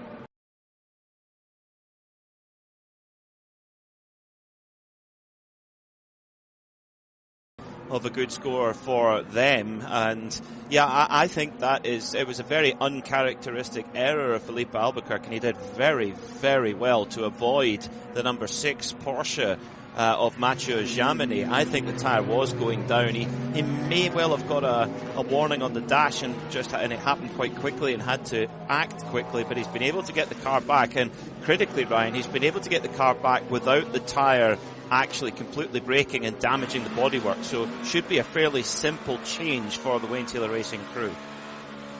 He was lucky in a sense that it happened in the final sector of the lap. Only had about a third of a lap to limp that car back around. We've had others have to go the full nearly 2.5 miles around the track, but it still was costly from a time perspective. And as you see, the leaders now coming through onto the front stretch, and that will drop the 10 car of Philippe Albuquerque off the lead lap in this race, just shy of the halfway mark. We talk about how long this pit lane is. It takes about 52 seconds to go down the pit lane, coupled with the time lost trying to make his way in and the time spent changing the tires. Man, what a costly miscue, or at least misfortune, for the 10 car and Philippe Albuquerque. Yeah, that is very, very frustrating for Wayne Taylor Racing. We know how much of a prolific outfit they are here in the IMSA WeatherTech Championship. Their record is quite remarkable, particularly at the Rolex 24 at Daytona, but championships as well. But it just hasn't quite clicked for them this year. Hasn't been the year that they wanted. And yeah, they're desperately trying to get that win on the board. And for them, if they can get Cadillac's first win of the season with one of their cars, that will be a big boost for the whole overall program. And this is home field as well for Wayne Taylor Racing, located just outside of the premises of the Indianapolis Motor Speedway, neighboring town of Brownsburg.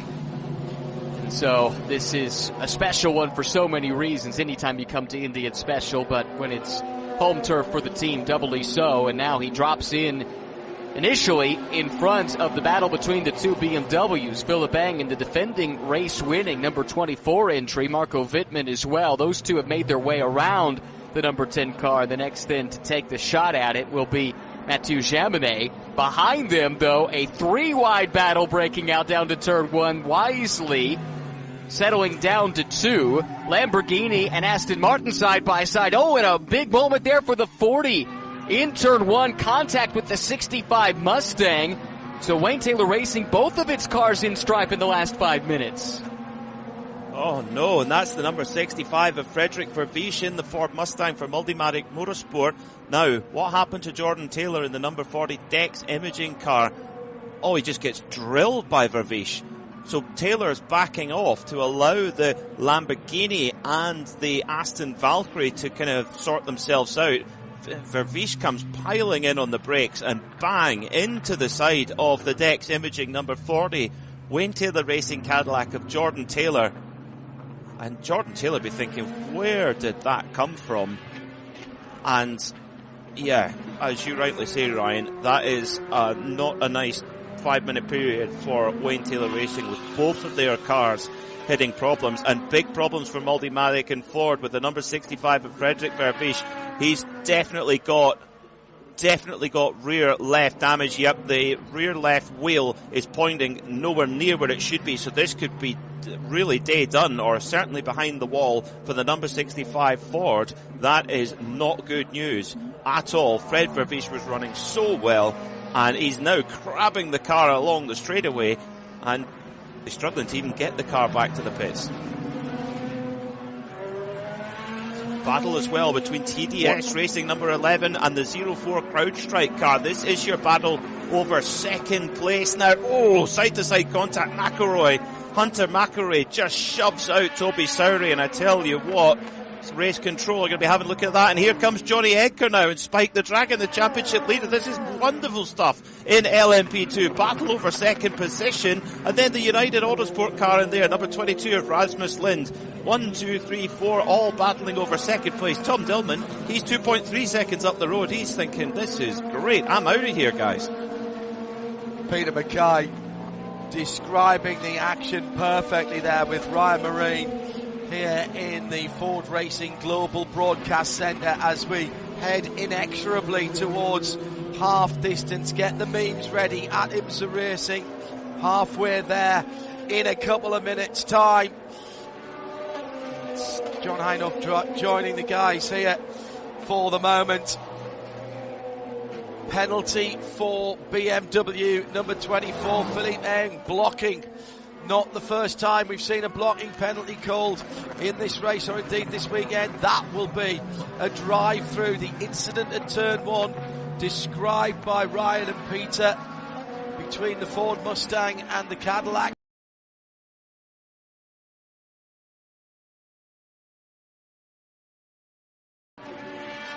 Race control, hard-working race control.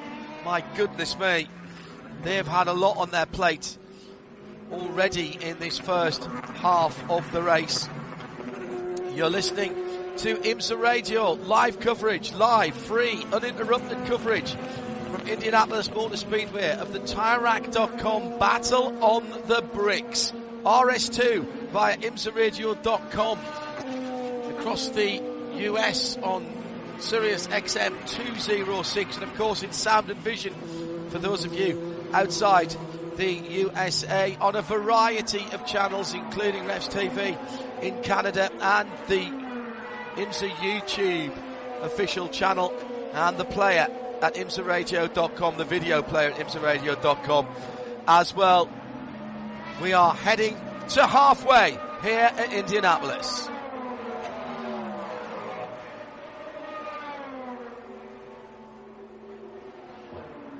Into the pit lane then for that number 65 Ford Mustang, right up there in second place. It's a bottom wishbone that's broken on that car.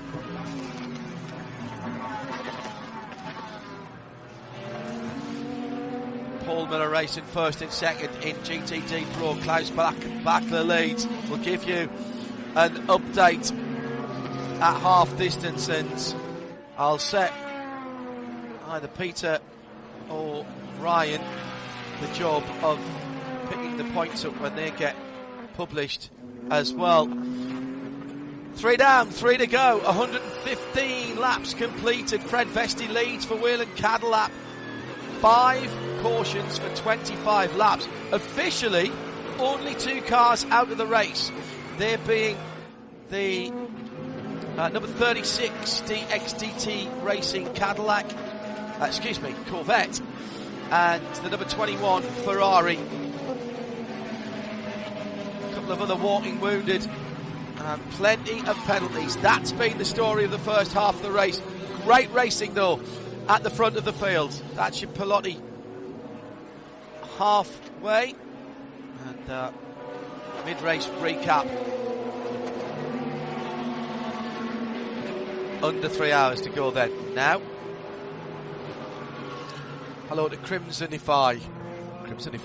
Oh, Crimsonify. Yes, Crimsonify. I was right the first time. Petition to rename the plaid Bagini to the Pain Bagiri, seeing what's happened to it today. Yeah, understand. At IMSA Radio. Now we're back into one of those parts of the race, Ryan Marine, where leaders in one class are coming through battles for significant positions in the others, and this was highly entertaining last time. Now,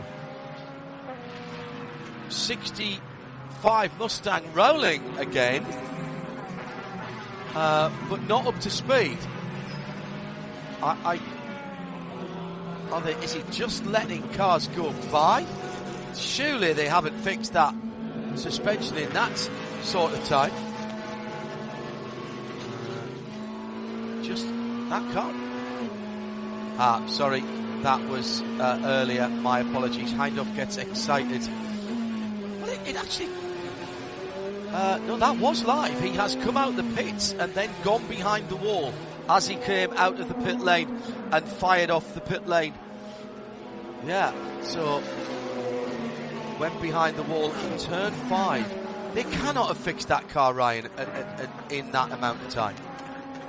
Well, clearly they hadn't. It was not right. And actually, it was going to have to do a drive-through penalty anyway. It was deemed to have been responsible for the contact that wounded it. And again, that was into the 40 car from the Wayne Taylor Racing team that cost it a couple of positions, dropped down to 10th in class actually. So it was a frantic moment, no doubt about it, and the defected front runners in both classes. Still that battle going on between Ford Mustang and Rexy.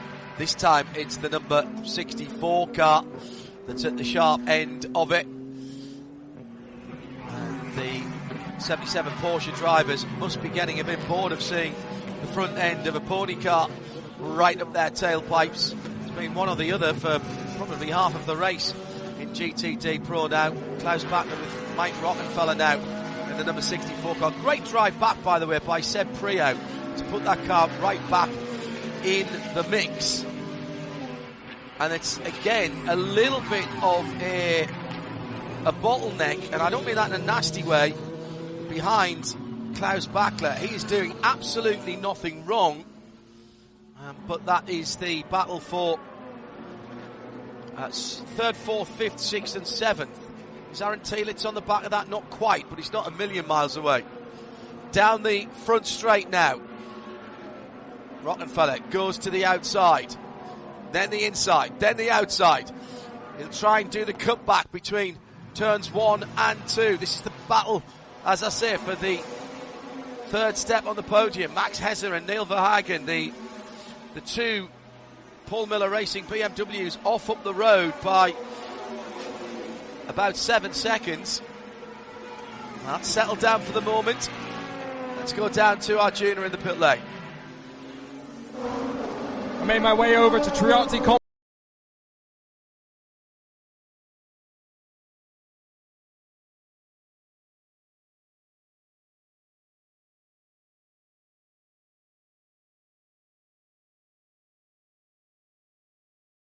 Trying to avoid the incident there with the P2 car in the 27 getting spun, and he did what he could.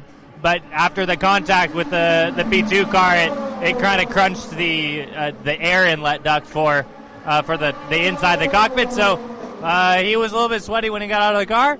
And then that I think also might have affected the splitter a bit. So we're struggling a bit with understeer and a bit of airflow in the cockpit, but. If we get a yellow, I think we're going to change the nose. That's one of the wonderful things about this Ferrari made by Orica, that you can change the front and rear bumpers just like an LMP2 car. It's amazing. James Colado's joined the lineup, but you and Onofrio have got a lot of momentum on your side. How's James fit into the trio? I mean, he's been with the guys for some of the endurance races before, and yeah, I mean, he's a pro.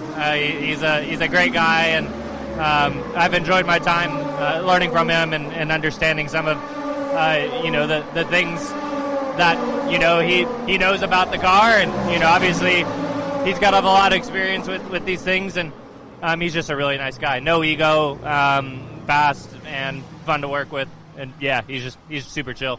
I'm guessing you're in for the last 2 hours so that you can go on the offense, much like you did at Road America, to grab the win for the team. Yes, I'll be in at the end, and hopefully we can get a win here. Fingers crossed. Best of luck. Thank you for the time. Yeah, thank you. Enthralling.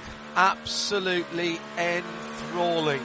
And it might not be over yet, because the drama is not necessarily just about what is going on the circuit, because we do have a rain cell heading in the direction of us here at the IMSA event at Indianapolis Motor Speedway. So we could yet add water.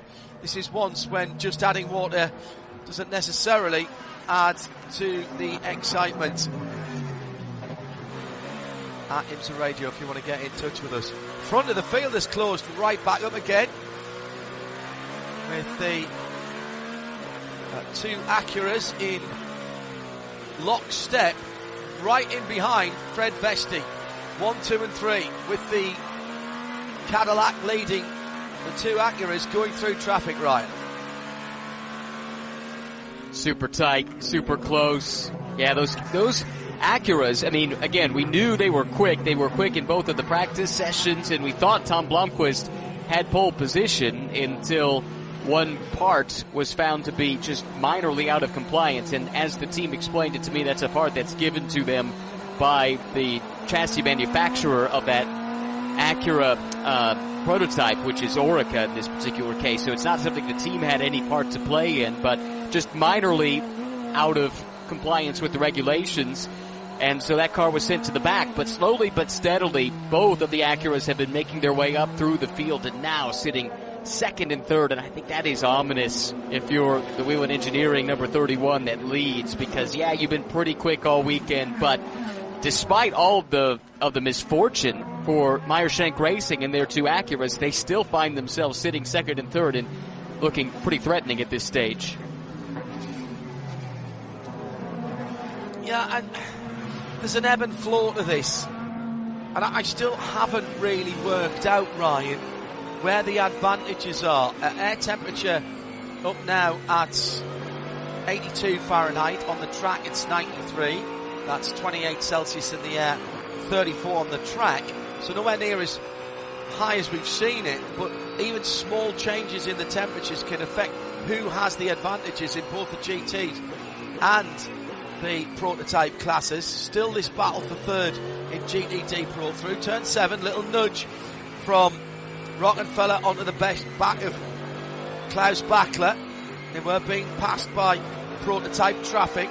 Now the long sweeping right-hander as they head back towards the banking and effectively onto the short chute. Coming back down from turn 2 towards turn 1. Then the hard right. And here comes the number 6 Porsche prototype in its own battle. Mathieu Jaminet with Eduardo Mortara and Roman De Angelis in close company as well in the Lamborghini and the Aston as they scream by. You can hear that Aston a mile off. No doubt that you've just been passed by the V12 nobly aspirated Valkyrie. Down towards turn 1. We've spent a lot of time looking at a Porsche in front of a Mustang, but these have been enthralling battles at the front of the GT.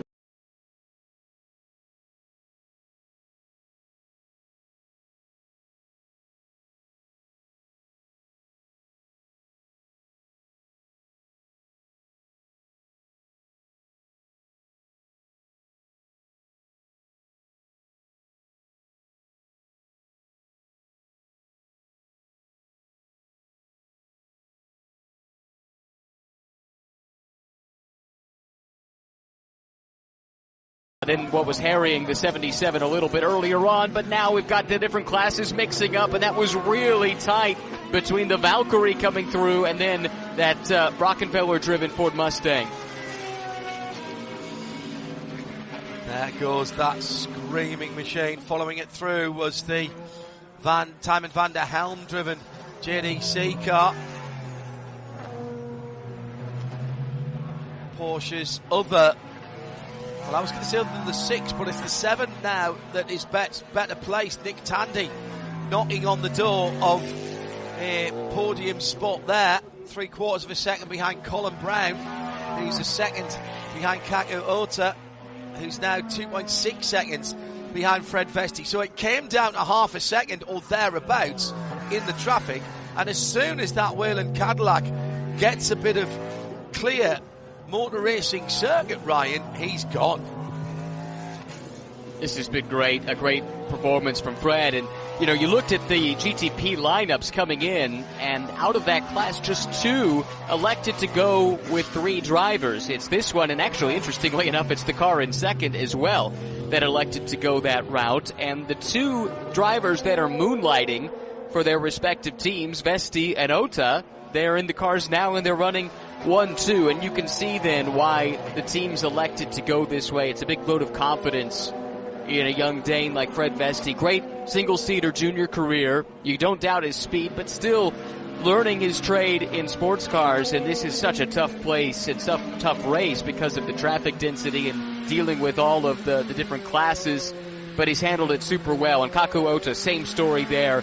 Doesn't have extensive sports car racing experience, but he's been piling some up here this year, and this is a really important lesson for him as he continues his journey with Honda, which could involve a great deal of sports car racing in the future if that's where Honda elects to send him. Ryan and I'll keep our eyes on the track. Let's head down to Roman Grosjean, who is out of the car and able to talk with Arjuna Kankapati. Good outing for Roman and the team this weekend. The Indianapolis Motor Speedway has been a happy hunting ground for Roman Grosjean in the past, even going back to last year with the chaos of the rain and powering the Lamborghini to the front. But you brought an updated rear suspension. Are you feeling the benefits so far in this race? Yeah, I believe we do. Performance has been decent this weekend with a good first stint in the race. I think it's not an easy racetrack for endurance with a lot of traffic out there, but definitely the car got better, so that's exciting. Let's see, a lot to go and a lot to play for. Obviously the program put on pause at the end of this year, but how are you and the team still not just bringing updates, but trying to drive the performance home and trying to get that elusive podium for the team as well. Yeah, I think, a silver cup is always good on the shelf at home, so let's try to get one. Thanks, Roman. Thank you. How good it is to hear Romain Grosjean down in the pit lane. Lone Star Racing lost the left rear wheel early on. Is our third official retirement, joining EF Corsa's number 21 Ferrari and the DXDT Chevy Corvette number 34. So that's now the third official retirement. We haven't seen the Era Motorsport number 18 car for a wee while either, but that paperwork's not yet gone in. The Ford Multimatic Motorsport Mustang's gone back into the back of the paddock after its problem. That's being worked on at the moment. We'll keep you up to date with those. And as I said, they may have been standing for a while, but we wait until they are official retirements. Hunter McElrea into the pits for TTS Racing. He's out of the car, but they're having a wee bit of trouble strapping the new driver in. Hunter just walking away there. This is the number 11, Mikkel Jensen, Stephen Thomas and Hunter McElrea. So I think that'll be Mikkel Jensen getting into the TDS car. Down and away, and that was its Gibson engine firing up in the pit lane. Sarah Rigby asking why the Van der Steur Aston Martin had been in the pits for such a long time. That car is back out again now. It has lost 7. It has lost a lap mostly. They had a bit of. Oh no, excuse me, I'm looking at the wrong Aston. Dido Barrichello was in that car when it came back into the pits. It had a bit of a bang at one stage, Ryan. Now it's losing laps again now. 17 laps down on the leader, been in the pits 17 minutes. What was the problem with that car? I was trying to do a little digging. I saw that message come in, and I haven't been able to find a satisfactory answer to it yet. So let me keep working on it. We'll have a word with Arjun and pop down there for you, Sarah. And hello to Nadine Team Timmins, very new to endurance racing when ELMS at Barcelona. I was originally booked to go to see Logan race, but we withdrew. But I loved it. However, I'm a little confused because I see 2 cars in today's IMSA race that I saw at ELMS and see drivers that I know that drive in IndyCar racing. Yeah, they don't only drive here. It's not exclusive. So yes, you're absolutely right, Nadine. And some of the teams race in the World Endurance Championship in IMSA, in the ELMS in the World Endurance Championship, in ELMS, the World Endurance Championship, and in IMSA. The regulations are pretty similar, particularly for the GT cars. Might not actually be the same chassis. For example, you would have seen Spike the Dragon racing in ELMS at Silverstone last weekend, or at Barcelona earlier in the year, but that isn't the same chassis that is racing here. That's run by TF Sport over in the ELMS and in Europe, where it is run by a different team here, by EO, and so they have multiple cars with the same livery, some of the teams. But there's quite a lot of logistics that goes on to get drivers and cars. For example, 2 weekends ago, some of these drivers were with me at the Circuit of the Americas in Texas for the 6-hour World Endurance Championship race. Then about 8 of them went to Suzuka for the endurance race there last weekend. Some of them were at the Nürburgring for 2 4-hour races, and 15 of those who were at Suzuka have come here for this race this weekend. Particularly if you're a GT driver, GT3 driver, you can be very busy. Probably as busy as sports car commentators. Ryan is somewhat peripatetic when it comes to travelling the world for different versions of sports cars. We look after IMSA and the 24-hour series for Preventic, and also here in IMSA, the World Endurance Championship, Bathurst for the 12 hours, and one or two of the historic events as well. But there's a lot of racing going on. Side-by-side contact at turn 1, and that is the better place of the Porsches. Nick Tandy spinning around, going up the inside of Marco Wittmann, I reckon, there. That's exactly what happened down in turn 1. It was a really good battle. Wittmann himself was putting pressure on Colin Brown in the 60 Acura for 3rd and 4th, and then Tandy was running 5th, and it looked like, just from the onboard shot that we got, John, that maybe Nick was caught a bit surprised at how early Wittmann went to the brakes, and he found himself alongside as things narrowed up coming down to the apex in turn 1, and there was a significant clout, side-by-side, side-to-side contact between the Porsche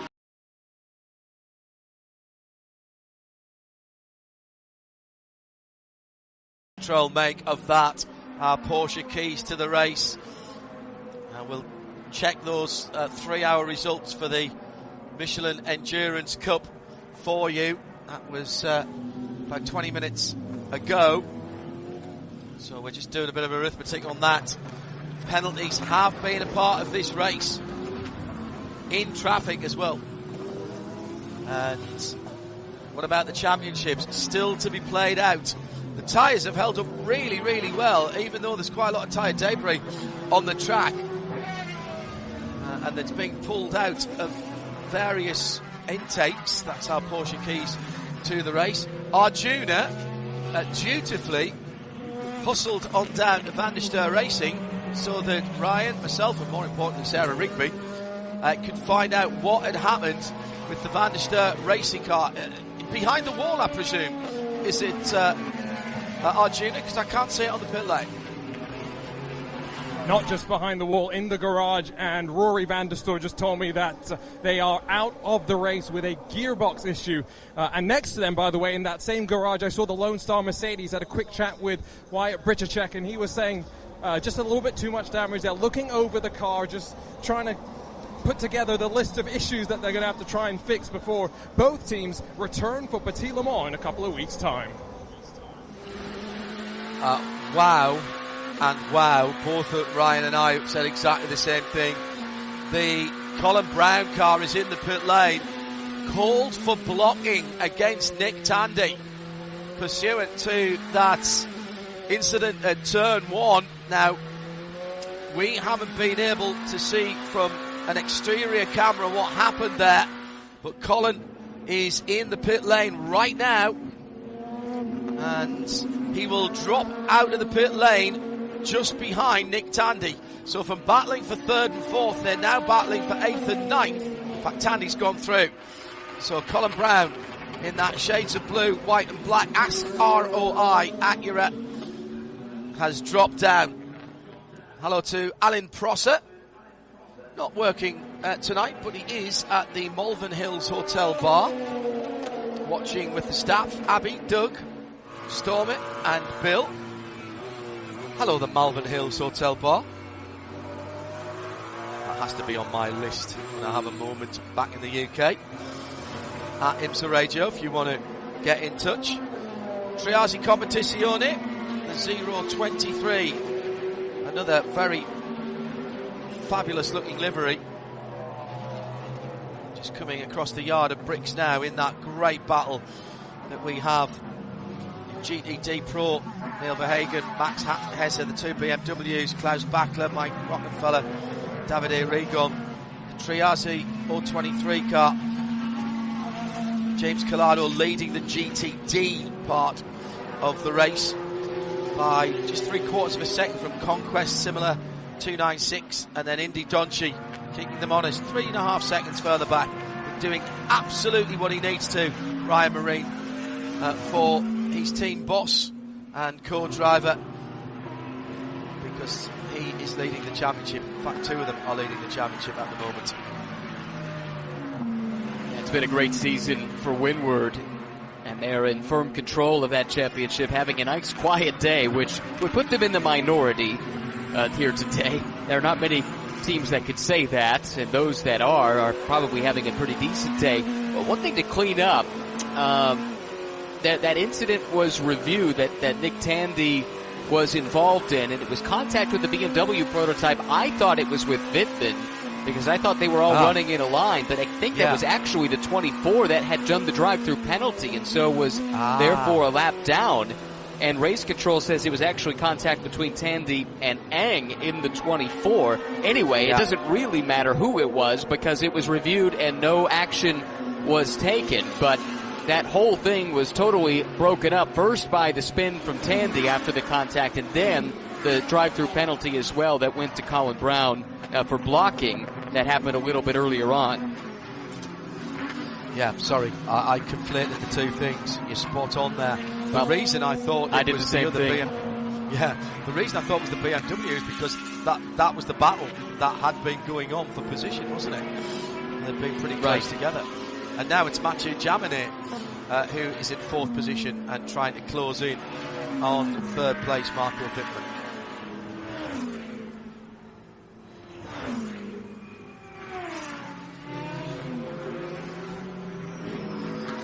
So, 2 hours and what have we got? 35 minutes remaining. Ryan Marine, me, John Hindhaugh, on this part of the shift in the Ford Racing Global Broadcast Centre.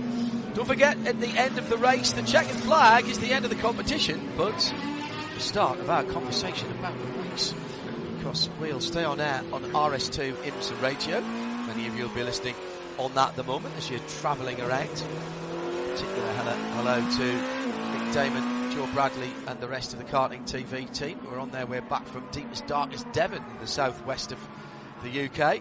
Tuned in at the moment. They've been televising some British karting there. And on that note, congratulations to Felix Tandy, who wrapped up a championship, one of the Bambino championships, a couple of weeks ago. Looks like there'll be at least one championship in the Tandy household in Bedfordshire. So even if the Bedfordshire Bullet Nick Tandy doesn't bring home the big trophy this year, Felix is already on his way in his motorsport career. So Michelin Post Race Tech, the original user-driven radio show. It's all live. Tell us what you want to talk about. Ask us questions, points of rising, observations, particularly if you're new. Go to IMSA Radio at the end of the race and select RS2 on the player there from the Listen Live button. And we'll have some extra driver interviews. Arjuna working down by Victory Circle, or Victory Lane as it is here. And we'll take your questions on that, your submissions on at IMSA Radio, hashtag Michelin PRT. More Porsche Penske Motorsport issues. And this is for Tandy again. Now, was that just a moment or two ago? Seems to be running slowly. No, he's running slowly. He's got suspension damage and he's just gone back past the pit entrance. He's down the front straight now. Miles. With the 0-2-1 TRC Competizione Ferrari, that's Nicolo Schirò up the inside, and pretty sizable contact door to door, just sneaking through as another Ferrari plus some of the other front runners in the GTD classes. Wow. Amazing how leader, quickly. is it not? Yeah, I think you're right. Amazing how quickly fortunes could change. Yeah. Oh my goodness. Well, that'll be getting looked at. Well, he's back at the speed. So I thought he was limping with either a puncture or something worse. It would appear that those Porsche 963s are built tough. I'm absolutely stunned at how much rubber detritus has been thrown up onto the cars. They're really going to look like they've been in a battle at the end of this one, Ryan. Yeah, no kidding. Everybody battle scarred at this stage, I think. I might have misidentified it. Yeah, that's as expected. It was the 023, not the 021. Right. My apologies. So that was James Collado, actually. Sorry. Who was in the Ferrari. No, that was my fault, John. Definitely my mistake. I said but Nick Tandy now. Well, but the Conquest car did sneak through, and that was the thing that happened right in front of. Correct. Yeah, it happened right there in front of all those front runners in GTD. So Ben Tuck was able to sneak through with Indy Dancia right behind. Collado continued on, but did drop down to third. So yeah, big impact there in GTD, and then this further takes the 7 out of contention. And remember, they also short-filled to try and score Endurance Cup points, so losing track position, and they'll have a different sequence slightly to the leaders and possibly a longer stop depending on how things play out in GTP. This puts them even further on the back foot. Let's go down to Arjuna, who's at Porsche Penske Motorsports. All 4 tires have come off pretty quickly, and now just putting the fuel in. They opened the cockpit very briefly, and I'm not quite sure what they were doing, but they don't seem too concerned about the front end of the car. So clearly, if you guys were seeing suspension on the camera shots, it's not something that the team have been too worried about. And maybe Nick on the radio has said something as well, because they're just waiting for the very last bit of virtual energy to go before it fires off under its electric power, and then it bump starts the internal combustion engine. The reason I thought there was a problem was he was going so slowly down the front straight. Maybe he was just waiting for a team member to go to the wall and have a look at it. Well. Let's bring Peter Mackay back in to the conversation here in the Ford Racing Global Broadcast Centre. And give Ryan a breather as he's been behind the wheel for an hour or so in this stretch. Welcome back, Peter. I know you haven't been away, but welcome back to the broadcast is what I mean. It's getting fraught out there. People are beginning to realise that we're heading towards the end of the race, and weather might be a factor here as well. It might be. Yeah, that is the question. In the final hour of the race, there is a cell of rain that's just on the southern edge of Indianapolis, Greater Indianapolis, if you like. Now, Speedway, Indiana, is, if you were on a clock face, about 10 o'clock, northwest, excuse me. So, at the judge, if you were to take the radar absolutely as red, it's going to miss it just south. But we all know, don't trust weather radars implicitly. So there is enough of a threat for it to be a concern on race wall. And I think a lot of the teams will be watching it very, very closely over. It's only really a threat at the end of the race. At the moment, it's perfectly safe. But in that final hour, it's a bit of a question mark. Right. Thanks, Peter. Before it all kicks off again, take a few more of your submissions to us here in the Ford Racing Global Broadcast Centre. A lot of people who are new this weekend, thank you for joining us on IMSA Radio and our international TV. Nadine, you're spot on. She says, basically, unlike F1 then, the teams can race in any endurance series and aren't just limited to a single championship. Basically, yes. And the regulations, and this as well for, who did I say? Vincent, who's tweeted in as well. There was what was called convergence a few years ago. And basically,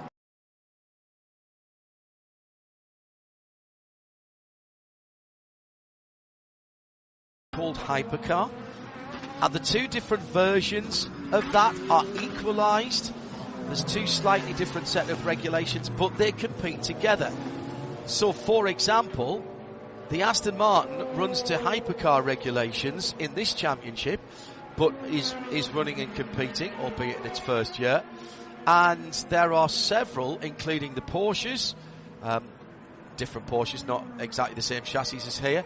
Some Cadillacs run by Cadillac Hertz Team Jota that run to the GTP regulations, which actually are called LMDH, but don't worry about that right now. So they are all run at Le Mans and in the World Endurance Championship, and they can run here as well. As yet, Aston Martin are the only ones who have brought an what's called an LMH spec car, but it's still called GTP here because it's running in GTP.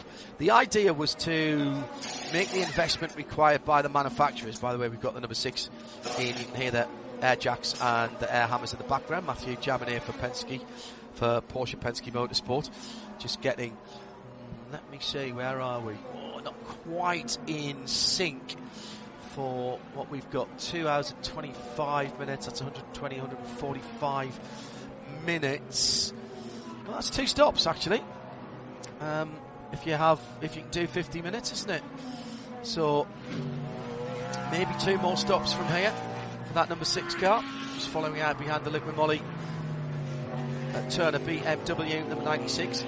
So just going back to those regulations, the idea is that the development costs can be amortized across a greater number of championships. There's the opportunity to sell cars to customer teams and not just the GT cars either, and therefore that becomes an income stream.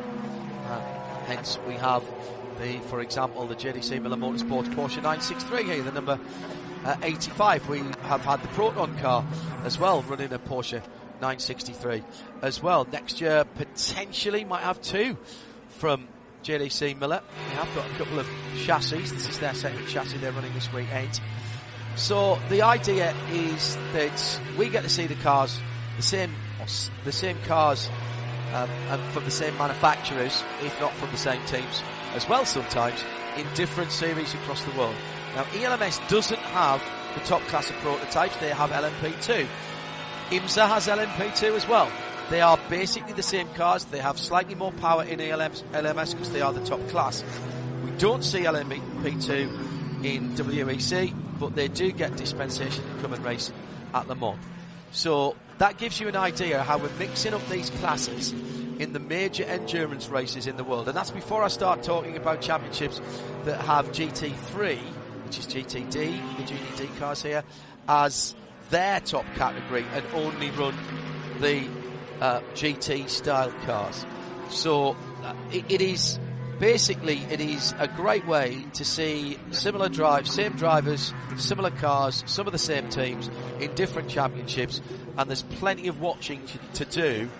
And particularly here on the Radio Show Limited network of audio and visual channels, we cover WEC, we cover with the only live free coverage of the FIA World Endurance Championship, including at Le Mans, although that's only in audio for a variety of reasons I won't trouble you with at the moment. Here at IMSA, we do all the major IMSA championships. Next weekend it's the Barcelona 24 Hours, which is a GT3 championship. We'll be there doing that, and so on and so forth. And I hope you'll find that our Radio Show Limited network collective, which is what they call themselves, a friendly bunch. If you tweet us here at IMSA Radio or at RSL_studio for some of our other events, and we can't get back to you on the air, there'll be plenty of our collective who'll try and help you with what you don't know. And our Rob saying there seem to be a lot of new members in the sports car community on board tonight. Welcome. Delighted to have you on board. Please remember that every question you ask is a good one. Absolutely right. Dennis Hooper listening in for the first time, says James O'Donnell. Another fan to be listening in tonight for the first time. So welcome to all the newbies. Enjoy, ask questions. Welcome to all the experienced listeners and viewers as well. In from the front of the field, the GTP stops. I think probably triggered by that Porsche stop, Arjuna. We're seeing all the top GTP cars. That's GTP cars coming in at the same time. So again, probably 2 stops from here.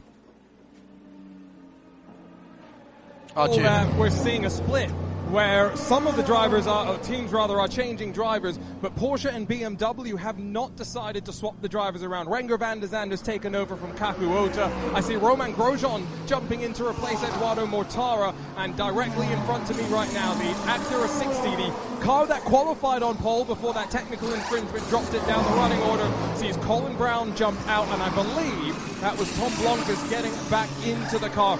John, I would suspect that if these drivers are jumping in with 2 hours and 20 minutes to go, they could go to the end, but they may very well have one more driver change before they hit the checkered flag. Yeah, it's an interesting one, Peter Mackay, isn't it? The way that it's not going to work out exactly for them. We've been getting runs of just under 50 minutes. I mean, now we've got under 150 minutes to go. We've got 141 minutes to go. So if you count 50 minutes from here and then 50 minutes from there, that would be 100 minutes, and then there'd be 40 minutes to go to the end. So when these cars get back out on track, I do think it's 2 stops after this stop that's happening now. And I think if you were to calculate the probability of a full course yellow within that period, I think it would be over 50%. I'm sure there's cleverer people than I. Well, that's a given. But cleverer people than I that can calculate that, what the probability is, because we have seen a few full course yellows throughout this race. So they have to think about that as well, the possibility. Of course, you have to plan for it not happening as well.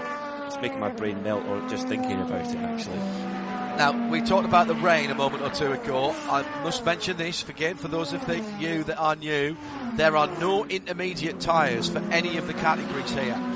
Michelin are the sole tyre suppliers, and the regulations in this championship say 1 compound of dry tyre, 1 compound of wet tyre. So if it rains a lot, then you go on the wet. If it's a little bit, then you have a choice to make. The good news is, if it rains a lot then dries, the Michelins are very good at coming back on a drying track, even on the wet tyres. As you wear them down, they effectively become intermediate tyres, and they are very good indeed.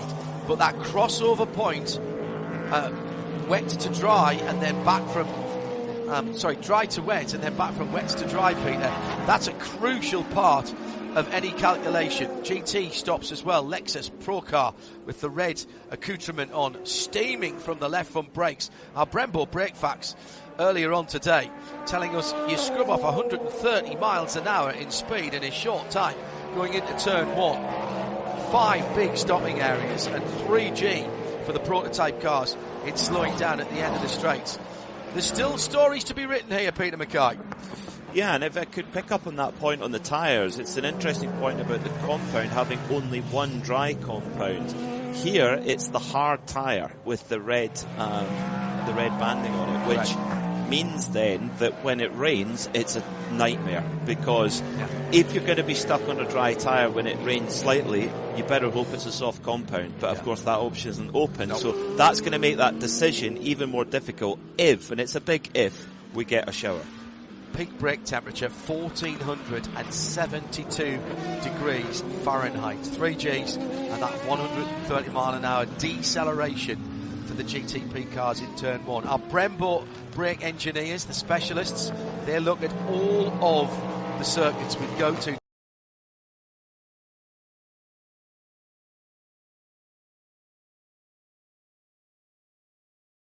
How hard this place is on brakes. Arjuna Kankapati, news from the pit lane. First of all, about more cars going behind the wall.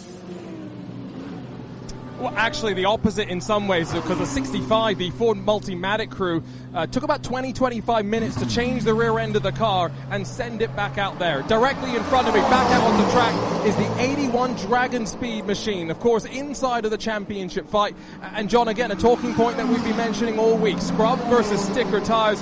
It's scrub tires that have gone onto both the Dragon Speed 81, but also onto Rexy, as Lauren Heinrich took over from Klaus Bachler. Battle for the lead of the race. Earl Bamber through the S's is being chased by Philippe Albuquerque. Cadillac Whelan, the mostly red car against the blue car. The red car and the blue car have a race going on here. Half a second across the line as they go through turn 7 and 8 on the infield. Hello to Neve. This is my first time watching outside of Daytona earlier this year. Is there a maximum minimum drive time for each driver like ELMS? Yes, in the Pro-Am classes, not really in the Pro-Am classes. So in GTD and in LMP2, it's an hour and a half for your bronze driver, and everybody's done that now. There is a shorter time to get points for you as a driver, but all of the drivers have now completed that, and there is a maximum time as well in the classes, which I will find while Peter Mackay describes. Go on. 4 in every 6, I think, is still the maximum. Would be my estimation on that one. So 4 in every 6, and then you've got a minimum of 30 minutes driver time points for GTP and GTD to be classified. Yeah. Not just to get points, but to be classified. So that is very Cadillac battle going on between the number 10 Wayne Taylor car and the 31 Wayland car, as El Bamber has to get best for Felipe Albuquerque. Remember when we were saying that Wayne Taylor Racing number 10, Albuquerque had a puncture and their day was in big trouble? That might have been me that said that. They're in the lead of the motor race. Welcome to IMSA. Either side of the BMW of Paul Miller Racing there, and Earl Bamber, the affable Kiwi, loses the lead. The Dex Imaging Chrome Blue car goes to the front. 4 hours is maximum drive time. 4 hours in total, Peter, is the maximum drive time in this 6-hour race for all classes. There we go. In this. 4 hours in any 6 is the one when we have longer races that often, in the 24-hour races, often catches people out, particularly if they're in multiple cars, which they can be in some of the GD3 events. Yeah, we've seen it happen before, and I'm sure we'll see it again. For that driver time. Another blocking penalty, this time for Nico Müller for JDC Miller Motorsports, the bright yellow number 85 customer Porsche 963. So that will come down pit lane as well. Peter is doing a bit of arithmetic as he's talking, so I'll let him do that because we're just going through the 3-hour points paying positions for the Michelin Endurance Cup, and Ryan Marine, despite the fact that he's refueling at the moment, reminds me that the leader now, Philippe Albuquerque for Will Turner Racing, are off sequence. They are 51 minutes into their stint, so they'll be into the pits shortly. Earl Bamber still with 87% of their virtual fuel tank, 15% for Philippe Albuquerque, so he's probably he's held up by the FAF Lamborghini, and that is going to cost him some time. Here comes Bamber, and Bamber's back in the lead as they cross the bricks. So despite the fact that there's a big differential in terms of laps out of the pits, and now it changed again at turn 1, so down the front straight, changes twice. And we've still got 2 hours and 13 minutes to go. Incredible stuff from the two Cadillacs. These are not teammates. These two drivers in the same machinery.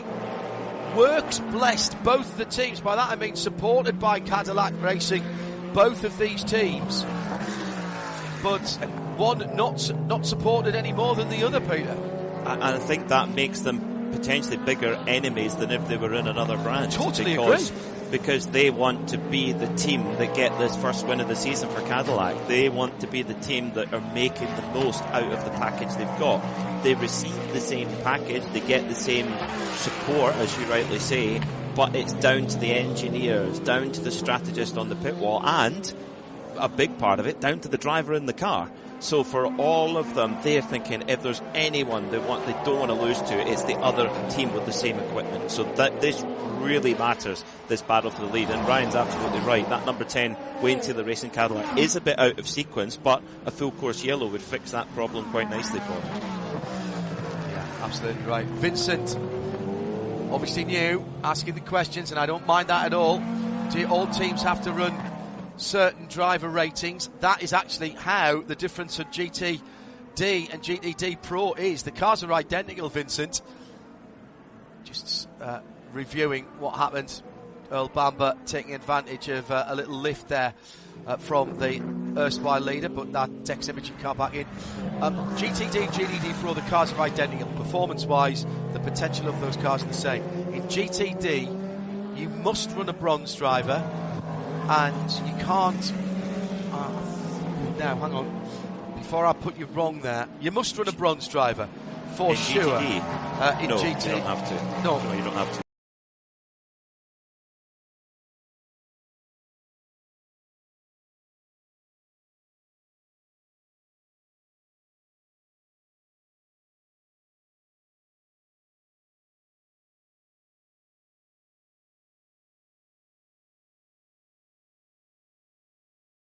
Look, you have to have Windward, for example. you'd have to have at least one non-pro, so you have to have a Yes. silver or a bronze. That's what I should Correct. have said. That's yes. right. Yes. Yeah. And that's what makes Windward such a strong proposition, because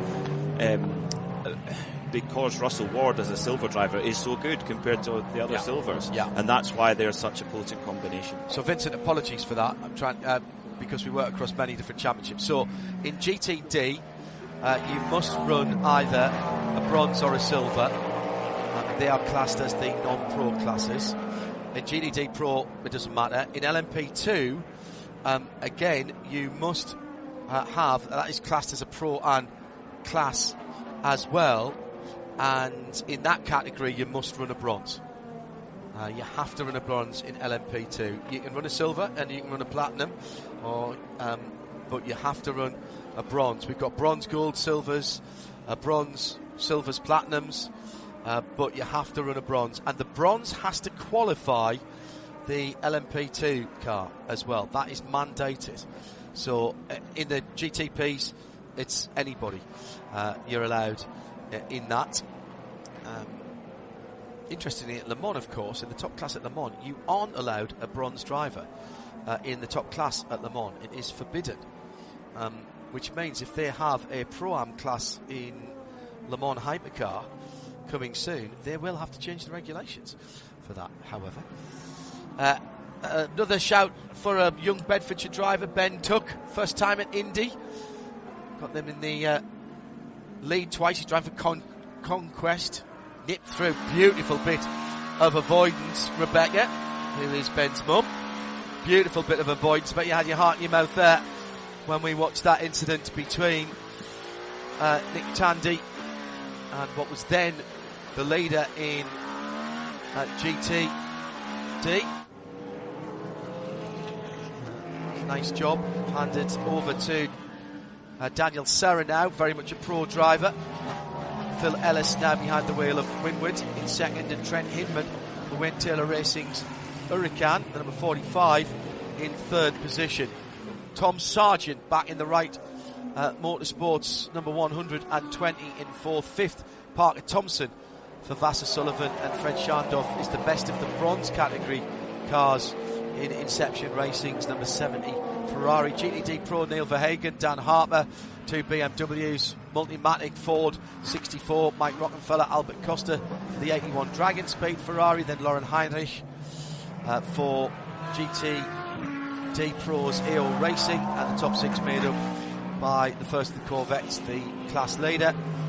LMP2, Mikkel Jensen for TDS, the number 11 car, CrowdStrike back in it after being seemingly out of it earlier on. There's been some comeback drives here. The CrowdStrike Racing by Algarve Pro Racing, then the 22 Paul de Resta driven United Autosports car, Dane Cameron for AO Racing, United Autosports Ben Handley and Philippe Fraga. And as you know, at the front of the field, we've got this great battle going on between the blue and the red Cadillacs. Wayne Taylor Racing's Philippe Albuquerque and Earl Bamber. Marco Wittmann's about 5 seconds further back for BMW. Renger van der Zande for Acura, and then Porsche of Mathieu Jaminet and Roman Grosjean, your top six.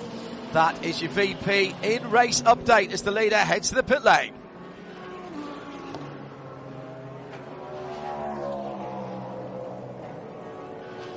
So down into the pit lane and towards Arjuna. Here is the leader, exactly as we anticipated. He's off kilter with everyone else. Here comes Philippe Albuquerque towards you now, Arjuna. And I'm really curious, John, how this plays out with that weather cell that is approaching the track, because we always talk about rain, but it's not the rain itself that's difficult, it's the changing nature of the track that becomes so important. And so will the 10 decide that 2 hours and 6 minutes, let's do a driver change and put Ricky Taylor in until the end, finally hitting their marks right now. Ricky jumps off the wall and the crew gets to work. So it's going to be Ricky Taylor who's going to be given the task of taking the Wayne Taylor Racing Cadillac to the end, searching, of course, not just for Wayne Taylor Racing's first victory of the season, but Cadillac's as well. And it is a set of sticker tires that's going onto the car, so it's going to be interesting how long it takes for the tires to come up to temperature, as off and away it rolls from pit lane.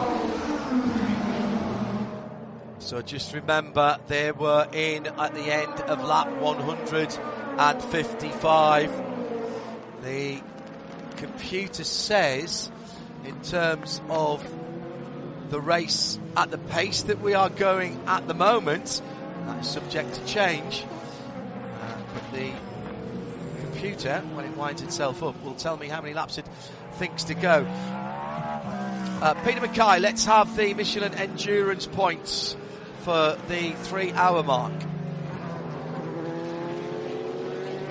The very limited mental arithmetic that I just had to do, but it's really not complex, but managed to get it. So in GTP, no change in terms of the positions. It's still the number 7 Porsche who leads that Michelin Endurance Cup by 4 points from the number 60 Meyershank Acura. So that gap has just been trimmed down by a point, and then the number 6 car, it sits on 30 points, so just 3 points behind second place. So those are your top 3 in the GTP category. In the LMP2 class, it's Inter Europol who have vaulted themselves up into the lead of that category with a maximum 5-point score. So they lead by 3 points from the number 22 United Autosports machine. Then it's a tie for third place between the 11 TDS and 04 CrowdStrike on 27 points, and then a tie for the next position between the 99 AO LMP2 and the number 8 Tower car on 26 points. So all very tight in LMP2.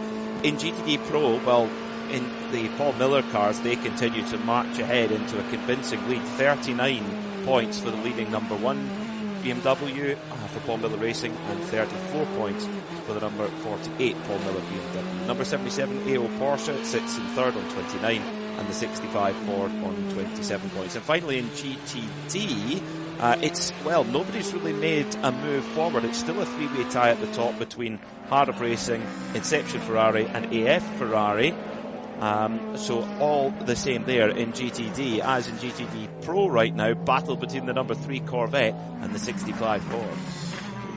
Yeah, and that is for position, as there are, I know it's not, of course, because that 65 car is laps down, isn't it, after the problem. The 64 car is flying the Ford banner at the moment, but it's clearly got some pace.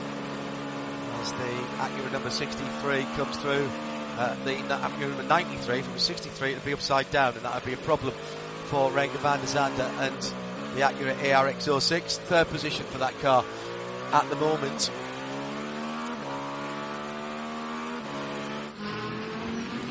Just checking back through because of those questions, and checking through to make sure that the bronze drivers have done at least their allocated time. It was slightly confused or complicated, should I say, by the fact that we had a safety car out on the track round about the time that they'd been up for their 90 minutes. And one thing I have to remember in this series is that time in the pit lane doesn't count as driving time. So if you came in and did a green flag pit stop at, say, 50 minutes into the race, and it took a minute and a half, 2 minutes, let's say 2 minutes, and then you did another pit stop at the end of your next 45-minute stint, well, you've had 90 minutes in the car, but that's not 90 minutes drive time. But what all of the teams in LMP2 at least did was they left their drivers in so that they could track, and the computer is telling me that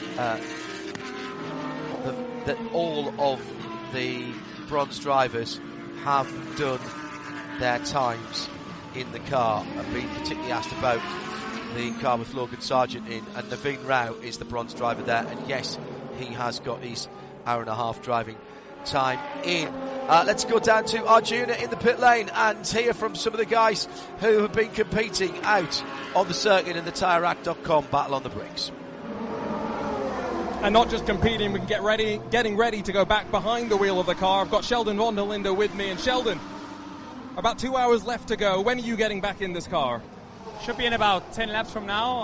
Obviously, there's no full course yellow. But yeah, we're actually very surprised with how everything's going so far. Obviously, it was a bit of a slow start. I had a very good start initially, and then I had to let the 40 and the Acura pass me, and then the Porsche pushed me off into the grass. So I lost all the way at the back of the field. But from then onwards, Marco got in, worked our way forwards again. It's been really, really good. The pace has been really good, much better than we expected before the race, to be honest. So, just about pretty much ticking over the pit stops and then trying to get to the end. What's the team and the radar saying about weather? Are you expecting any rain in this last couple of hours? I don't think so. I just had a look at it now. Actually, it looks to be pretty clear until the end. So I don't expect it to rain. But if it does, we know that our car here last year was very fast in the rain. They were able to get a 1-2 there. So if it does happen to rain, I think we'll have a good car as well. We're seeing a lot of tire build-up across the track, but also in the radiators of cars as well. How's the tires feeling at the end of a stint? Yeah, it's very difficult because as soon as you go offline to pass a GT car, you're kind of stuck with these marbles on your tires. It takes 2 or 3 laps to get them off again. So it's very tricky. You've got to kind of be calculated with your moves as well, because sometimes you could lose even more passing a car offline because of the marbles for the next 3 or 4 laps. So it's about calculating a lot, and we've got it right so far. Thanks, Sheldon. Thank you very much. Sheldon van der Linde shares that car with Marco Wittmann right now, second in this race, top running of the BMWs from BMW Team RLL in what is the penultimate race for BMW with Rahal Letterman Lanigan Racing. That program, after so many years together, comes to an end at Motul Petit Le Mans, but looking to go off with another high note, a 1-2 finish here a year ago. They were 1-2 the last time out at Road America as well. And it's already been a good day for the van der Linde family. Brother Kelvin van der Linde clinched a GT World Challenge Europe Sprint Cup Championship earlier today in a BMW driving in the GT3 ranks. Looking to back that up with a strong performance here on the TireRack.com Battle on the Bricks for the other brother, Sheldon, right now again with his car sitting in second place. Peter, interesting strategy played by the 10 car. Ricky Taylor, as we heard Arjuna report, climbed aboard, but interestingly, they did not do a full energy tank for that Cadillac. They only did about 55%, and I think they were at a place where their number of stops the rest of the way wasn't going to be any different than the rest of the cars. This kept them on the lead lap, crucially. And if they can catch a yellow, then maybe they get back on even footing with the rest of the GTP field. But that was an interesting strategy call by Wayne Taylor Racing in that delayed number 10 car. They kind of had to play a little bit of the strategy car to get back after that puncture a little bit early on, which of course cost them a lot of time to come in and replace the tyre and get back going again. But I still think there's plenty to play out in the next hour and 57 minutes, and as Sheldon van der Linde alluded to there, BMW have previous at this circuit in GTP, of course defending champions of this Battle of the Bricks here in Indianapolis, with Willy Peng and Jesse Krohn winning last year. But it's an ever-moving target in IMSA. It's so wide open. You look how many different winners we've seen this year in all the categories. It's everybody's almost had their time in the sun this season, but who's going to walk away with the trophies at the end after Motul Petit Le Mans? That is still very much up for debate. Well, crucially, Cadillac has yet to have that time in the sun. That's what we were talking about earlier. Remarkably, yet to get a win in GTP with either of the 3 full season cars, but right now it is a Cadillac that shows the way overall and in the top GTP class, courtesy of the Kiwi Earl Bamberg. Down in GTD Pro, it's the American Neil Verhagen leading a 1-2 right now for the Paul Miller Racing Team, interestingly enough. Car number 1 leading car 48, completing the podium as they run. Mike Rockenfeller for Ford Multimatic Motorsports in the Mustang that still is in contention. Sister car has lost a significant amount of time with some damage that they picked up earlier in the race. Right now, the GTD Pro leader Neil Verhagen working through some traffic. Meanwhile, LMP2 has been so tough, so fierce. Battle is on here. This is for second place with Paul di Resta carving alongside Malte Jakobsen, and it looks to my eyes at least, Peter, that he's been able to take that spot away and take the United car back up to second. And that, of course, is Peugeot factory teammates battle going on there as well. They both drive for the French factory in the World Endurance Championship. And, Paul di Resta just keeping the young man in check there. The very experienced.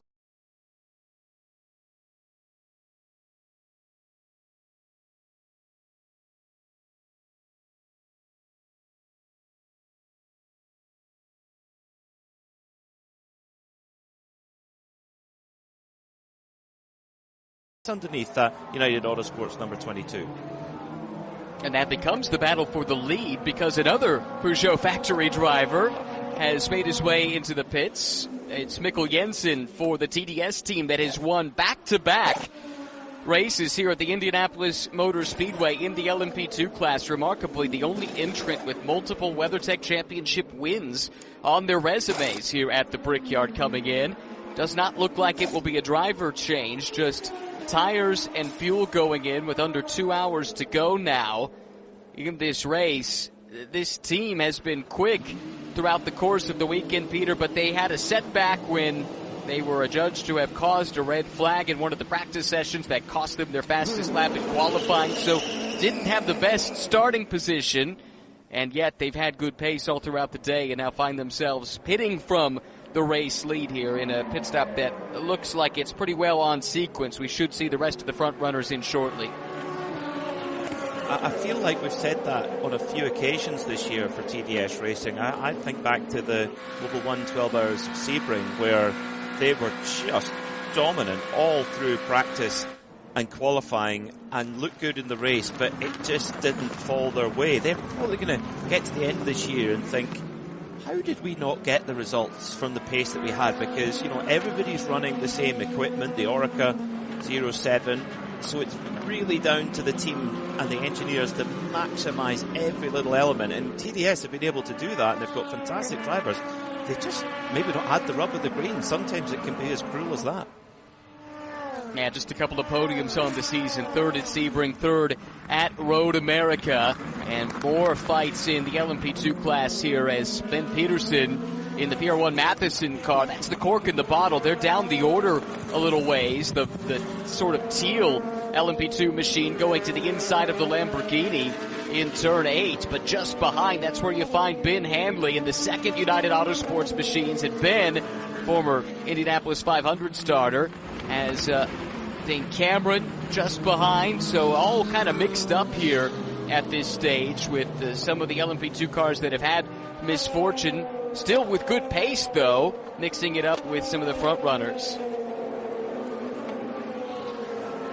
Yeah, that LMP2 category just so tightly contested at the moment. For AO Racing, the number 99 Spike the Dragon car, the purple car, they're in a strong position in the points. They've got a 105-point lead over the number 22 United car. So in a way, they're in a strange position because they don't necessarily have to go and try and win the race, but that they can't drive passively either. And Dane Cameron mentioned earlier in the weekend that he says, we just kind of have to do the job that we've been doing. They've got more wins underneath them than any LMP2 team, more podiums than any LMP2 team, and that's given them the advantage they have. But they just got to get through here. No penalties, no mistakes, and book some good points heading into fatigue. Just over an hour and 15 minutes to go Checkered flag ends the race, starts the conversation. Michelin post-race tech, hashtag Michelin PRT at IMSA Radio. Ask away, ask those questions. We're answering as many as we can now. There may be something that comes up, make a note of it if you want to. We'll have driver interviews in that as well once we've closed down the international TV broadcasts exclusively on IMSA Radio. It's free, imsaradio.com. Select Listen Now and RS2, the home of IMSA Radio. 24/7 actually. So there's all kinds of programming on there. Replays of races, car tests from the manufacturers, features and much, much more. Part of the Radio Show Limited network of audio and visual channels that has 3 full-time audio channels and a huge archive of downloadable or listen on demand audio from sports car racing going all the way back to 2006. And just a reminder, Wednesday night on RS1, live 8 o'clock in the UK, midweek motorsport. Nick Damon back from his holiday in Madeira. We'll have his team-by-team analysis of Baku and the Azerbaijan Grand Prix. We'll be looking at the Boldor 24-hour motorcycle race, wrapping up what we've seen here at Indianapolis and trailing ahead to the 24 hours of Barcelona next weekend. Also, Max Verstappen making his GT3 debut in the Nürburgring Langstrecke Series. We'll have that for you live next Saturday in sound and vision. We'll be talking about that on Wednesday as well. And then a couple of weekends after that, starting Wednesday, 8th of October, it's more IMSA racing, and it's the big one, Motul Petit Le Mans, 10 hours around the 2.56 miles of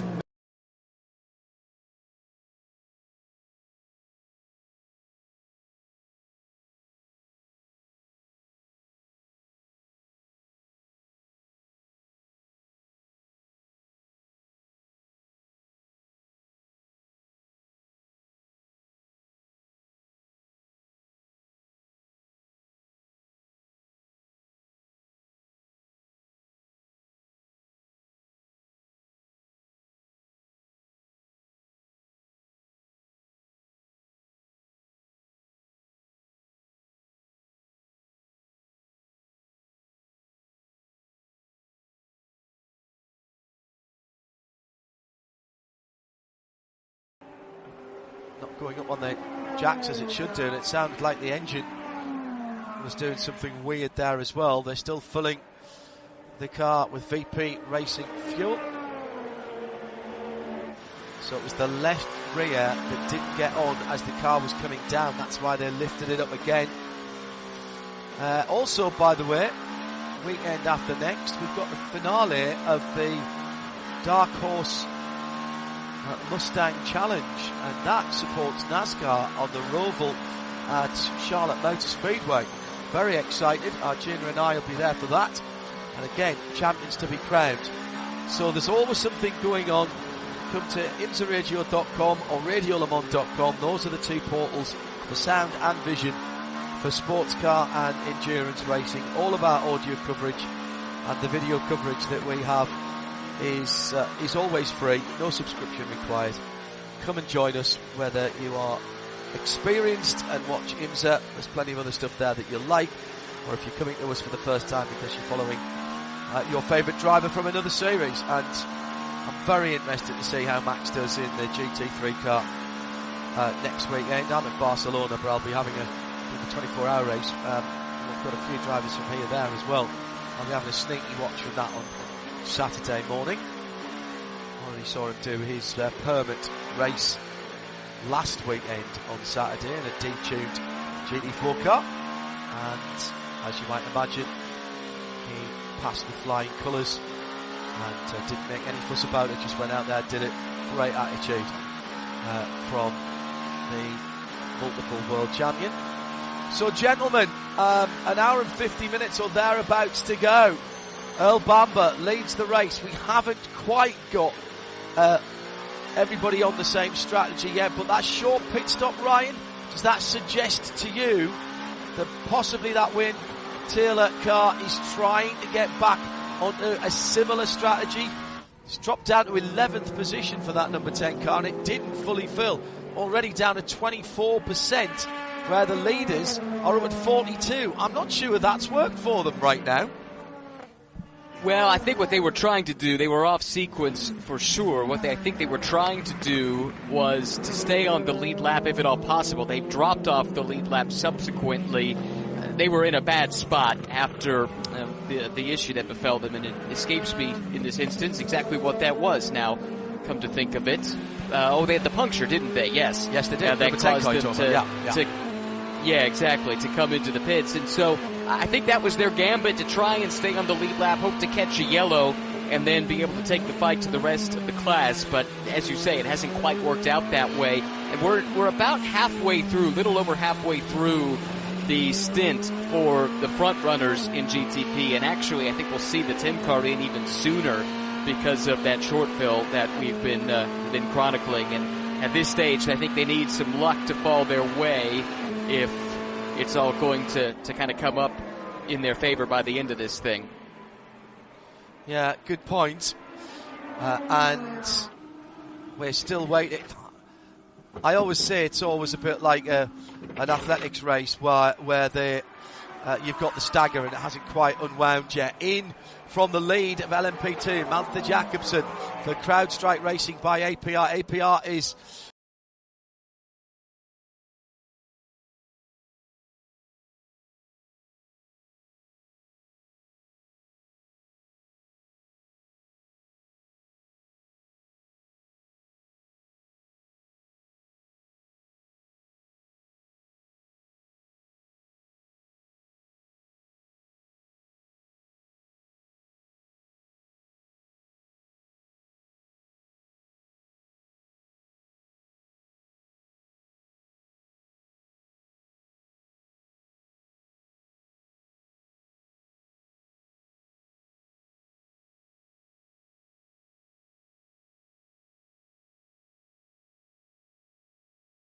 trying to stay on a lead lap. That's why I was putting some overtake moves on the 31 Cadillac. Obviously, I know that they're winning the race, so taking some careful there. But I had everything in my race there. So, because if it comes a yellow at that point, I would go to the lead lap and I'm back on the race. If I'm just behind, this is completely race over. So we are waiting for a yellow.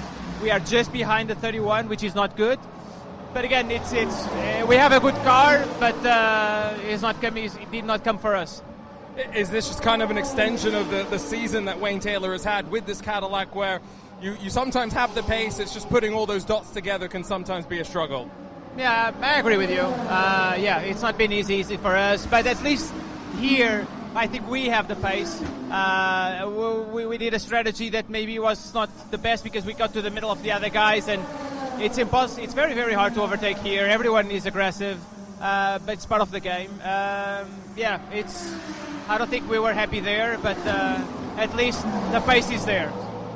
Was the puncture because of contact, or was it something else? It was weird. I need to understand because I was going for a move on the dirt parts with a Porsche.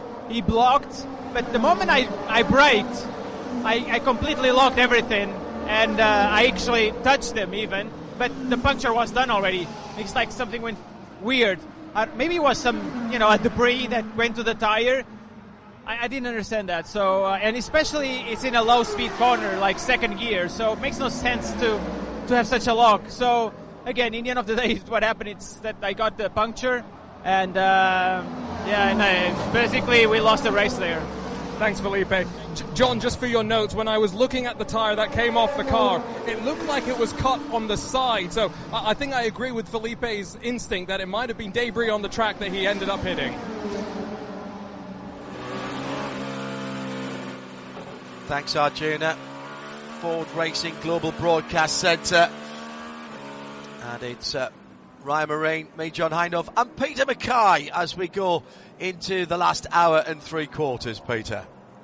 Yeah, very interesting feedback there from Felipe Albuquerque from that number 10 Wayne Taylor Racing Cadillac, that it's more damage to the tyre than anything else. So they're they're not out of it, though. There is still plenty to play out in the next hour and 41 minutes. The battle, I think, to watch right now is LMP2, because the top 3 are covered by 1.8 seconds. That's led by the number 22 United Autosports car of Paul de Resta.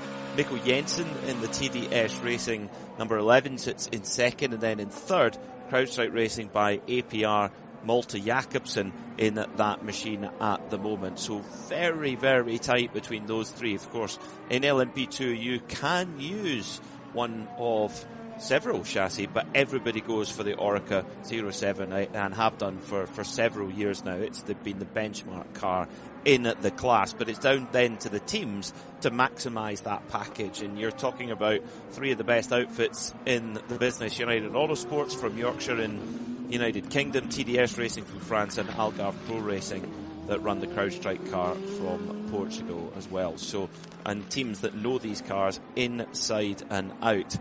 Bit of traffic now for the number 04 of Malte Jakobsen, trying to get in front of one of the GTD Pro BMWs who are leading 1 and 2 at the moment, Ryan Marine, and it's been a pretty good weekend for those GTD Pro BMWs. It has. They've come to the front, and I think it's probably true of just about everybody that's at the front of their respective classes at this stage. Don't have a lot of notes about anything going particularly wrong for them in this race, which makes them a bit of a rarity, but they've had the right combination of pace and luck up at the front, and doing a pretty good job controlling the race in GTD Pro, running in lockstep right now. This would be a big result for them, thinking about that Michelin Endurance Cup in particular, as we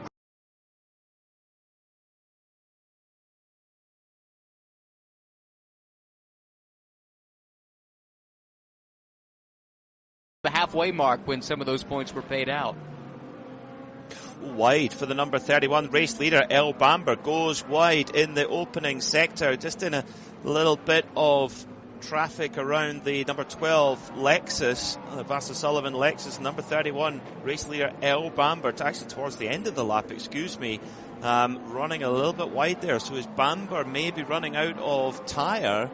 Well, he has about 30% of his usable energy remaining, so he is deeper into the stint. So maybe, Ryan, is El Bamber starting to struggle with the front end of that Cadillac? It's possible. I would say it's worth noting that we started this race under overcast skies, and that's largely the way that it's been run. But relatively recently, some of the cloud cover has started to break up, and we do have sunshine overhead, and I'm wondering if maybe some increased temperatures, track temperatures right around 91 degrees Fahrenheit, by no means scorching, but around as warm as we've really seen all day, even though we're getting later in the day, and it seems like it's starting to climb once again now that the sun has come out. Maybe that has a part to play in some of in a potential tire wear issue for the 31, or perhaps it was just an anomaly. I suppose we'll find out. Keep an eye on those lap times as Earl Bamber leads by 6.8 seconds. But that miscue, Peter, does mean that Marco Wittmann has closed in somewhat. Now just 6.8 seconds, as I say, behind when it had been around 7.5 seconds. Yeah, 6/10 went away there for El Bamber with that little mistake as they come through. Is it going to be a first win since Petit Le Mans 2024, or is it going to be yet another win for Acura? I mean, at the start of the season it was very much a Porsche benefit with them winning the first 4 races in a row. Then it became the part of the Acura. 2 wins on the bounce for Acura, and then their last race won by BMW. So Cadillac, who, I mean, when you think back at the previous era of IMSA with the DPI, Cadillac were they were the definitive manufacturer of that era. In GTP, they've had lots of success as well, but here in 2025, it just has not fallen their way. Doesn't mean they've not had a quick car. They've had a quick car on several occasions, but does it speak to the point that we're in the most competitive era of IMSA we've ever seen? Yeah, I think so. The margins are so thin.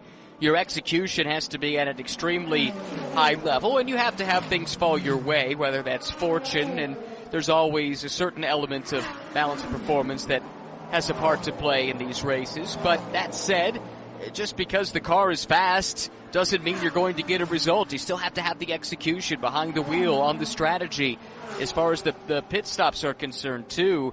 And too often this year, when the opportunity has been there for the Cadillacs, they haven't been able to capitalize. Although it is worth noting, I think the first third of the season, I'm not sure they really were there entirely on pace. Some of that you might attribute to the fact that it's Wayne Taylor Racing's first year back with Cadillac after a few years away, and actually Wayne alluded to that with Arjuna pre-race. But definitely as we get into the second half of the year, the pace has been there, even if the results haven't necessarily reflected that. Yeah, I think that's a very fair point. It's pit stop then in GTD for the number 12, Vassar Sullivan Lexus, running just in the fringes of the top 10 at the moment. Parker Thompson brought that car in, full service from the Vassar Sullivan crew that have run this Lexus RCF for so many seasons.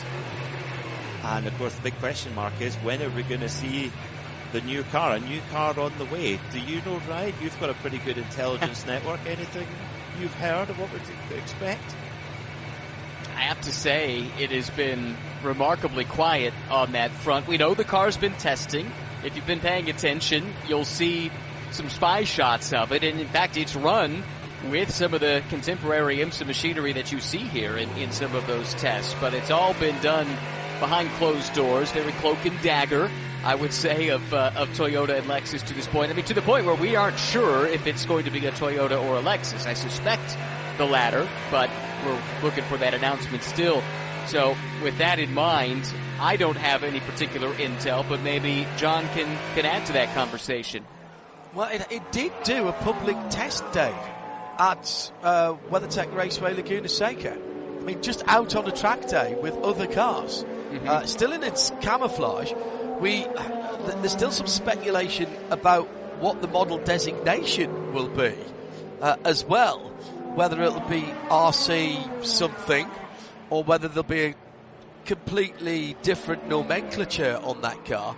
Toyota Lexus have been very canny in leaking spy shots and videos of it testing in various different places, including at their own facility at Fuji. There's a road car coming down the pipe as well, and that car, or at least something closer to a production version of that car, was seen at the recent Tokyo Motor Show. But there's still more questions than answers, I think it's fair to say.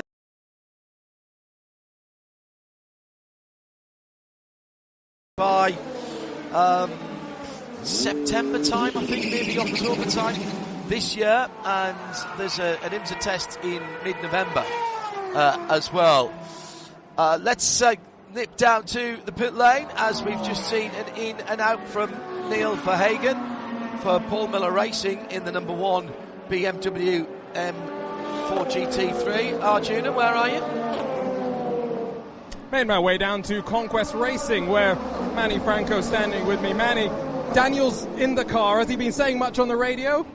No, you know, Daniel, he's really focused on just being able to keep the Corvette behind him right now, because I can see that the Windward team has the other Corvette in front of them, so keeping him behind is pretty important, but Daniel's just staying focused.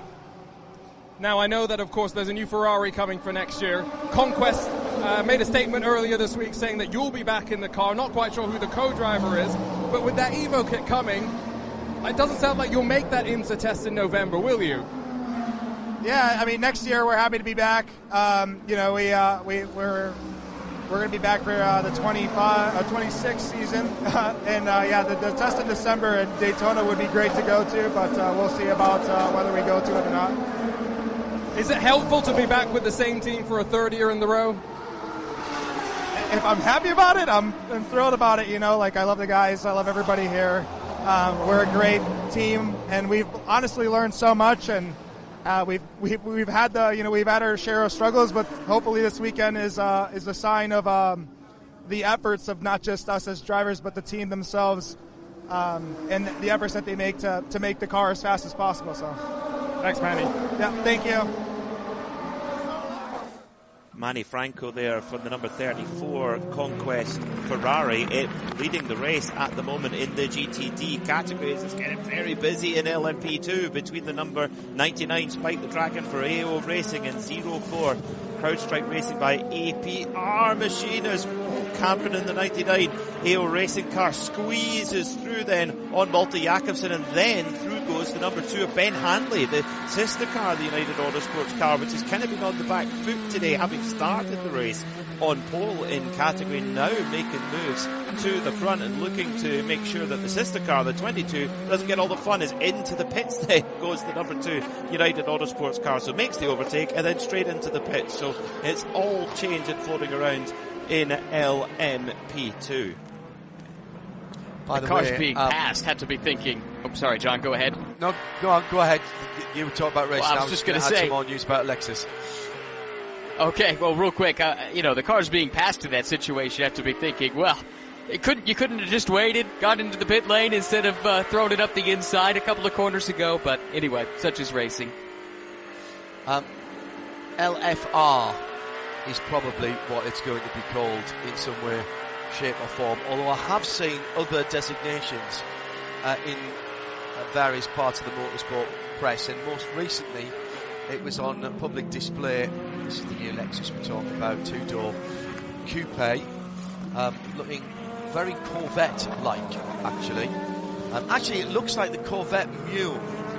It's got a much flatter back than the current Corvette. Still, obviously, looking to be a front-engine car, but it looks like the Corvette Mule when they had the mid-engined Corvette under development, and it was actually in a Holden Ute, in a Holden small pickup truck. It looks a bit like that. I'm not sure we've seen the final iteration of that.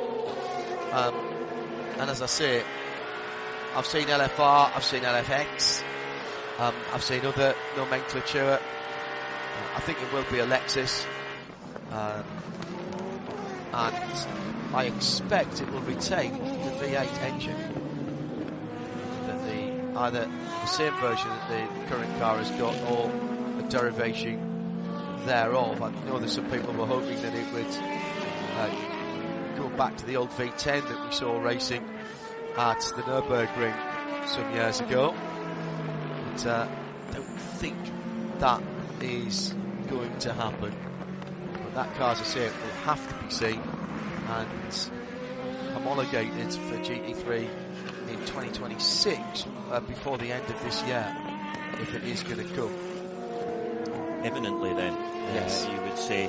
Looking at the telemetry for the GTP cars, this is something that you can get the same information that we have here in the Ford Racing Global Broadcast Centre. Go on to imsa.com/GTP-telemetry, and you can see exactly how much usable energy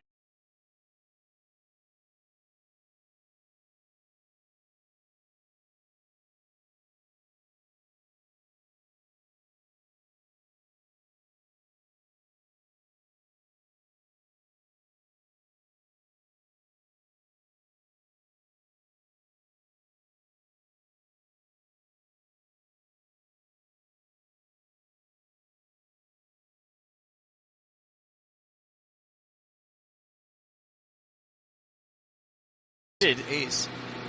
Sorry, Ryan. The only good news is he was next to the pit lane. He is in the pit lane now, and he hasn't been out that long, Ryan. Right, that's it. What I was going to say. Only 16 minutes ago, I think that pitted, and we got a glimpse on our monitors, at least, of the field coming down Holman Boulevard, and it did look like this car was off the pace. It was losing a lot of ground, and I even saw a few GT cars go by. So I think right now, although this looks like it's just tires and fuel, only on the right side, though, so maybe it's a puncture. Maybe that's the issue. Hopefully it's nothing more serious than that.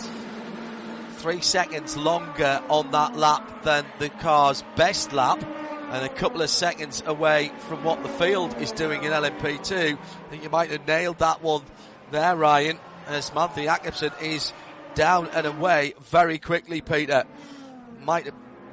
Now, was there contact? Oh, there was contact, but that was two different cars. That was the number 3 Chevy Corvette with Alexander Sims at the wheel, and the number 99 Dane Cameron driven AO Racing LMP2 car. So again, we're starting to pick up a bit of feistiness, Peter Mackay. Yes, we are.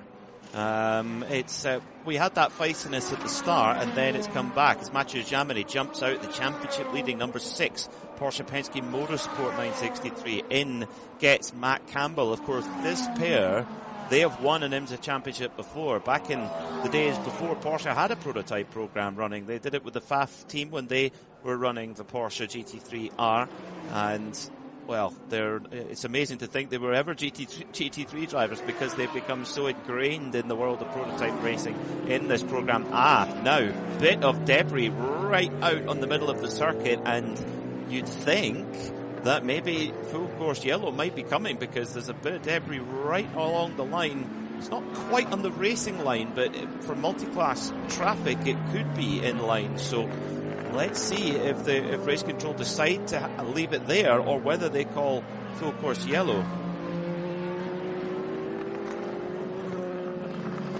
All of the front-running GTP cars. Would you call it, Ryan? Sorry, Peter. Well, I think they're going to have to consider it, definitely, as you point out, for multi-class racing. And all of the GTP front-runners are due pretty soon anyway. They're between 55 and 58 minutes into this stint, with energy remaining between about 5 and 9, even up to 12% in a couple of instances. So this isn't an awful time for them. If they think a full course yellow could be coming, go ahead and tuck in now and try and get out in front of it. Well, maybe that was what the number 6 Porsche Penske Motorsport crew were thinking when they saw that bit of debris there. Maybe go in ever so slightly earlier and try and get that jump, so when the full course yellow came, or if it comes out, then they will get the benefit of it. But we stay green for now then, as the number 31 Earl Bamber Whelen Engineering Cadillac heads into turn 1, leading by 8.4 seconds. Let's go down to the pits though. Arjuna Kankapari has an update for us. Ran over to the CrowdStrike by APR 04. Grabbed Toby Sowery. Toby, do you know what happened? Why the 04 has got a puncture? Yeah, we had a front right puncture. We're not sure why, but we're looking into it. We're going back through video footage to make sure if it's a contact debris or just a failure. Yeah, we don't think it's a failure of some sort, so we're just finding out why. You've had your couple of years of experience in the road to Indy, had the chance to come and race here. How special is it to come back to the Brickyard? Yeah, I've been here a few times, and I've been to the 500 a few times, and it's always a special place. It's such a grand stadium. It's my home race this season as well, so to actually race here in the P2 and IMSA, it's just incredible. It's a great track, lots of traffic for this short layout, but that makes it interesting, it makes it difficult, but it's a great venue, and I think everyone should attend if they get the chance. How difficult was your stint with that traffic? Because this LMP2 battle has been crazy at the very front. I think it was as difficult as everyone else's, but it's something that goes back to the karting days, starting at the back and turning through a field. It's very similar to that, so I enjoy it. The more overtaking and fighting you're doing, the better the race is, even for the fans. So I like it. Thanks, Toby. It does sound like any sim racers out there need to practice their last to first challenges just that little bit more. Toby Sowery, a very, very impressive young man. In the single-seater world in Indy Next and in the fringes of IndyCar, but has put in some of his very best performances in sports cars in that CrowdStrike LMP2 machine. We're going to see a lot of GTP pit stops very soon, I think, Ryan Marine, because everyone's just running on virtual fumes at the moment. Right, which is why I thought they would maybe preemptively come in with the threat of a full course yellow. I think at this stage we're pretty confident that debris is not going to be enough to do it, but what we were looking at was the front runners were going to need to do 2 stops anyway. There was no way they could stretch this virtual tank, to make it a one-stop race. So that's kind of the position they find themselves in. A few of the outliers, though, down the order right now, but only with 1 stop left to do, would be the 10, which is Ricky Taylor down in 10th, Nico Muller in the 85 as well, the JDC Miller Motorsports Porsche. And here we go, front runners are in the pits, Peter. Here comes Earl Bamber from the race lead. Yeah, the number 31 Whalen Engineering Cadillac that's ran towards the front of the field for the majority of the day with just 81 minutes left on the clock. El Bamber hits his marks and the Action Express crew go to work, and it is going to be a driver change. That is Jack Aitken, who's preparing to jump in with the Scottish tartan on his helmet, part of his Scottish heritage. Trust me to spot that.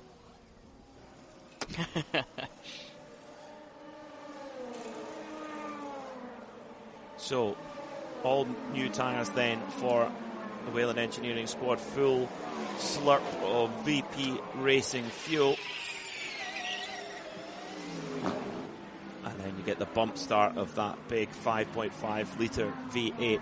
Great run for Lamborghini with their updated SC63 new rear suspension, which the drivers have commented a lot on how it's given a lot more grip and stability from the rear of the car. They have pitted from 4th position.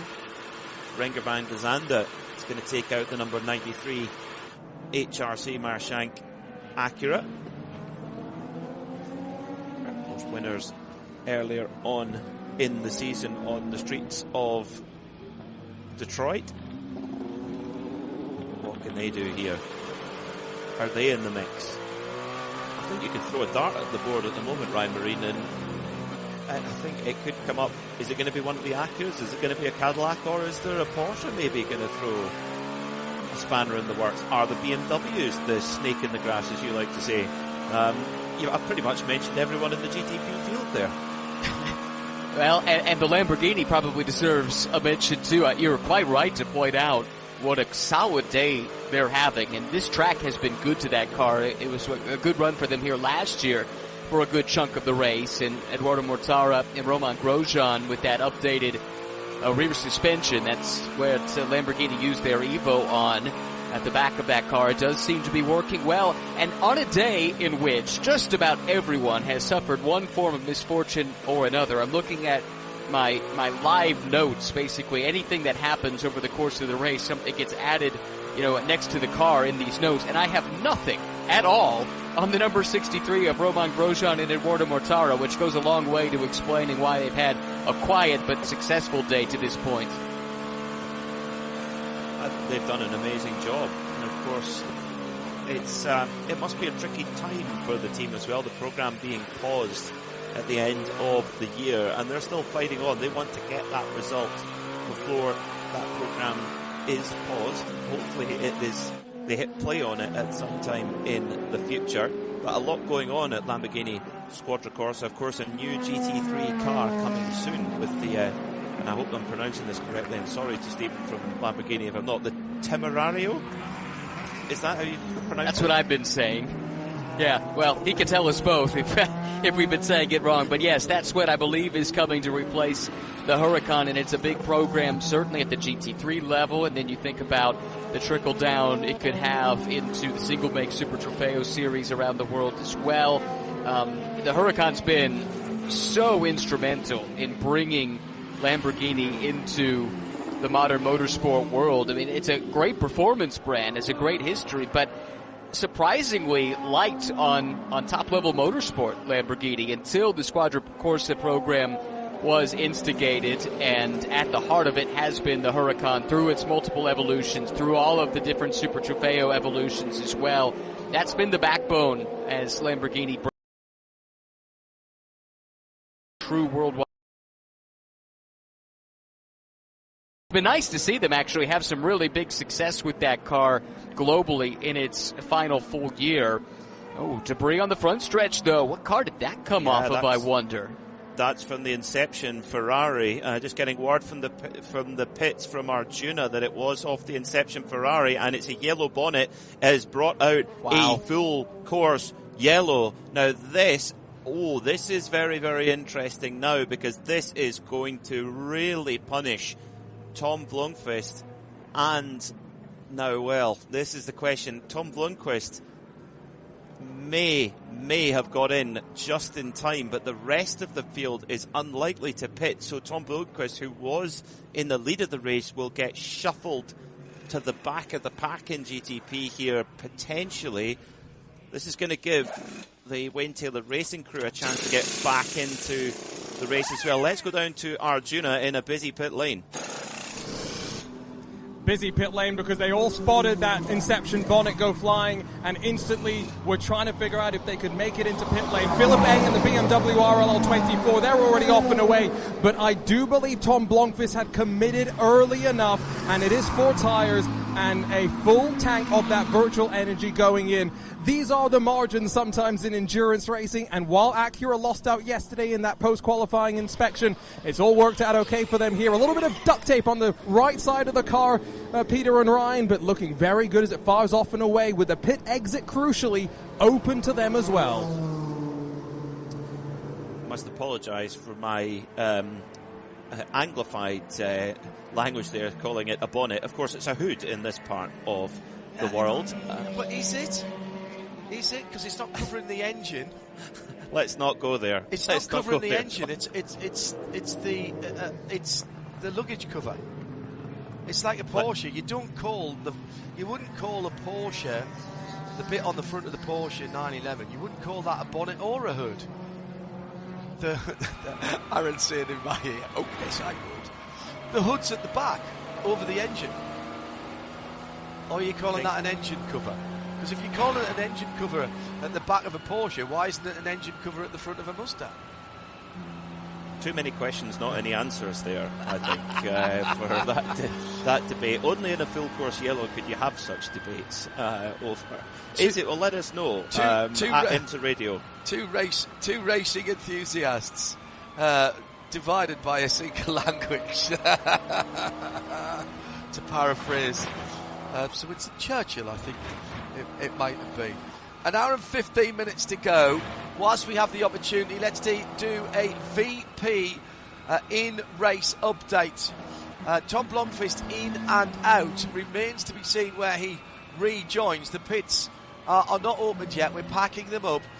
So Cadillac 31 is probably going to be the leader when they come across the line for Jack Aitken. Then BMW number 25 from the 93 Acura, Renger van der Zande. Matt Campbell in the championship leading number 6 Porsche Penske Motorsport 963. In the top 6 made up by Roman Grosjean. But everybody, this is going to basically put everybody on the same strategy, I think, because we are getting extra laps. In LMP2, United number 22, from TDS number 11, from Riley number 74, just checking to make sure they're all on the same lap. Yes, they are. From Inter Europol, and number 43 from Ben Hanley in the second United car, from Dane Cameron, from Logan Sargent, who'll be into the end of the race now, I would think, for those of you asking for the PR1 Matheson. Now, I think, let's wait for that car to come across the line. Are they the first car off the lead lap in LMP2? Well, let's Ryan and Peter check that up. Actually, let's wait until they pack up, actually. In GTD Pro, Paul Miller Racing's number 48, Dan Harper at the wheel. From Mike Rockenfeller, still behind the wheel of the Ford Mustang. If Seb Prio will jump back in for the last run to the line on that car. Dragon Speed's Albert Costa in the number 81 Ferrari is third. Fourth, Lauren Heinrich. Been a great run for AO Racing. They've led the race and they are still in with a shout, as is Alexander Sims in the number 3 Corvette. That is a championship leader in GTD Pro. Top 6, Ben Barnegat, Vassar Sullivan, the Lexus. Didn't have the best of qualifying in either of their classes, as Tom Sargent's come into the pit lane. I think that must be emergency service for the Wright Motorsport 120. That's not worked for them at all. In GTD then, Conquest, the number 34, Daniel Serra leads for Ferrari. Winward Racing, Philip Ellis in the 57 car is second. Trent Hinman, Wayne Taylor Racing in third. So Ferrari, Mercedes AMG, Ferrari, Lamborghini rather, Ferrari in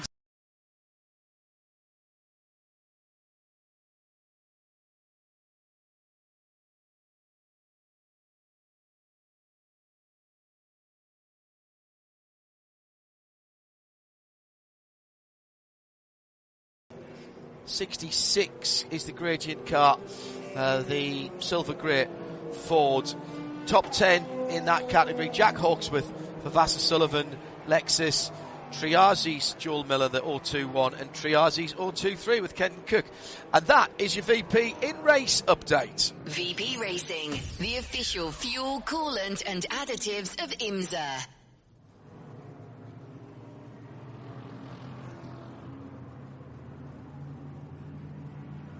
So an hour and 11 minutes to go then here at Indianapolis for the TireRack.com Battle of the Bricks. We're under full course yellow at the moment for a little bit of cleanup, including the hood slash bonnet slash luggage cover of the number 70 Inception Ferrari. But ground to a halt is the number 45 Wayne Taylor Racing Lamborghini. This is the car that won at Mosport a couple of races ago, and that looks like it's on the pit entry, Ryan.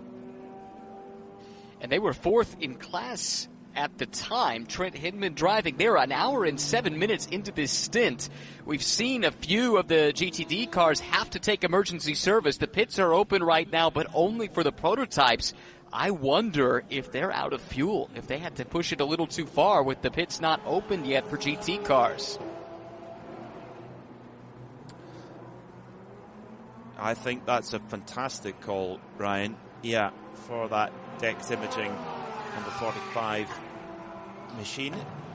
And that at the moment is, Trent Hinman on board. And sometimes, this can happen where a full course yellow can arrive at just the best moment ever and other times not. I mean, think back to the Rolex 24, that last hour. Quite remarkable. We'll come back to that in the moment. It's busy in the pit lane. Let's get down to Arjuna.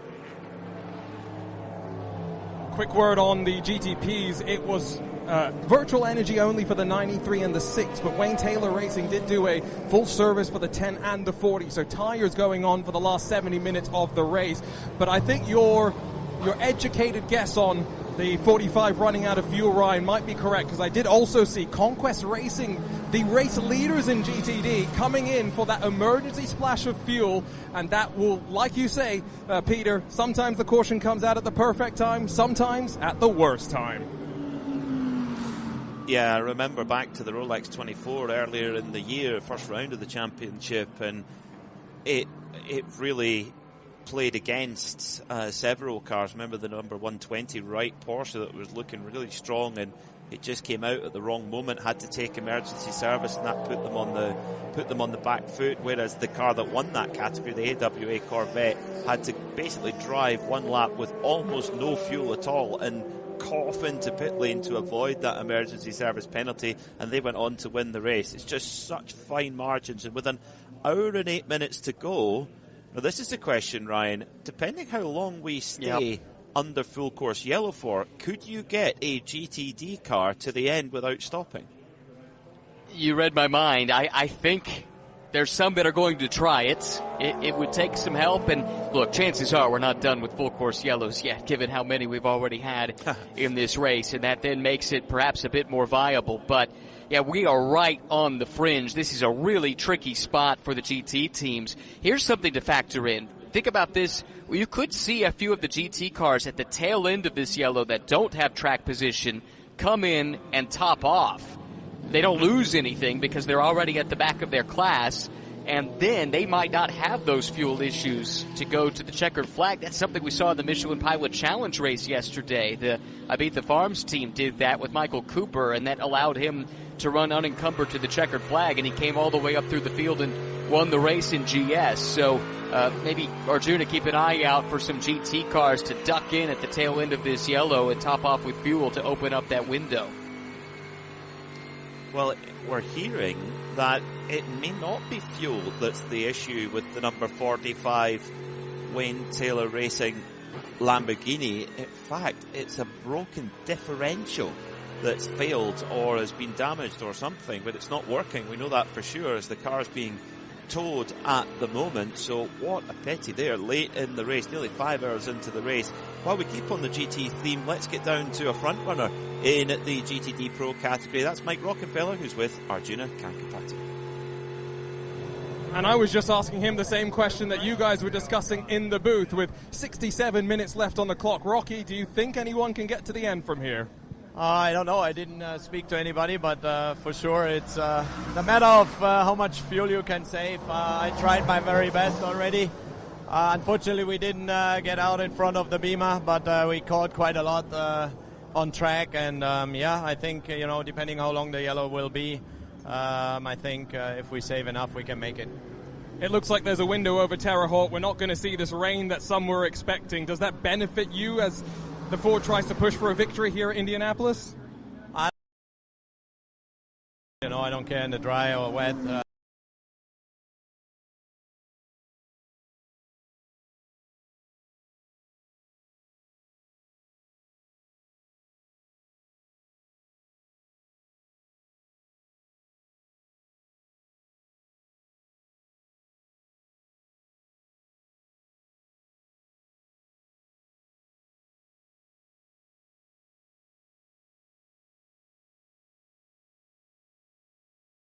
Fighting every race, and hopefully we can get a trophy. Thanks, Rocky. Thank you.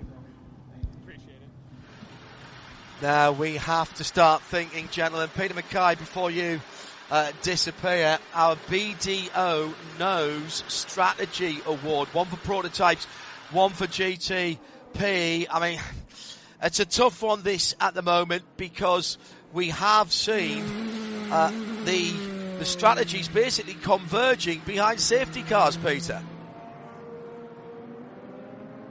To tell us the 04 CrowdStrike car spins behind the pace car. That was earlier. I think that was earlier today. Yeah, okay, no, that was earlier today.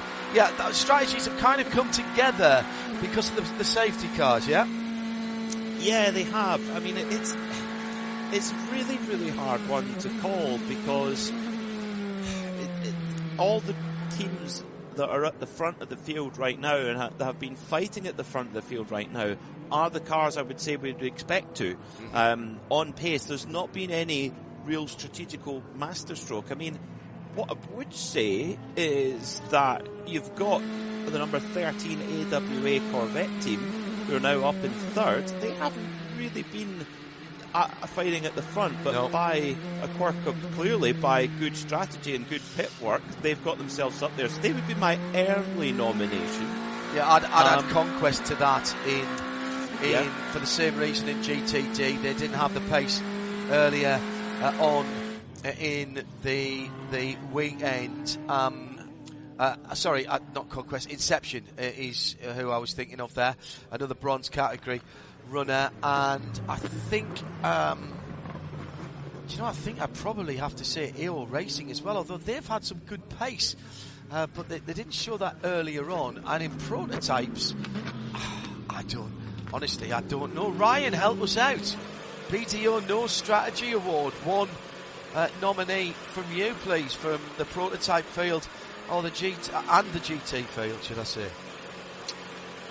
Yeah, there's a couple of things I was looking at. This is a bit off-piste, but in GTs, I was considering Paul Miller Racing and specifically the number 1. Now, they're down in 7th right now, and this may not factor into an overall result, but remember, they're in the fight for the Michelin Endurance Cup, and they played some clever pit strategy to make sure they scored maximum Endurance Cup points at the halfway mark.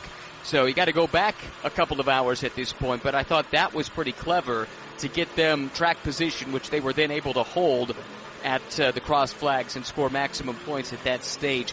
Prototypes, yeah, I'm still looking. I think the 60 car, this actually worked out well for them to come in just before this yellow, because that did jump them back up to third, and maybe what we're seeing right now could be a potential nominee with Louis Delatraz being called to the pit lane at the tail end of this yellow by Wayne Taylor Racing. That's what I was talking about earlier, a car that didn't have track position.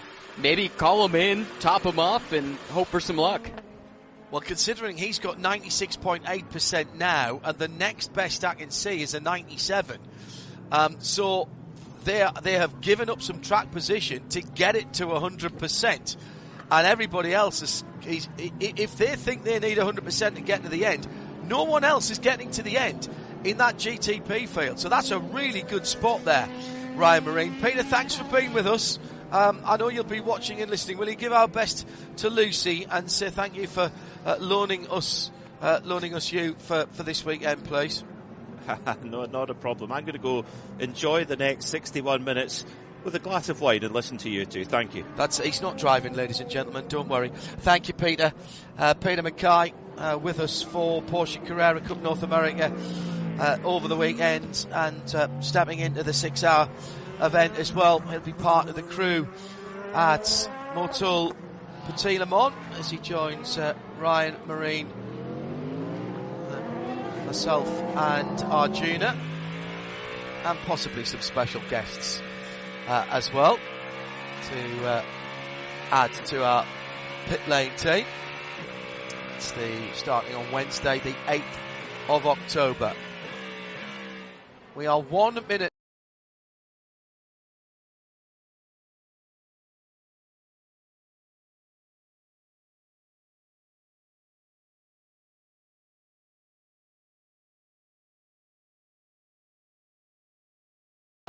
Started on pole, starts the last hour in elegant isolation. He's got a brilliant restart and pulled out almost a second on the rest of the field. I've not said this before. Sheldon von der Linden was caught napping there in the BMW, but he's not under pressure. It's the number 7 that's back in there. This is the Porsche trying to get his lap back. Felipe Nasser didn't pit. He's got only 72%, and he's trying to pick his way through the field at the moment. He goes past the number 63 Romain Grosjean, so he's now effectively 4th in line, and he is trying to race to get his lap back and try to maximise the opportunity should another yellow flag come out. That is a big ask for Felipe Nasser. We've not seen that kind of pace from any of the GTP cars to be able to absolutely smash the opposition, except for the Action Express run Whelen Cadillac in the front of the field, Ryan. Oh, and hang on, this is not a replay when you hear me saying this. I didn't record it and put it on a hotkey. Great battle going on in the GTD Pro between Lauren Heinrich and Sebastian Priaulx.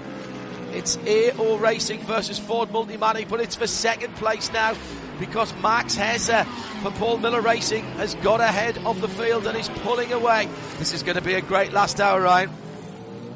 Whoa, that's a penalty big one. that could have some consequences in the championship in GTD. Points leaders, Windward Racing, pit lane Leading speed violation, leading the class, drive-through penalty. Comes straight into the pit lane, straight in, 1 mile an hour over, or 1 kilometre over, not sure which, but my goodness me. Yeah, +1. Oh my goodness me. And that is so unusual. I did see they had a warning before, but 1 click. It is 60 clicks in the pit lane, and he is going to start dropping, and this is a huge story. 10 hours of racing at Motul Petit Le Mans, the weekend of the 8th, 9th, 10th and 11th. Well, that's Wednesday through to Saturday at least. Back on the throttle, and that is going to push them way down the field, of course, Ryan, because the field was packed up. Right. All the more painful for Windward Racing. Here's the points as they run. The only good news is Casper Stevenson is not having a good day, but Kenton Cook is in podium contention right now in GTD and would jump to second place in points as they run within 163 points of the championship lead, which is still an awful lot to overcome, but it's not impossible, especially as you can see how quickly things could change in a WeatherTech championship race. Well, Casper Stevenson's points haul from this weekend is not changing because the Van der Steur Racing car, no, it's not the Van der Steur Racing car, is it? That'd be the Heart of Racing. It's the Heart of Racing car. And where's the Heart of Racing car? That, at the moment, in the hands of Tom Gamble, is in 11th position. Sorry, wrong Aston Martin there. Scanned the wrong column. And they're in 11th position at the moment. So he could potentially get further up the field. He's sitting 5 seconds off the back of Gradient Racing. But they are... That car is... Tom Gamble is a lap off the lead of the GTD class. So he's probably only going to get one position, possibly 2 positions back. But that said, every position is more points side by side. Porsche and Lamborghini. Once again, the 63 under attack. The 63 being the Lamborghini, and it's still side by side through turn 1, through turn 2, through turn 3, and then through turn 4, at least half of turn 4 and in through 5 and 6, and eventually the pass is made. And that again is a car trying to make back up. So now fourth in the line for that number 7 of Felipe Nasser. He is trying to race his way back onto the lead lap. I said he would find it difficult. Well, little bit of bump and run there from Grosjean on Felipe Nasser. Nobody's told Felipe Nasser, Ryan Marine, that it's going to be nigh on impossible to get through. And that's another Mustang. It's the 65 Mustang that is coming through. That is the least better placed of the car. And what's happened to Logan Sargent? Logan Sargent has dropped down the field. PR1 Matheson, a moment or two ago, showing moving slowly or stopped. And he's dropped a couple of positions, now running in 9th position in LMP2. 9 seconds behind Sebastian Bourdais. I think he's dropped off the lead lap in class. He has. So there's been a problem there for the PR1 Matheson car. It's all happening with 55 to go.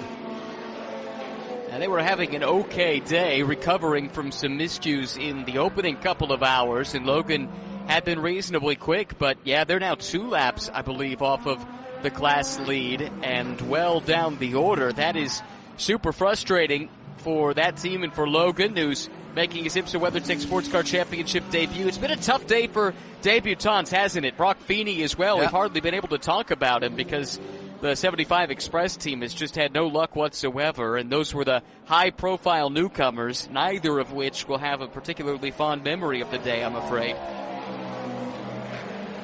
Well, I tell you what, there's not much fuel saving going on in GTD Pro at the moment. Fastest laps of their races last time around for Albert Costa in 4th in the Dragon Speed Ferrari. Alexander Sims behind him in 5th in the number 3 Corvette, and his teammate Nicky Katzberg behind him, and Conor De Filippi very close to that car's fastest lap of the race as well. So they've either been given the green light and said go, go, go, or they've just said, well, to heck with it, we're going to go for it anyway. Now, also, Joey Hand is trying to get back on the lead lap in the Gradient number 66. Was involved in developing that car, Joey, and he's trying to get back on the lead lap in GTD as well. So there's a number of drive backs through the field here, as we have just heard of another retirement. Give me that number again, Aaron, please, sorry. Finally, it has come through that the ERA Motorsport car is an official retirement for David Hannemar Hansen, Ollie Jarvis. Sure, Ollie Jarvis got in the car, actually, and Toby Lutke. Right, back to the front of the field. Tom Blomqvist, 3rd position. Looking down the front straight, he can just about see Sheldon van der Linde in 2nd position, but van der Linde is certainly got target acquired now on the leader, Jack Aitken, Ryan. Yeah, certainly has. Van der Linde has been let loose here to try and chase down that Cadillac. And, you know, the BMWs they might not have flexed a whole lot of muscle this weekend. They didn't win the press release in practice. They were kind of middle of the pack in qualifying, but throughout this race, they've just been slowly but steadily chipping away. And right now, Sheldon looking awfully strong in second place and making some inroads on Aitken.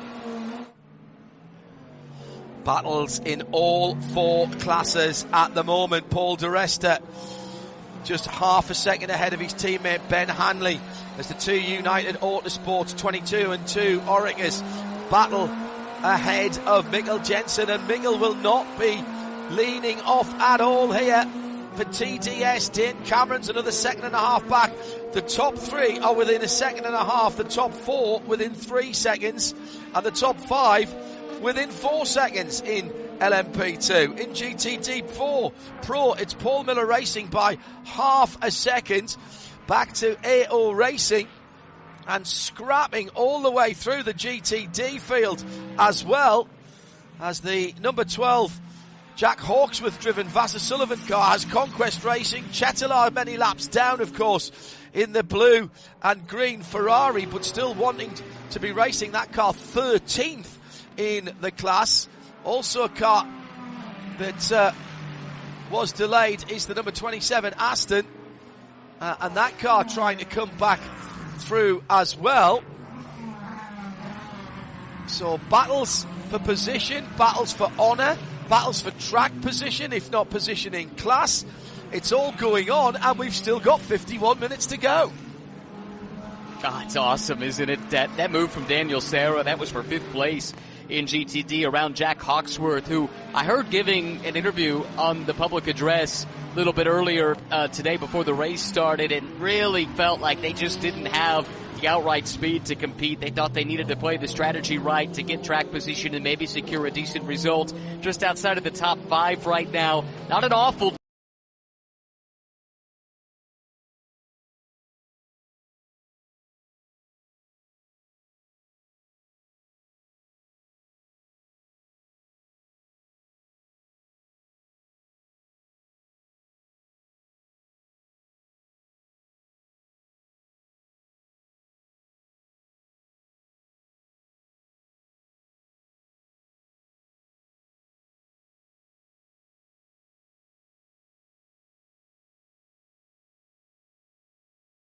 got caught out by that red light at the end of pit lane. For the fans that notice, we don't like to just stop at the end of pit lane. That's a rule in IMSA that if the safety car is on the front straight, you have to beat the safety car out if you come in under caution. So we got caught out by that earlier, but 5th isn't too bad. Jack's doing whatever we can. I mean, we're just clawing at something today. It's been a rough weekend, but love to come out of here with a top 5. And obviously with the Windward Racing speeding penalty, the championship still within grasp in this last hour, but heading out to Petit Le Mans as well. Does that give you a little bit more motivation heading out of Indy?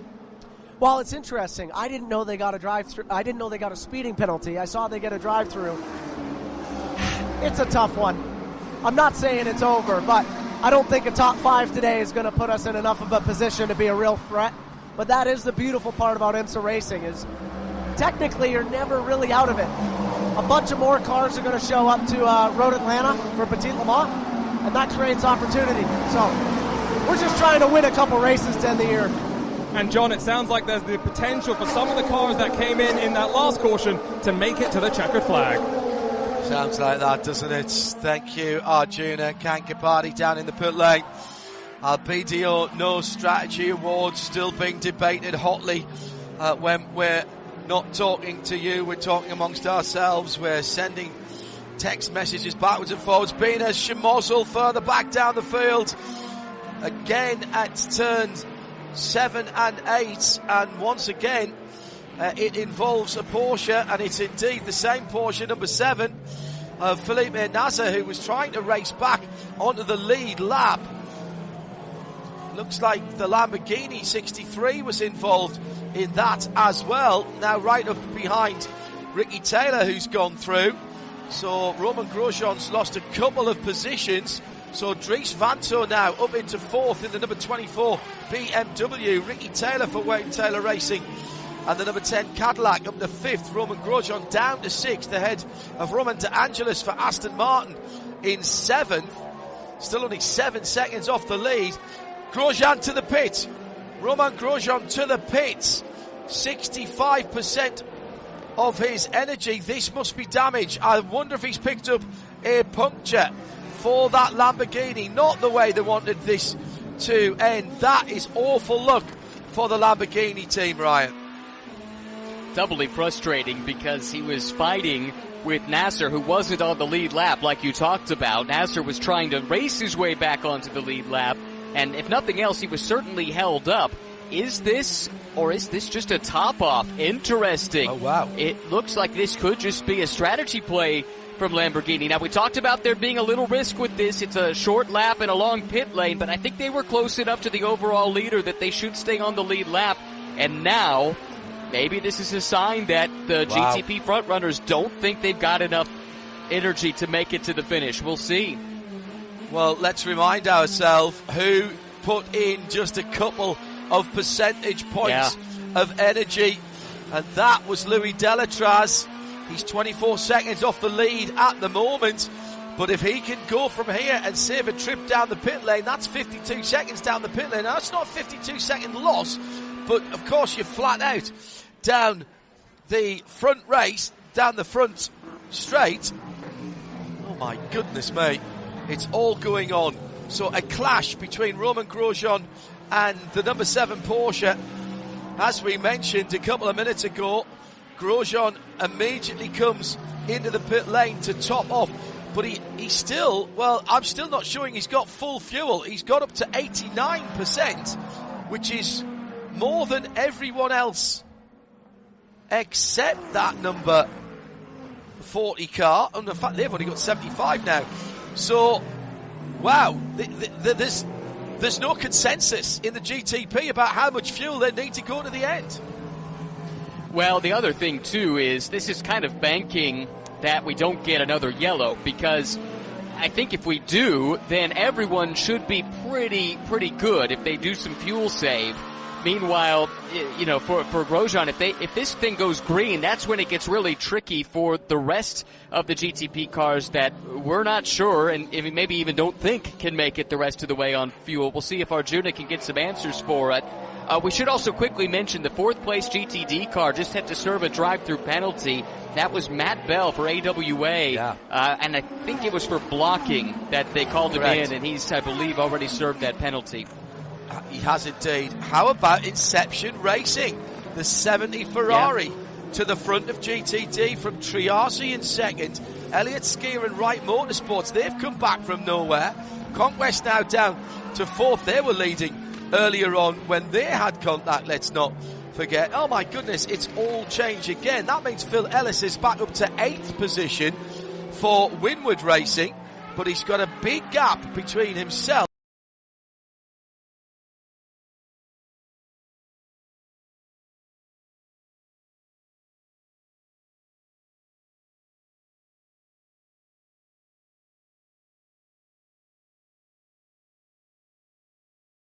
or bonnet or engine cover or whatever that came off of that car that caused the yellow.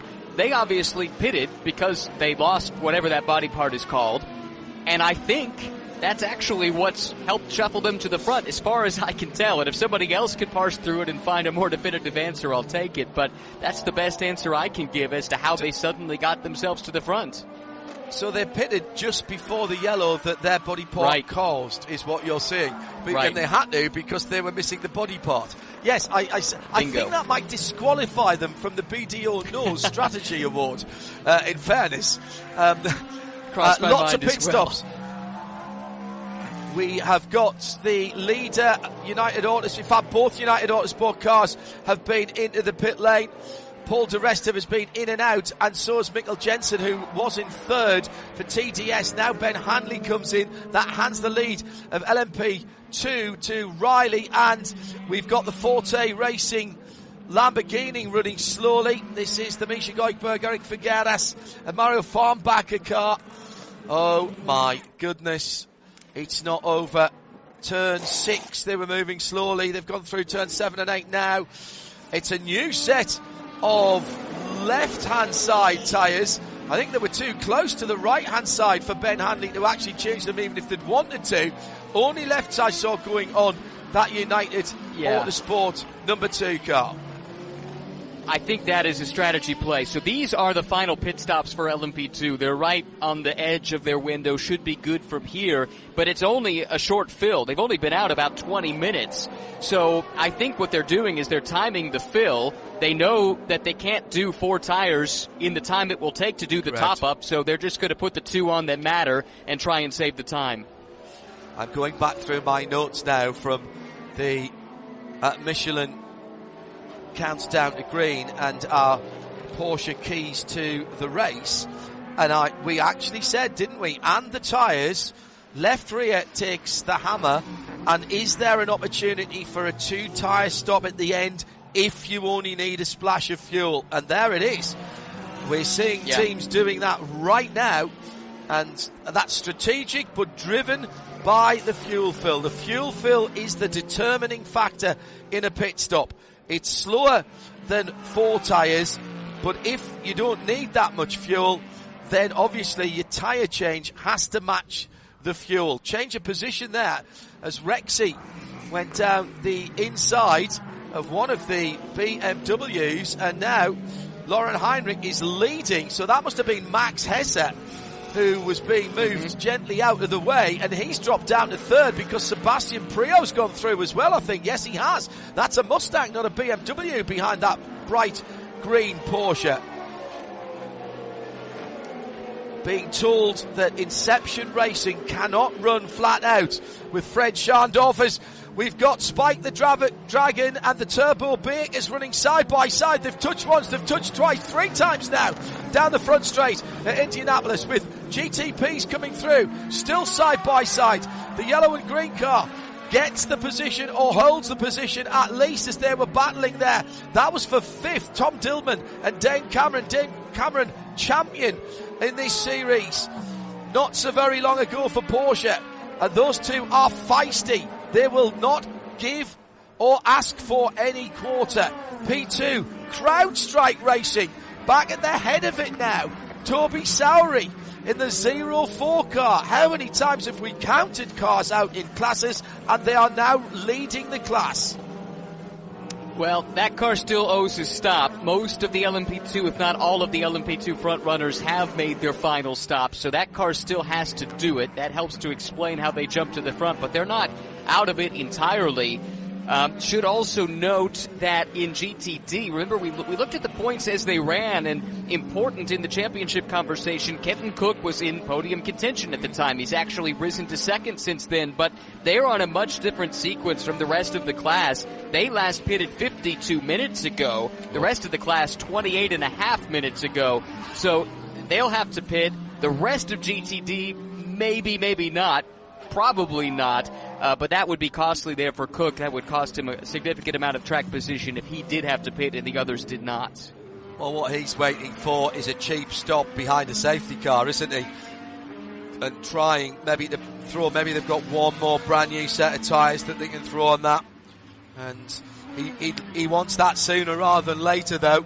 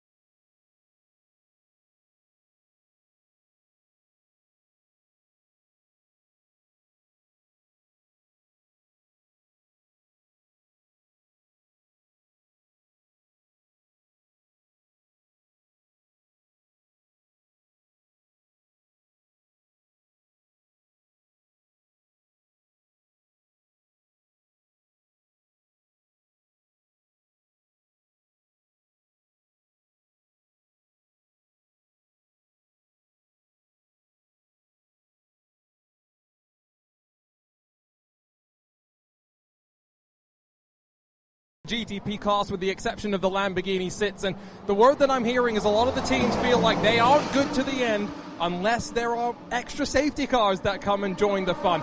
They may be anywhere from 5 to 10 minutes short, and this is very reminiscent, John, of what we saw at Watkins Glen, where, remember, there were cars that barely made it to the line with their virtual energy tanks. Yeah. Just in GTP, where we've got all of the relevant data, our leader, Jack Aiken, 56.9% left. Sheldon von der Linde in second, now a second and a half back, 54.6. Tom Blomqvist qualified on pole, started at the back of that field, 60.8. Dries Van Toor, BMW, in fourth place, 57.9. Roman De Angelis, 49.3. 55, actually 54.9 now. It changes. I'm watching for sixth place. Ricky Taylor in the Wayne Taylor Racing Cadillac. 59 also for the next car back, the Acura of Renger van der Zande. 56, 55, 62. 75 for Roman Grosjean. But he is right on the end of the lead lap in that number 63 car. So he has to find some pace and hope that other people have problem. And the change in GTD Pro as Seb Priaulx has absolutely raced his way back. He did a brilliant job before handing over to Mike Rockenfeller, and now he's just gone by Lauren Heinrich. And the 64 Ford Mustang Multimatic machine has gone through. Sebastian Priaulx leads. Andy and Joe, his mum and dad, if you're back in the Channel Islands, I know that you will be watching this right now, and you will be pacing around, fingers, toes and everything crossed, as Sebi, as he's known to the family, is watching on. They are watching on as he leads the motor race again. Ford have had a cracking run of results recently with the Mustang, pulling results this weekend, in fact, in some of the European GT Championships. Took the first NLS win in 10 years for Ford, and the first ever by this version of the Mustang. It's been a good 2025. And the gap has opened up, 0.8 of a second now. And here comes the GT Corvettes as well. These guys have had issues before, let's not forget, as EO Racing continues to drop down. And all of a sudden, Lauren Heinrich down in fourth position, possibly going down to 16th. He's gone wide. Now, did he get a helping hand there at the turn 12, 13? Nice move down the inside by Seb Priaulx. There was contact coming out of the turn 6-7 chicane, 8-9 chicane, excuse me, and that's where all the momentum was lost for Rexy.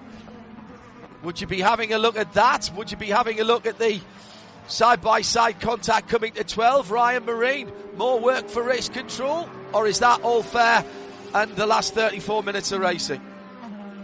Well, I think you have to look at it, certainly. I'd also look at the grill of Rexy. That's a lot of grass that's been picked up there, and still nearly 34 minutes to go in this race.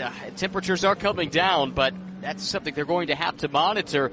Yeah, I don't know. I think with the battle with the Corvette, I'm not sure I saw a whole lot. Maybe we'll get another look at it right here, actually, coming back up onto the south chute of the oval. And yeah, look, they're leaning on each other, but this is for position in a major WeatherTech Championship race. And I don't think the contact had anything to do with the car going wide, unless you saw something I didn't.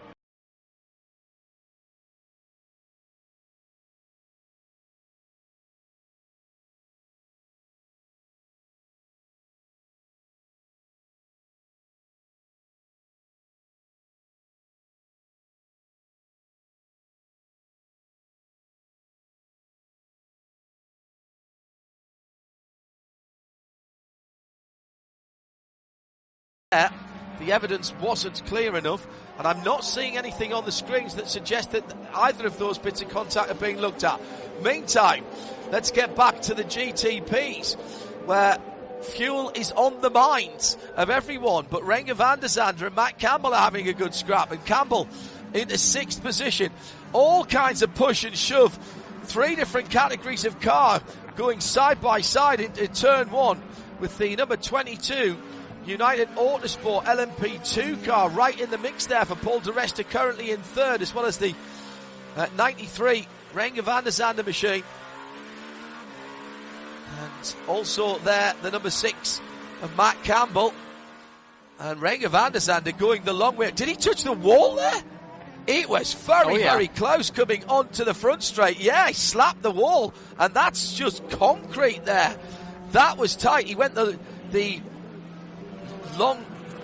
long way around the BMW and hit the grass, and van der Zande in the wall. Now, what did I say? The only incident that I thought might have been penalised for the Rexy 77 was if he'd been hit from behind, and Nicky Katzberg was the number 4 Corvette behind him, and that has been called. I have to say, I couldn't discern that from what we saw in terms of the actual hit, but just the way the Porsche jumped off to the left, I think that's what made me think that. So that is what's being called. Incident responsibility, drive through. So that shakes up GTD Pro again. Seb Priaulx still leading by 1.2 seconds from Max Hetzer now for BMW in second. Dragon Speed continue their great form in third. The 81 Ferrari with Albert Costa. Then the championship leading Corvette, that is still in the fight, ahead of Conor De Filippi by a couple of 3 seconds. That's your top 5. Oh, this is just completely bonkers.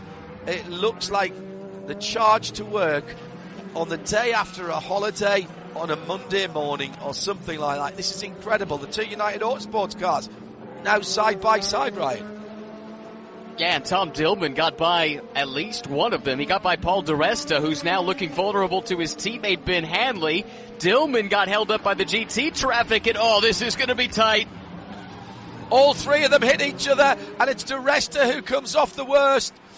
He was on the outside of that, but all the 3 of them were leaning on each other. Pick the bones out of that, and the 34 Conquest car goes around. Daniel Surra, 4th in GTD.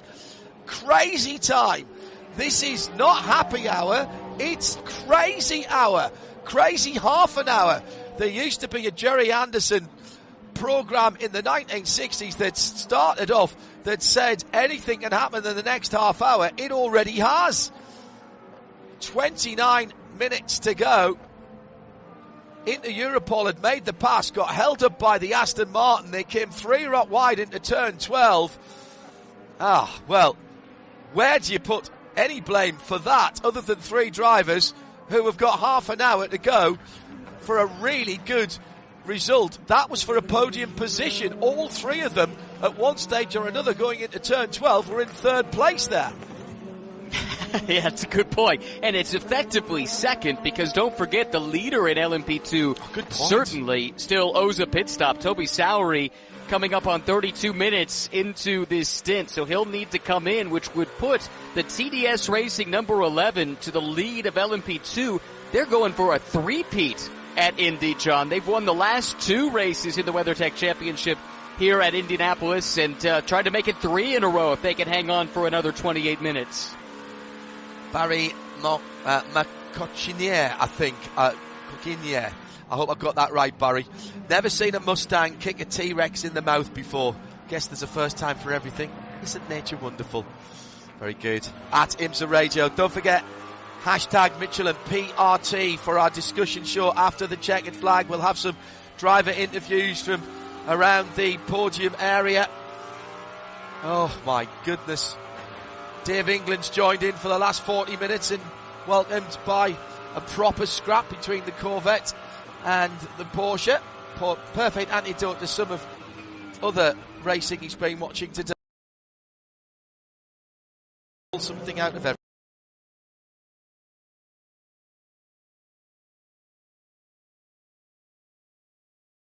Cadillac Whelen. Let's do our last VP racing update here. Whelen Cadillac by nearly 2 seconds now. Number 31, the mostly red car, ahead of Sheldon van der Linde. Another good result for BMW. coming their way. The 25 car in second. They're second and a half ahead of Tom Blomqvist, who's been up and down the field like a yo-yo today. Say that for most of the GTP cars. Top 3 in LMP2 as it stands. CrowdStrike Racing, possibly owing us a stop, we believe. And then it's Mikkel Jensen, TDS, Tom Dillman into Europol. Ben Hanley, now the better placed of the 2 United Autosports cars. That 3-car problem in LMP2 under review, by the way. Seb Priaulx leads in GTD Pro from Albert Costa by about a second and a half. Race control looking into Europol and the 2 United cars coming together into turn 12. Then it's Max Hesse, Paul Miller Racing. They're the top 3 in Pro in AM. Fred Schandorf for Inception won't get to the end, we believe. Could leave Kenton Cook in the box seat there for Triazi. He's in second, Elliott Skier third, and Robbie Foley might yet end up on the podium for Turner Motorsport. Phil Ellis now in 7, and there's another off, and it's the number 2. It's the other of the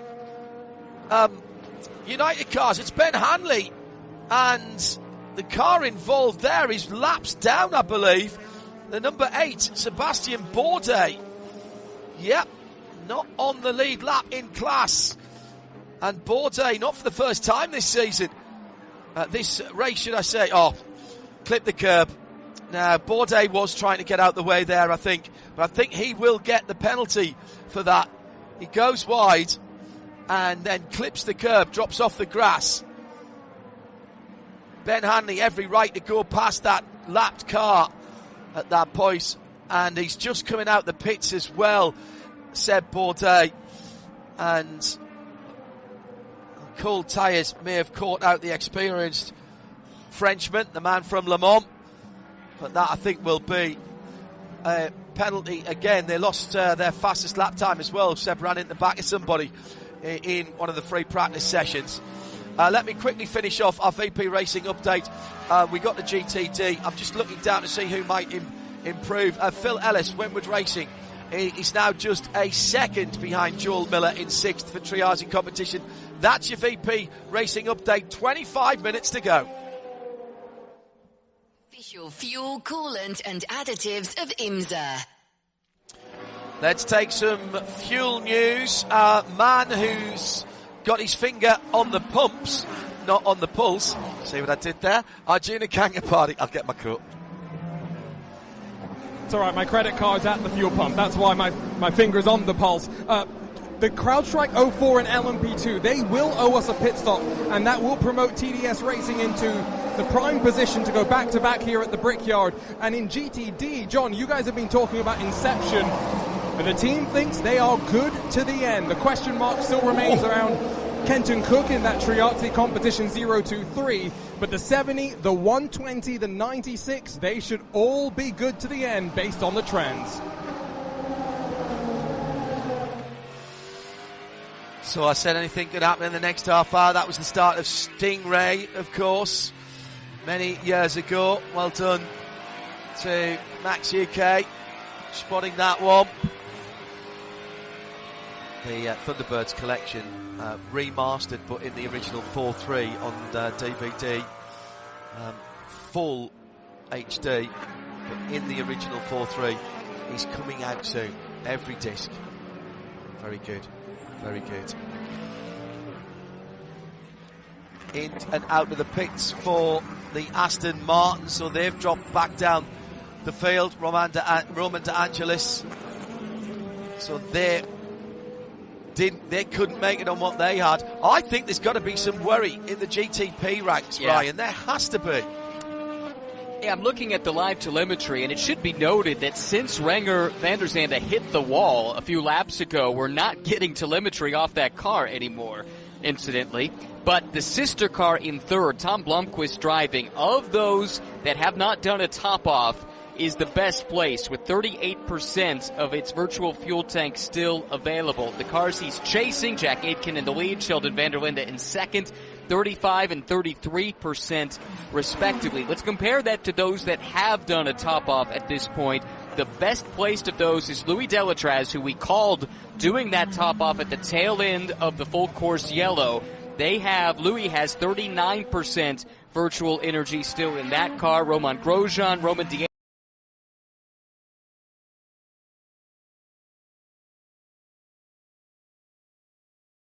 in their virtual tank. Right, the last two incidents that we've been describing for you. First, the three LMP2 cars, the Inter-Europol number 43 and both the United Autosport cars reviewed, no action. The United Autosport number 2, Ben Hanley's car, and the Seb Bourdais Tower car reviewed, no action, incidental. Right, okay. That is interesting. I suspect that United won't be overly happy about that, having a car that was battling for a podium position taken out by a car coming out the pits on cold tyres. But Race Control have more views than we do. We knew that they were going to be looking very closely at everything, and as we always say, we want the right decision, not a quick decision. They have reviewed that, and that is their findings on both of those in the last half an hour of this race. Logan Sargent into the pits for PR1 Matheson Motorsport, the number 52 car. He'll finish this race. Possibly not the result that Logan's had, but he's put in some good times there. I think he was quickest in the car, certainly earlier in the week, Ryan.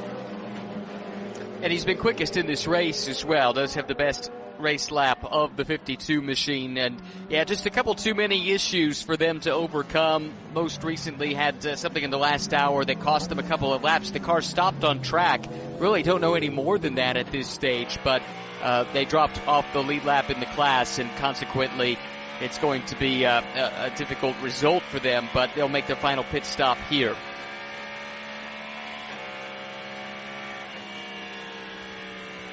That's a big lift. Yeah. For the Cadillac number 40 going into turn 1. A huge amount of lift and coast for Louis Delatraz. He, other than Roman Grosjean and obviously now Roman De Angelis, has by far the best in terms of energy. If he's lifting and coasting that much, there is not a chance that Jack Aitken, with 4 or 5% less in the tank, can make it to the end. We've got some people out there. Sheldon van der Linde is on 28%, 27% for Ricky Taylor. We could be seeing cars chugging to the line here. What's the lap times at the moment? 19s, 18s. Okay, everybody's picked a time. There is traffic out there. It's traffic affected. The yard of bricks awaits the winners in class. It is a tradition of some standing here that winners get to kiss the yard of bricks. That yard of bricks, by the way, not just on the front straight, it stretches all the way through pit lane as well, and straight back through the gates and down into the paddock part of pit lane as well. And there's history in every one of those standard house bricks that are there, commemorating the fact that, of course, this place is known as the Brickyard because, and Ryan, you tell the story. You're the man from Indianapolis, for those that don't know. Well, when it was built, the track was built in 1909. It was originally a crushed rock and tar surface, which did not prove very popular. And so before the subsequent year, it was replaced by roughly 3.2 million paving bricks, many of which are still under the now paved asphalt on top of the racing surface. And it's, definitely an iconic part of this track. And you mentioned the Kissing the Bricks tradition. That actually dates to NASCAR. I don't think a lot of people realize that, but that was Dale Jarrett when he won the 1998 Brickyard 400 that started that tradition. And now anyone who wins a race here at Indianapolis follows in his footsteps. Sheldon van der Linde and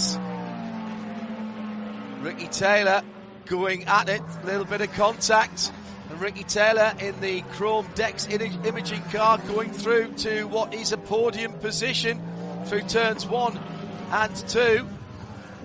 And it looks like the BMW pace is falling off for Sheldon van der Linde. Or is he just saving fuel? He's got his teammate Dries van Schoor behind him now. Ricky Taylor with 22.6. Along with Nico Müller in the number 85 JDC Muller Motorsport Porsche at 21.8. They are the worst off for fuel. So Ricky Taylor, I don't think he's bothering about saving at the moment. Push them. He's going to push him. This is interesting. Is he going to push these guys hard enough that Louis Delatraz, his teammate, can stay out and come up through the field? I think that has to be what they're thinking at this point, because of those, again, that have at least done a splash, the best placed is Delatraz down in 9th. So I think you're spot on. I think they've turned the other car loose, the sister car loose, to try and force the issue. Quick correction, I said 98 Rickyard 400 for Dale Jarrett. It was really 96. Just wanted to make sure I got that right. But nevertheless, more importantly right now, I think you're spot on the strategy. Remarkably, Jack Aitken is an hour and 4 minutes into this stint. He's done 43 laps. Now, a lot of them have been under yellow, but he's got to be getting down to the wire, and it's marginal if he can make it much further. Yeah. 20 past the last hour. So yeah, an hour and 5 minutes, an hour and 6 minutes now. Started at 19 minutes and 43 seconds past the last hour.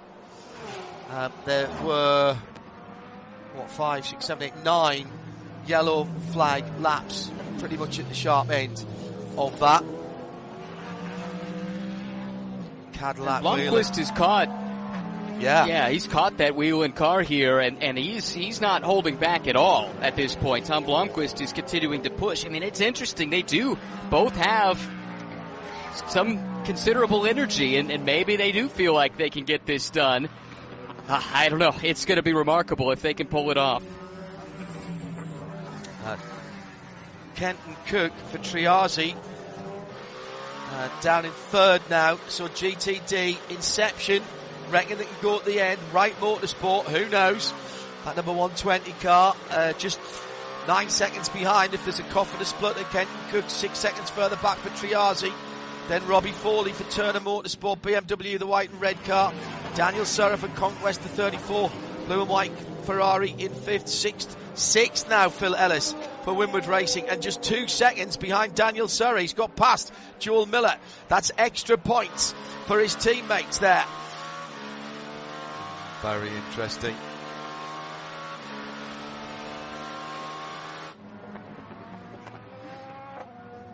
23% and 24% at the front of the field, then 17% left. This is going to be a nail biter. How hard do you push? How hard dare you push? There'll be a lot of radio chatter at the moment. Teams talking to their drivers. There's a fuel readout on the screen that gives you a number, and they'll be asking them to hit a number per lap, or at the end of each lap. They're weaving through traffic.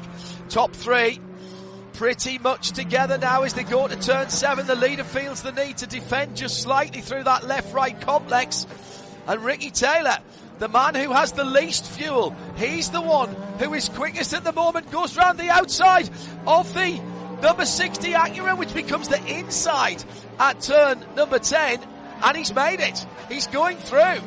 He's into second. He's 3/4 of the way past. Down into 12, he'll make the pass stick, and he does. That chrome blue car has the least amount of energy left. They've made 7 pit stops to 6 of Tom Blomqvist and 5 of Jack Aitken.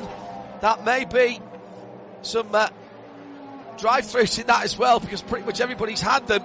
That's given Cadillac Whelan and Jack Aitken just a little bit of breathing space. 1 second as he goes across the line. Ricky Taylor is racing to the front of the field.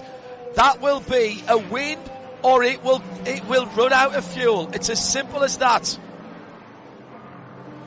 Well, they have nothing to think about from a points perspective. They're just out to go chase trophies at this point in the season. Do want to quickly cover off a couple of things. Number one, the 99 car that was running in the top 5 in LMP2 that spiked the Dragon with Dane Cameron just was given a drive-through penalty for incident responsibility with Daniel Serra, 4th place car in GTD.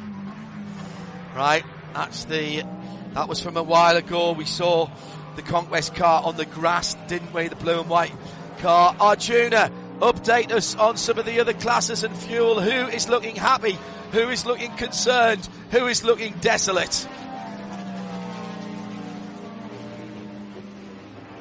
And I've talked to somebody inside of the 31 camp who has said that if the 60 is good on energy, they'll be good as well.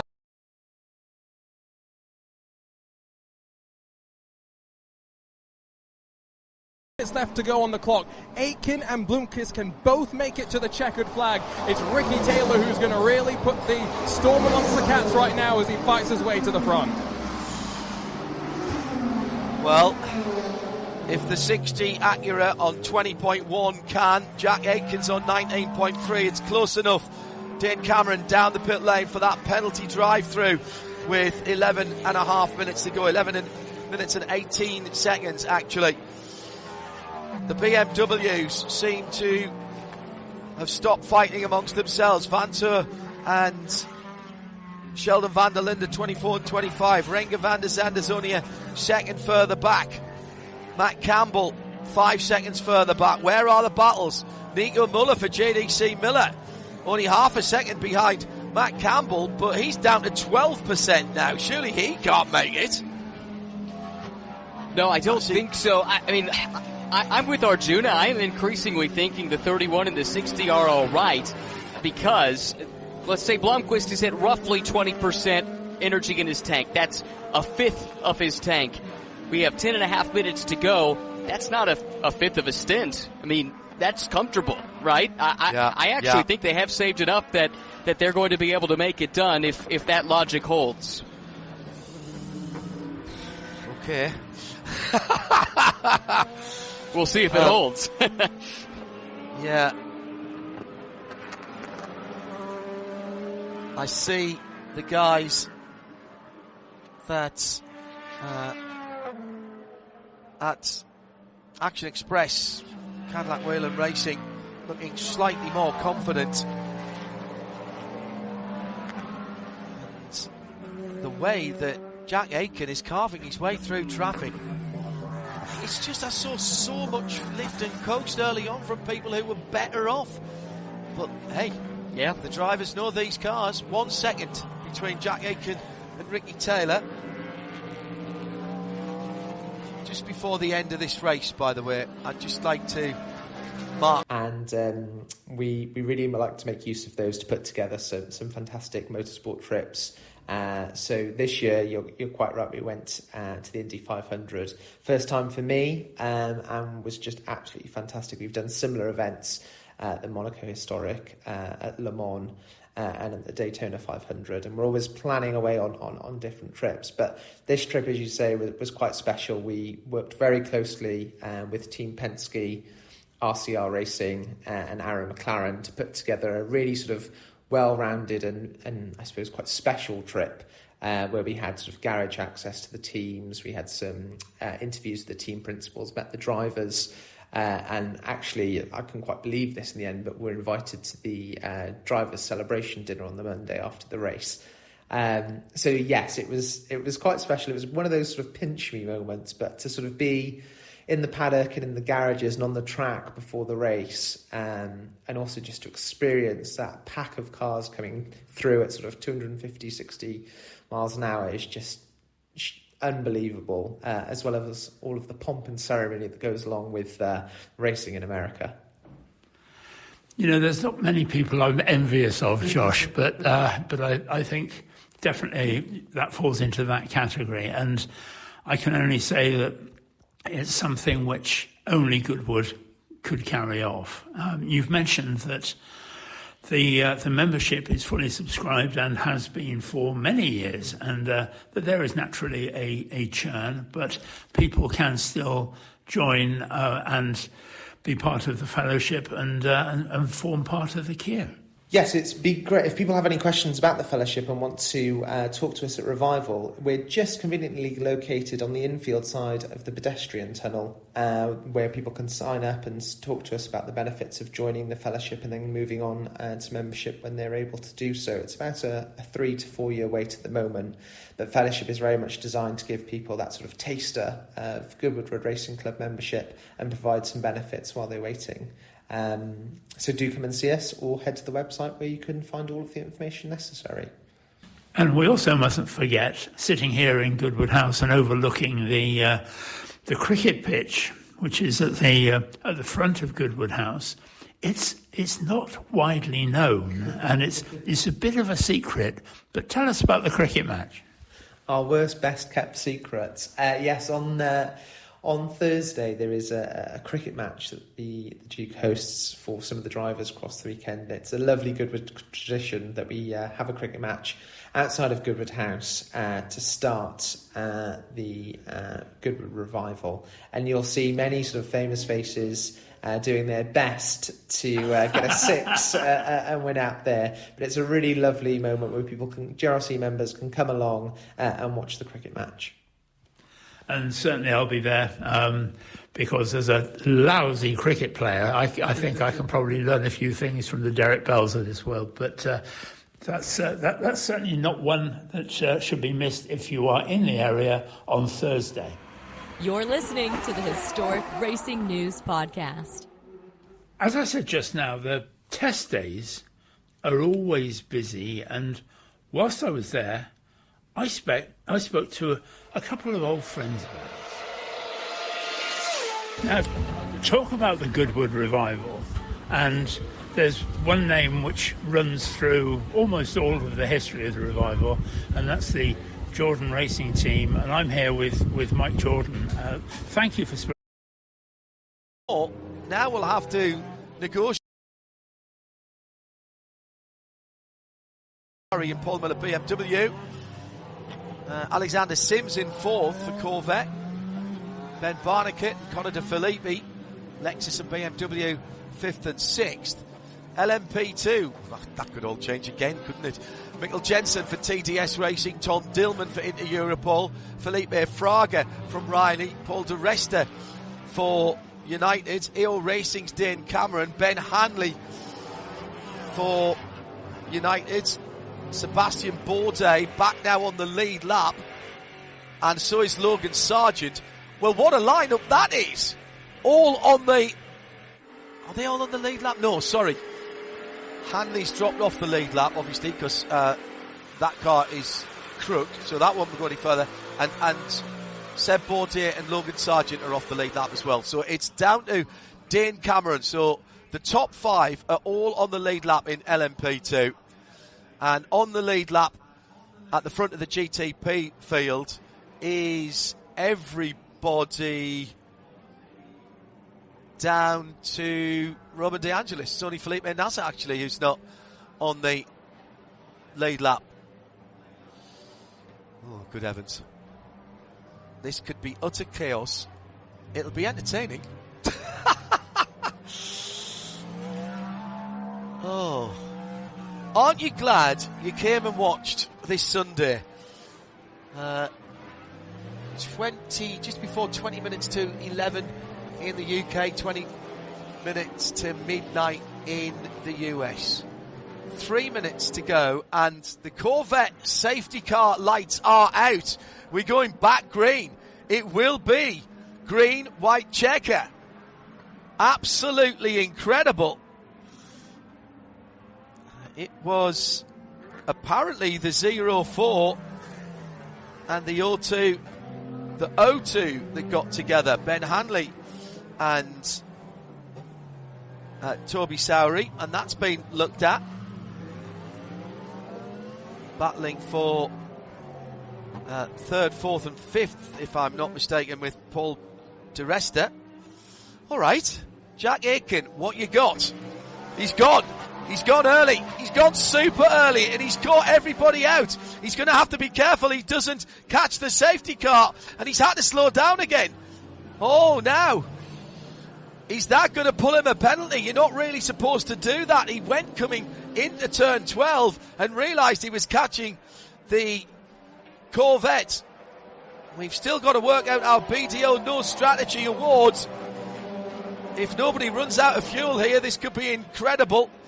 What about Wayne Taylor Racing? They might just make it 5%, and it will be the white flag the next time around. It is indeed a green-white checker with a inline restart. Through to the end of the race here. Ryan Marine.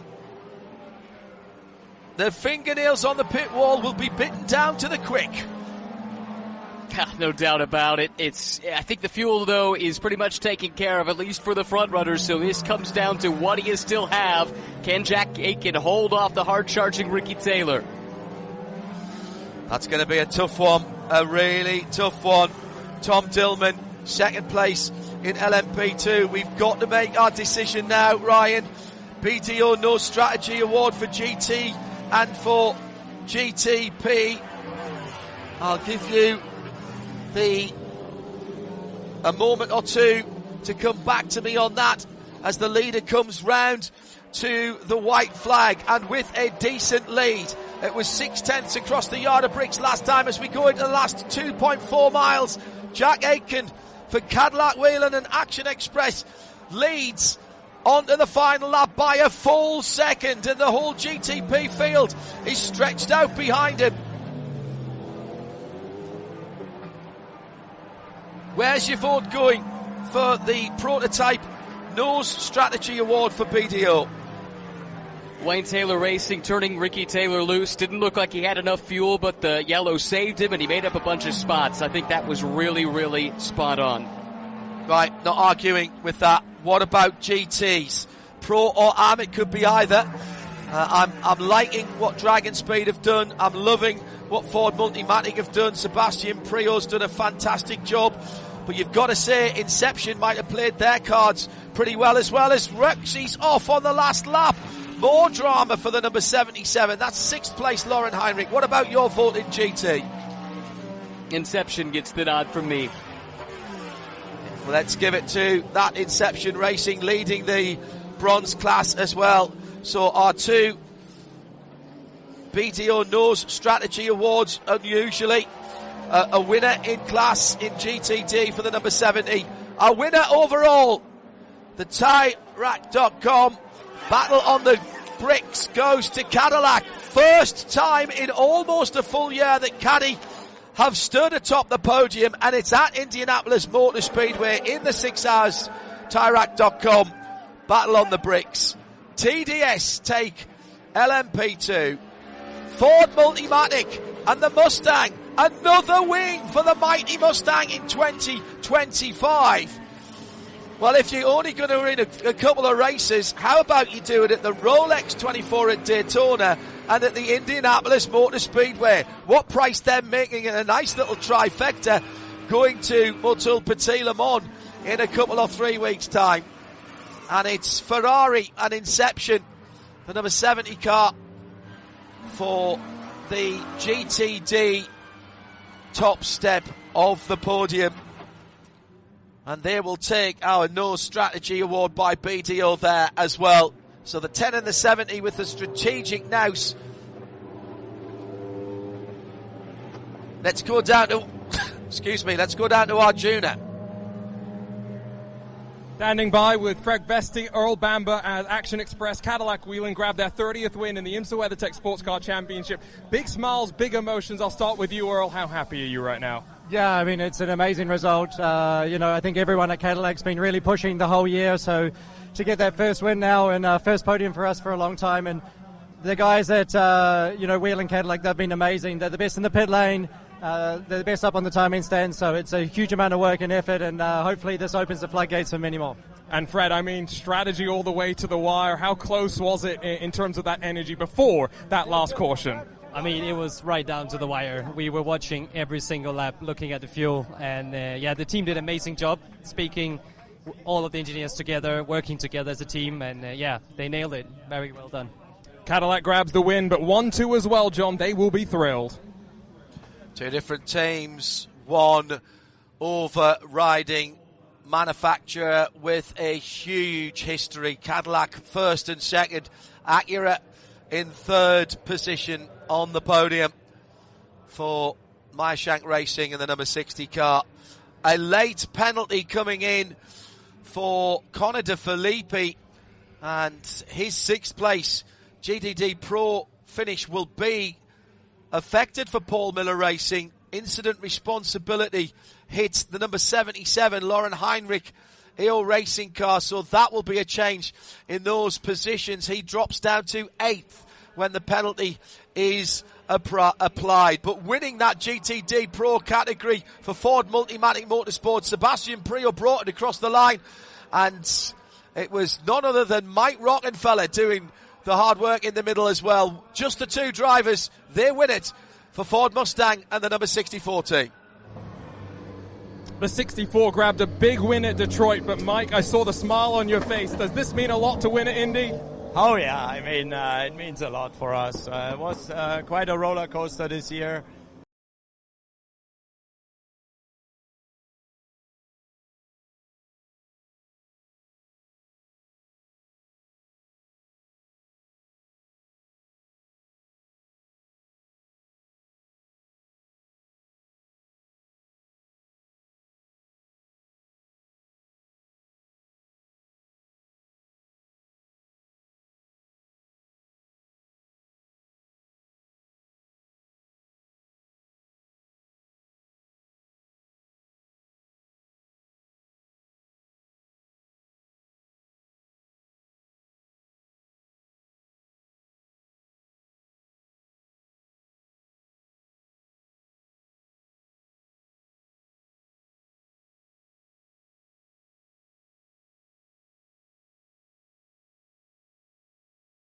I think it really, from the beginning, worked super well, great combo, and let's continue like that. Congrats, Rocky. Go Chris the Bricks.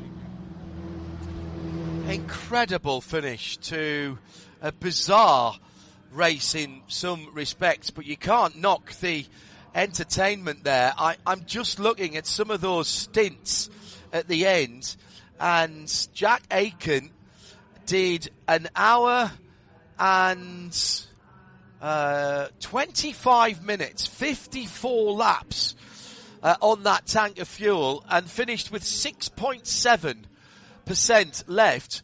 Ricky Taylor, 0.4% left. There was literally nothing there in the tank. He could not have done one more lap, let's put it that way.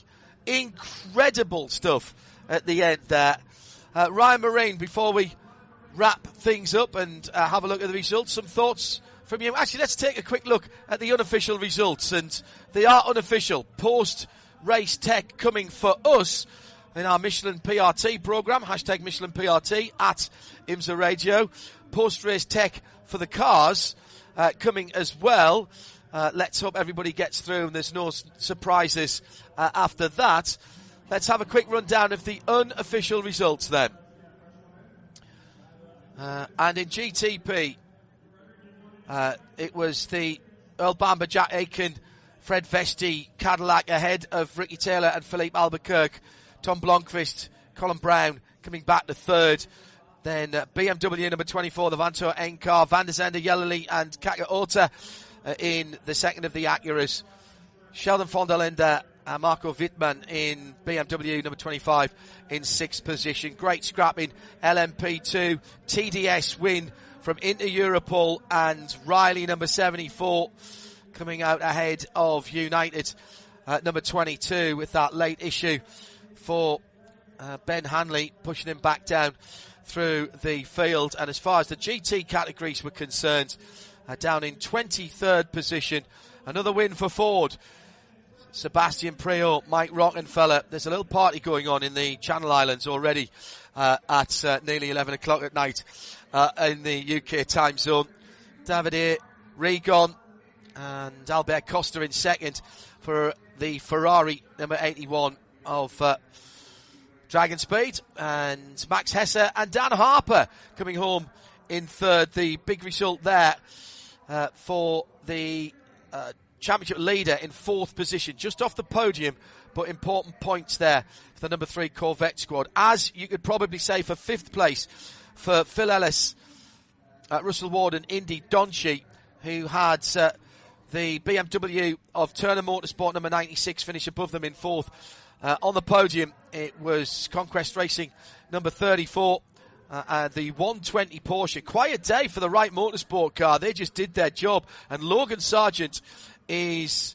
not Logan Sargent, the other Sargent is on the podium there with Adam Adelson and Elliot Skier, with Fred Schandorf, Brendan Arebe and Ollie Milroy taking the win. Let's head down to the pit lane. We got some more happy drivers. Let me start with TDS, our LMP2 winners, and Hunter McElrea, who's just gone back-to-back here at the Brickyard.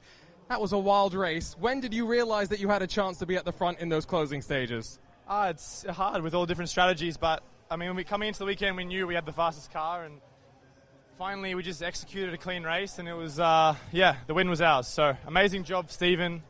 He was incredible all weekend. Amazing stint from him, and obviously Mikkel bring it home like always. So happy for the team, happy for myself, happy for Mikkel, happy for everyone, because we all really needed a win. And coming back here, it's like we seem to own this place. And it hasn't been an easy year, Mikkel, in many ways. I remember Watkins Glen, the windshield popped out. How much does this mean to be able to win at such a historic track? It means a lot. It's our 3rd in a row, so 100% win rate in the new IMSA era in Indianapolis. Our car is fantastic here. The crew did a fantastic job, and we've been quick old drivers all weekend. Bouncing back after a rather difficult season is always good. And we just went all in for the win today, and so we would try to do in Atlanta. I'm going to quickly make my way over to the Inception Ferrari crew after what was one of the most remarkable streaks that I have seen. Unfortunately, John TV's grabbed them in front of me, so we'll get to them in our post-race show. Thank you, Arjuna. Post-race tech, Michelin post-race tech coming next. All that remains for Ryan and myself to do here in the Ford Racing Global Broadcast Centre is thank all of our technical staff, particularly our camera operators, everyone who had to wave a blue flag this weekend as well out on the flag stands. Indeed, everybody who was working this weekend in motorsport, not just here at IMS but around the world. If you wear orange or white, whether you call yourself a corner